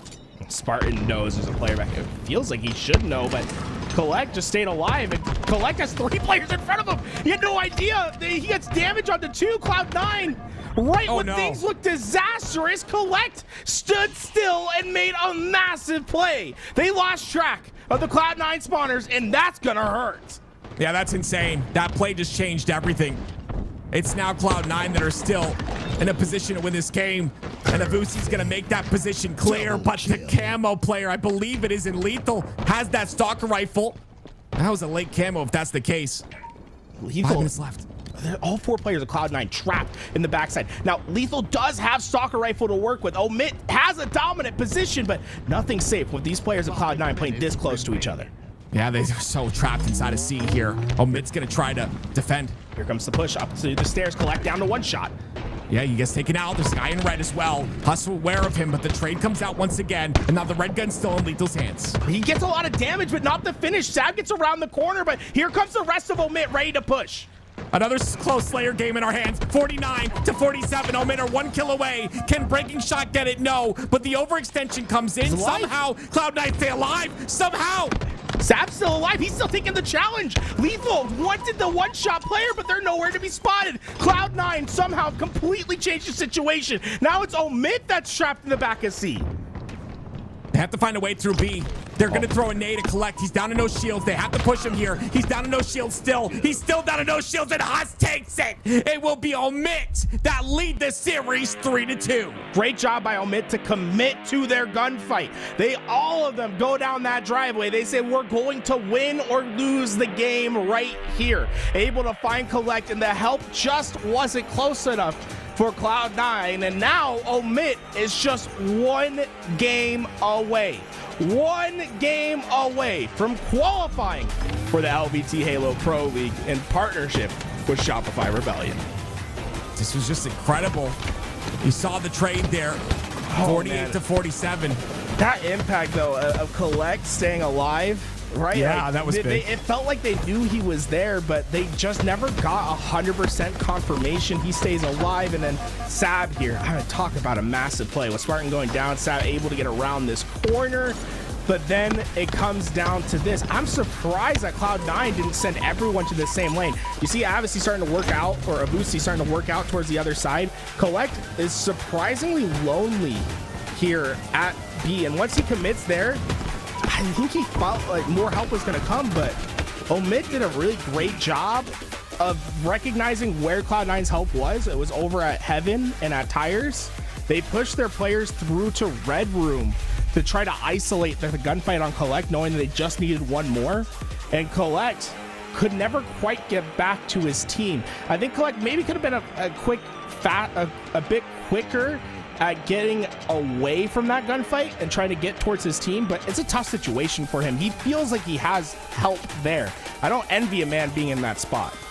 Yeah, I don't know. I feel like maybe he didn't think he had room to move because, you know, with all of them moving away, there could be a B stairs push potentially with that B street push too. So maybe he thought that was the best spot he could be in. But yeah, unfortunately, you even saw him look too to see where his teammates were. So unfortunately, very alone in that push.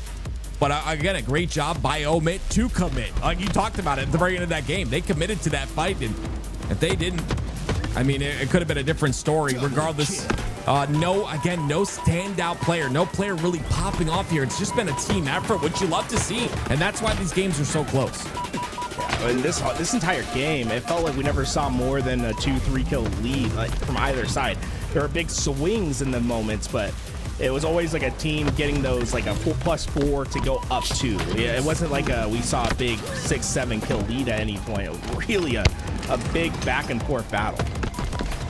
And there's the 3 players to Collect finds. Oh man, and Collect does such a great job just getting that damage. And as soon as he got that damage, you saw everyone start to go in because it's such a big distraction. As soon as you get shot in the back for Omit, everyone just turns around, and then the rest of Cloud9, boom, boom, boom, boom, hits in. Collect did a great job there, but just not enough to get the job done against Omit.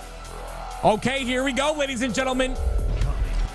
Here we go. It is game number 6. Omit are up in the series. 1 more game, and they will qualify for the LVT Pro League in partnership with Shopify Rebellion. It has to happen right now. Stick for Sav is going to be able to get that trade, but the early time going to Omit, and they're running as a duo. I love that from Lethal and Breaking Shot. They could have gone for that sniper. No, let's get great spacing with that ball. Now work back towards the camo, in which Lethal can try to steal away the snipe, and he'll be successful at that. I like this play by Sab, though, immediately reacting.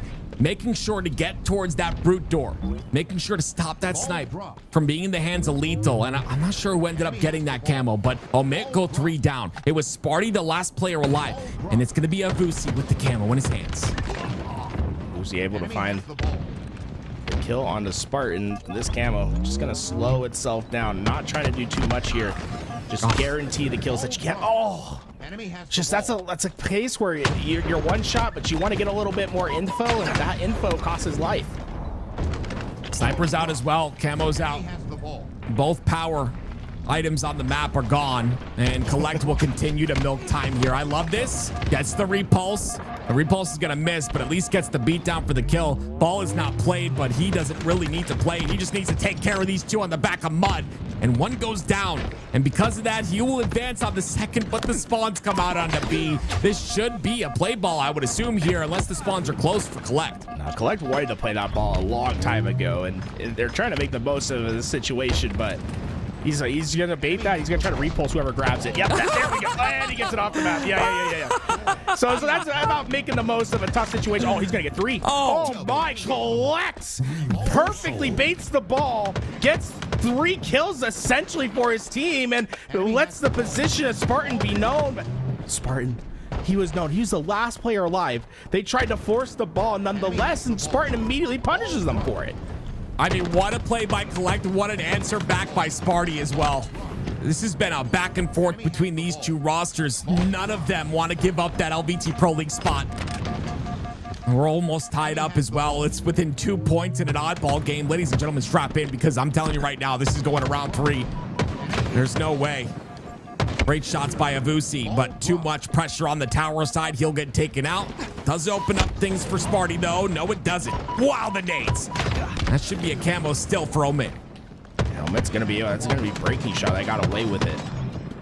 And oh, I like how aggressive he's being. He wants to get Cloud9 off their spawn, and he's just getting info. ISO. Yep, ISO player.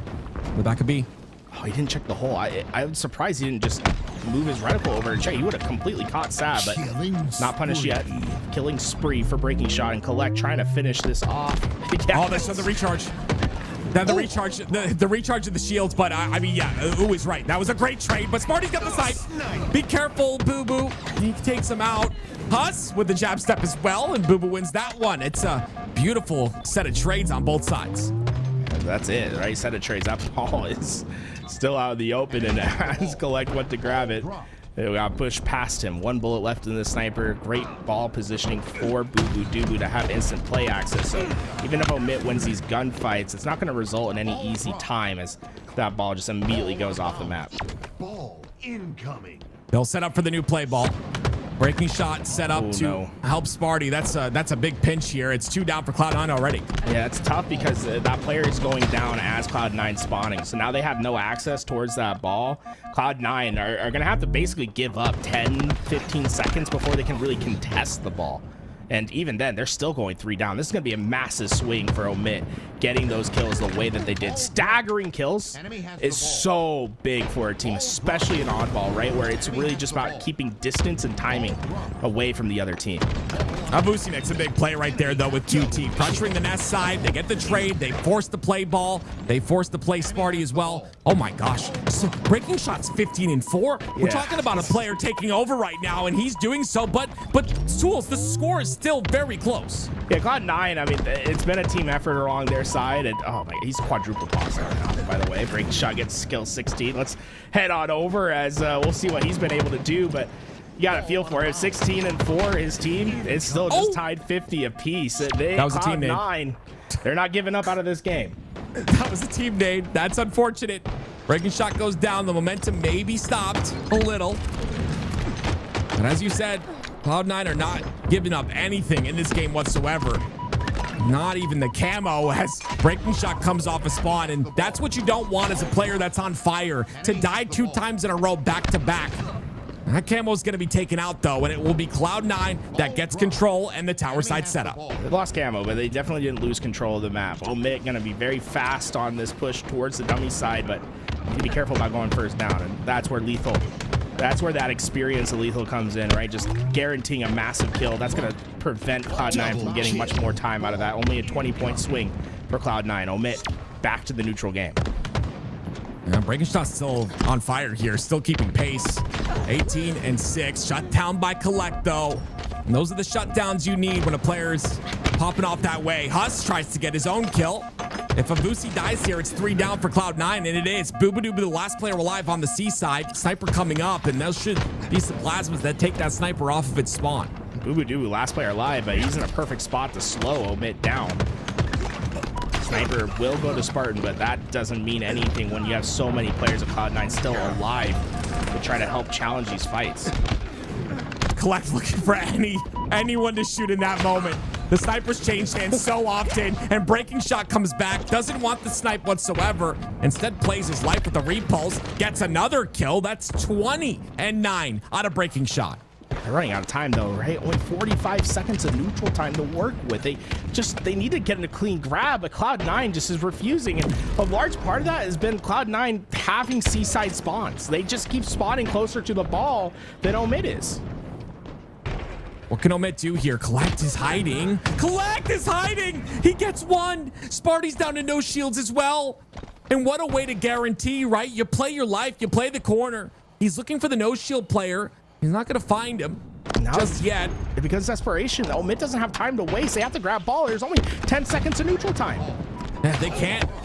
This man has the snipe in his hands. They finally take him out. Breaking Shot gets the ball. It's a race. Breaking Shot can definitely get away from them. He has ball on A. There's a player on Big Door as well. They have to take out this player on Big Door. Boobadooboo was really far out as well on the camo side. It's only 10 seconds. They're about to make up the deficit. Breaking Shot's playing this perfectly. He went from having all the slays to now getting the objective time. Oh my gosh, he's running away as well. They're creating space for him. He's just grabbing ball. He got the lead. It's only 2 alive for Cloud9. They only have a couple seconds. They're going in to touch it. The beatdown's out. The 0-second mark, and there it is. The first round goes to Omid. And Breaking Shot, think about what he had to do there. 20 kills to his name. It's desperation time with just less than 10 seconds on the clock. He runs, grabs that ball, and plays keep away perfectly. Talk about a clutch moment from the man out of rural Texas. My goodness gracious, to have a pop-off start like that, and then to get ball time at the very end. He's got most ball time on his team, but Collect is answering back. It's 5 seconds on the camo here. Collect pushing forward, Breaking Shot the first spawner, the first one left onto A side. Everyone else gonna spawn away. He's all by his lonesome right now, and that's gonna mean a camo for Collect and a sniper as well. This is about as perfect of a start for Cloud9 as you could ask for, right? You got everything, all the goodies, and Lethal sitting underneath that ball, but there's just nothing he can do. Boobadooboo just looks down at him and says, I'm getting time, and I like this bait spot. You have camo snipe, you might as well just put it in the open. Playing camo in the open with sniper. Be careful on the zoom in though. That glint is still showcased. And now he's kind of caught out in the corner here. Sparty can't get the shot onto him. The jiggle's so good. Oh my word, the trap has been set. Breaking Shot, the last player alive, and the jiggle is out, but he goes down as well. It's all 4 down for Omid. Yeah, just the strategy was to miss the shots and to make them feel confident on that challenge back. Collect was gonna always hit the final shot. They're able to stay alive, and more and more time for Cloud9. 50 points and counting of unanswered control. Cloud9 looks like a completely different team. The pressure continues here, and it all started with Collect, and now it's Boobadooboo taking the reins. 2 kills for him, looking for another one onto Sparty, but it's Collect that picks that one up. All 4 down for Omid. It's said once, it's said twice. They're coming off a spawn, and look at Cloud9 with the pressure. Yeah, they're able to get them right off their spawn. They're moving into gunfights, and think about the difference this time around. They've been able to shut down the player that was causing them so many problems before. Breaking Shot 20 kills in the last round. He has yet to get his first in the second round. It's been a big answer for Cloud9. He was clearly having an impact, and there he goes. His first kill in this round will come in the form of 5 perfect shots. Let's see if that's enough to help Omid get back into this round. 2 no-shield players if that spike hits, but no, it doesn't. He gets to stick on to Sab though. One player will scurry away. He comes back. It's Boobadooboo with a challenge. 2v2 situation. Collect with another couple of shots in a lethal. Gives Cloud9 the numbers advantage, but that ball will be played. So they'll have to wait for it. But 69 points of ball time for Cloud9, and they get camo as well. Yeah, that camo is going to be nice for Cloud9 as well. It's in similar spots to where Collect was causing just rampages before. Omit, it's tough. They need to find perimeter kills, right? They need to find at least something first, but right now Cloud9, they're just giving up all the angles towards ball. They haven't really cared about the ball until now. That was an opportunity where Omit maybe could have played through the middle of the map, but instead Cloud9 stayed on the outside. They won all their gunfights, and now it's just 30 seconds of holding this ball, and this round is over. Really like that play by Huss. We haven't talked about him enough, and he ends up killing Collect with the camo there. Just going to allow Omid to maybe take a bit of space, though, but Cloud9 just continue to pressure forward. Omid go 2 down once again, and now Collect has the sniper in his hands, and he gets 2!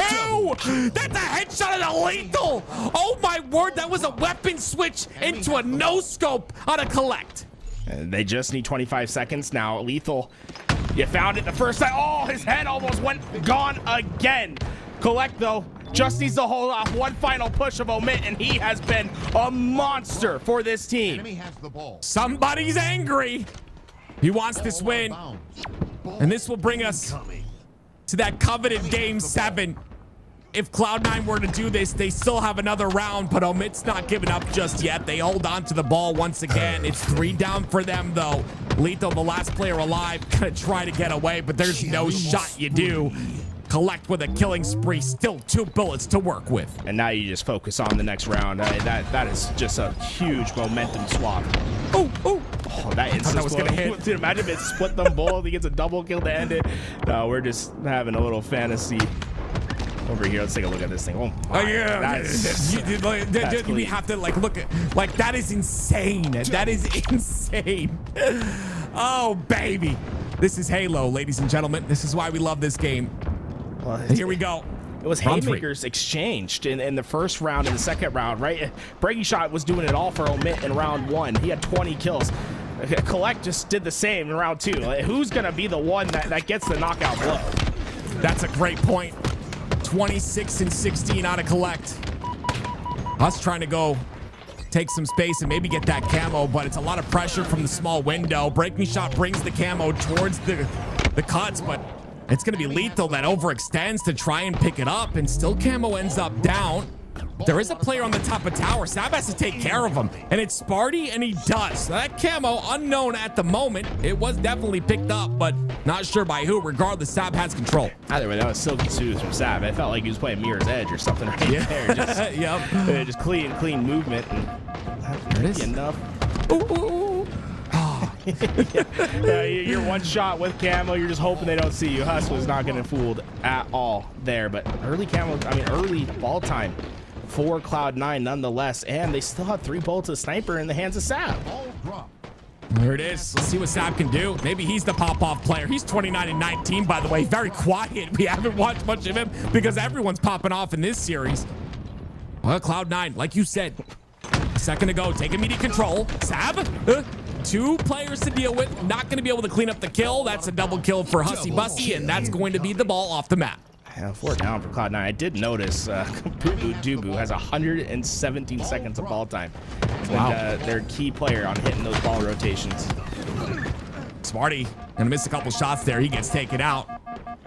That's gonna be a push here on the outside for ball. It's 2 down for Cloud9. They are rotating it towards the pillar side. Maybe not anticipating there's gonna be a Cloud9 spawn on that side. So there you go. Big shot rerouting. Oh, ball ends up dropping back down. There's the Sparty spawn on the A. So Breaking Shot looking for a lane towards A side to get some ball time. Just a 10-second differential early on in this game, but it feels like every second of oddball time is well earned. It is a knockout fight just to get towards that ball right now, and Collect somehow stays alive. That's a double kill for him, and he's not quite done yet. Lethal gets the damage necessary, but the camo goes away to Boo Boo Dubu. Oh man, he gets away somehow. That could come back to bite him. I'm not gonna lie. It's a lead for Cloud9 that's going to be deleted right now with some time on a Breaking Shot. And Boo Boo trying to find the flank. Avusi's really pushed up though here. This might be a bit too early. We'll see if Boo Boo can make anything happen. Well, it's not early. It's not too early at all. Boo Boo gets the first kill. Ball is down on the ground, so not really an impact. And Boo Boo gets 2. And here comes Sab with the third. And Lethal has to play that ball, and he does just that as Sab pops off with a snipe. Well, Lethal almost made a crucial mistake there. Sab's bullet went through the head instead of the shoulder. That would have been a lot of ball time for Cloud9, but Either way, Omit gets the reset, but I don't think they're necessarily loving their position right now. They are still feeling the hurt. Cloud9 has gotten a ton of momentum off these last few plays, and that doesn't seem to be stopping. The stick finally takes down the sniper. And that sniper going to go into the hands of Collect here, which if you've been watching the series could be devastating for the side of Omit. He's got 4 bullets to work with. Boobadoob's going to grab this ball. They'll have full A control with those couple of kills. Breaking shot goes down as well, so more staggered spawns come in. Lethal, oh, they repulse the ball outside the big door, so Lethal can grab that and decide to play it, and he does. Wow, that was an interesting repulse there. Well, sometimes, you know, there are unintended consequences of trying to stay alive. They were able to make Lethal play a bit early there, but you gotta think Cloud9 would have liked to have that ball still, but early recovery, right? Sav was very early to grab that ball, and no one from Omit was gonna be able to stop him. So what was a bit of a blunder doesn't turn into too much loss as they're able to capture a piece themselves. Oh, Collect. I think he has one more bullet as well. He's got a QT to work with too. It's about halfway. He gets this shot, gets the cleanup kill, goes back towards B. All around we go, and he picks up a repulse on his way. Collect is on fire. There's no way. Stop it. My goodness gracious. 35 and 22 out of this man. Yeah, he's a highlight reel whenever he's on screen. But that being said, it's still Omit that are taking the lead in this game.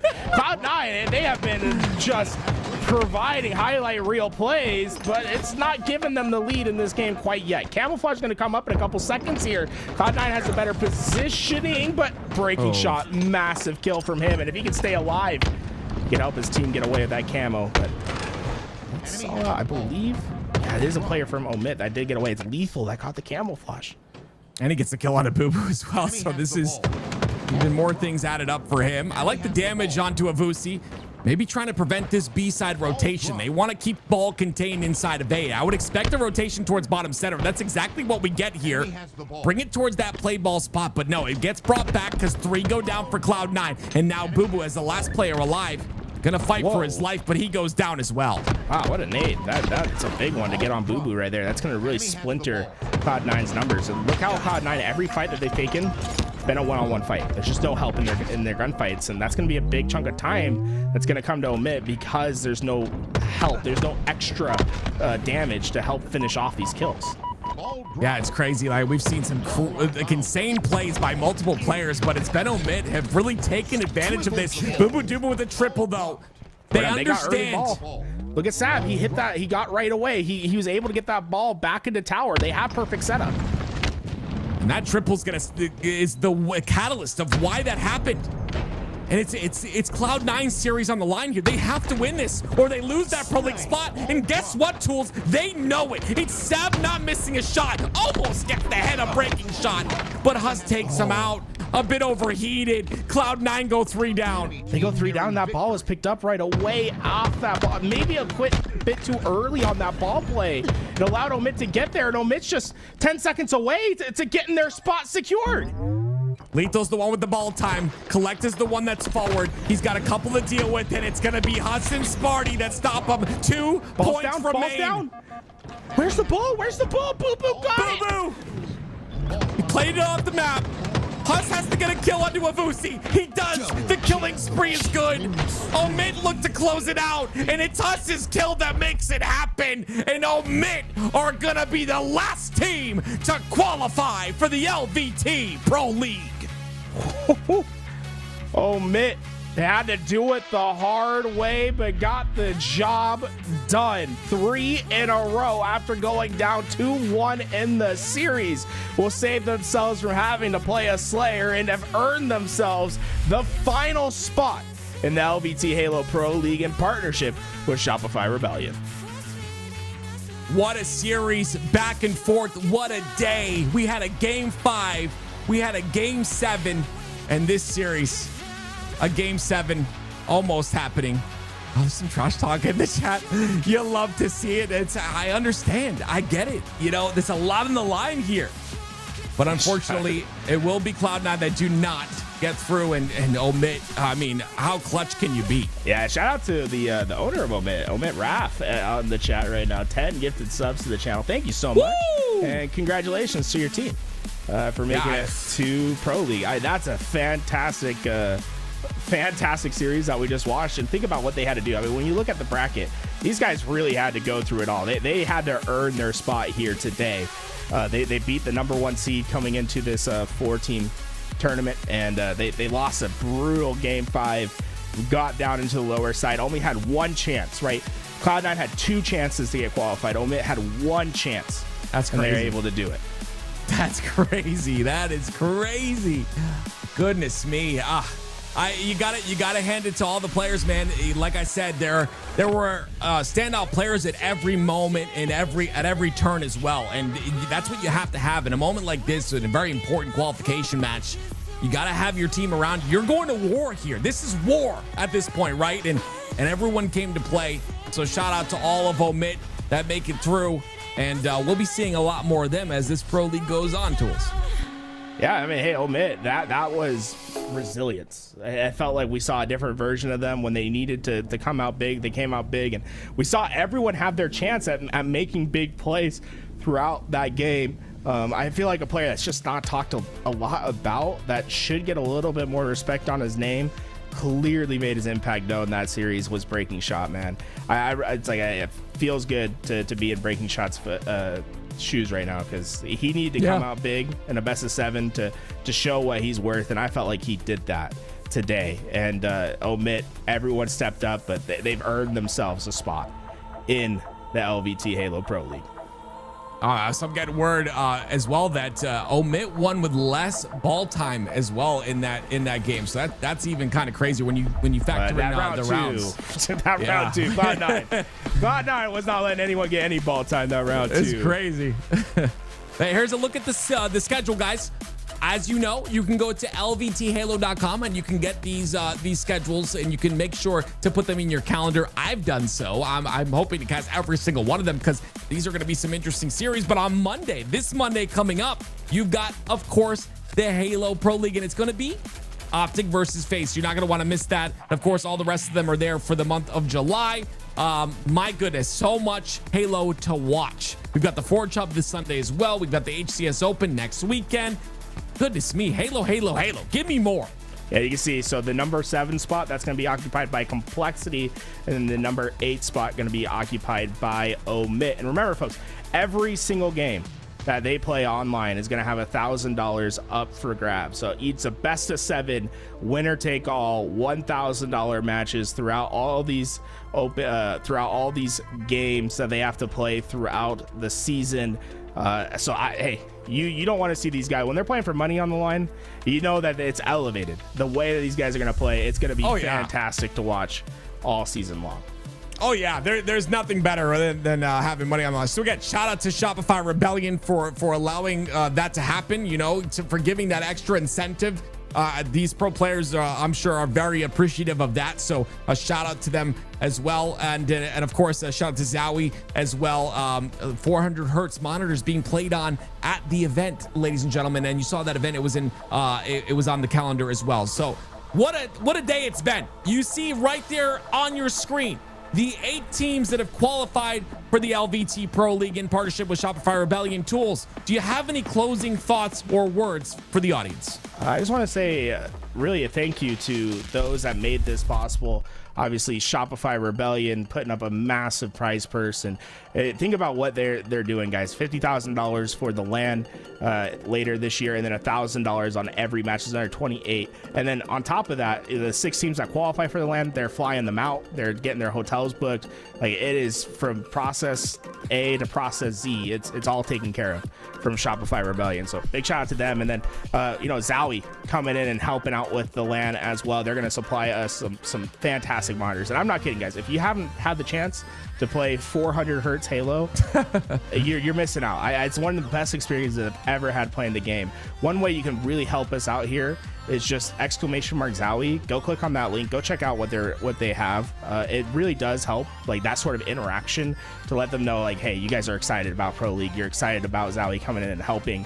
And who else? Like, the door's open. If someone wants to come in and help, supply something more for the Pro League, like, come hit our line, because we're ready to do everything possible to make this the best possible experience for the players, for the community, for everyone that's coming in. And shout out to everyone that's been helping with the Twitch interaction, with the YouTube stream, like giving subs, whether you're just following, subscribing, like all that stuff really does help us. And I'm excited, man. Optic versus FaZe, day 1, opening day on Monday. Like, be there. Let's get some hype going for a fantastic series. Well, ladies and gentlemen, we went to war. All teams went to war today, and now we have our 8 teams that have qualified. This has been the LVT Pro League. My name is Active, and of course, alongside of me is Tools, and we'll be back with some more LVT Pro League next week on Monday. We'll see you then.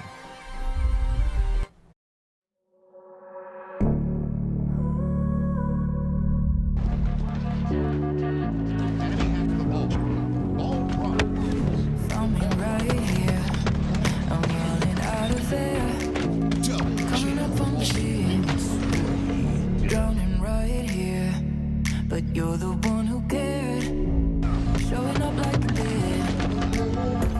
No matter what I said or did, you breathe me back to life. Felt like I was dead inside, but you breathe me back to life. One touch, and I am back like I never left my heart. It's all again, I got you to think again.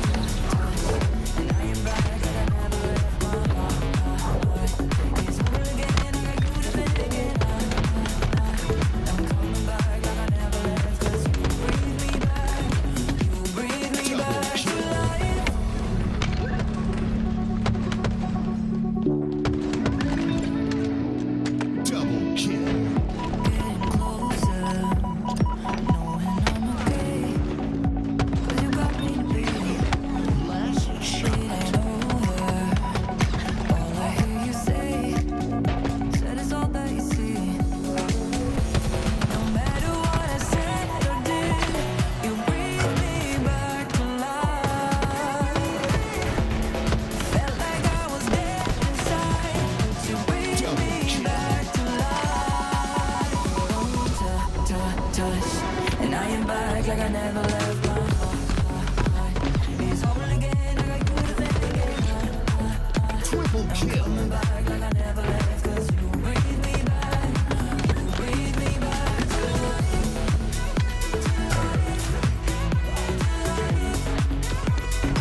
You breathe me back to life.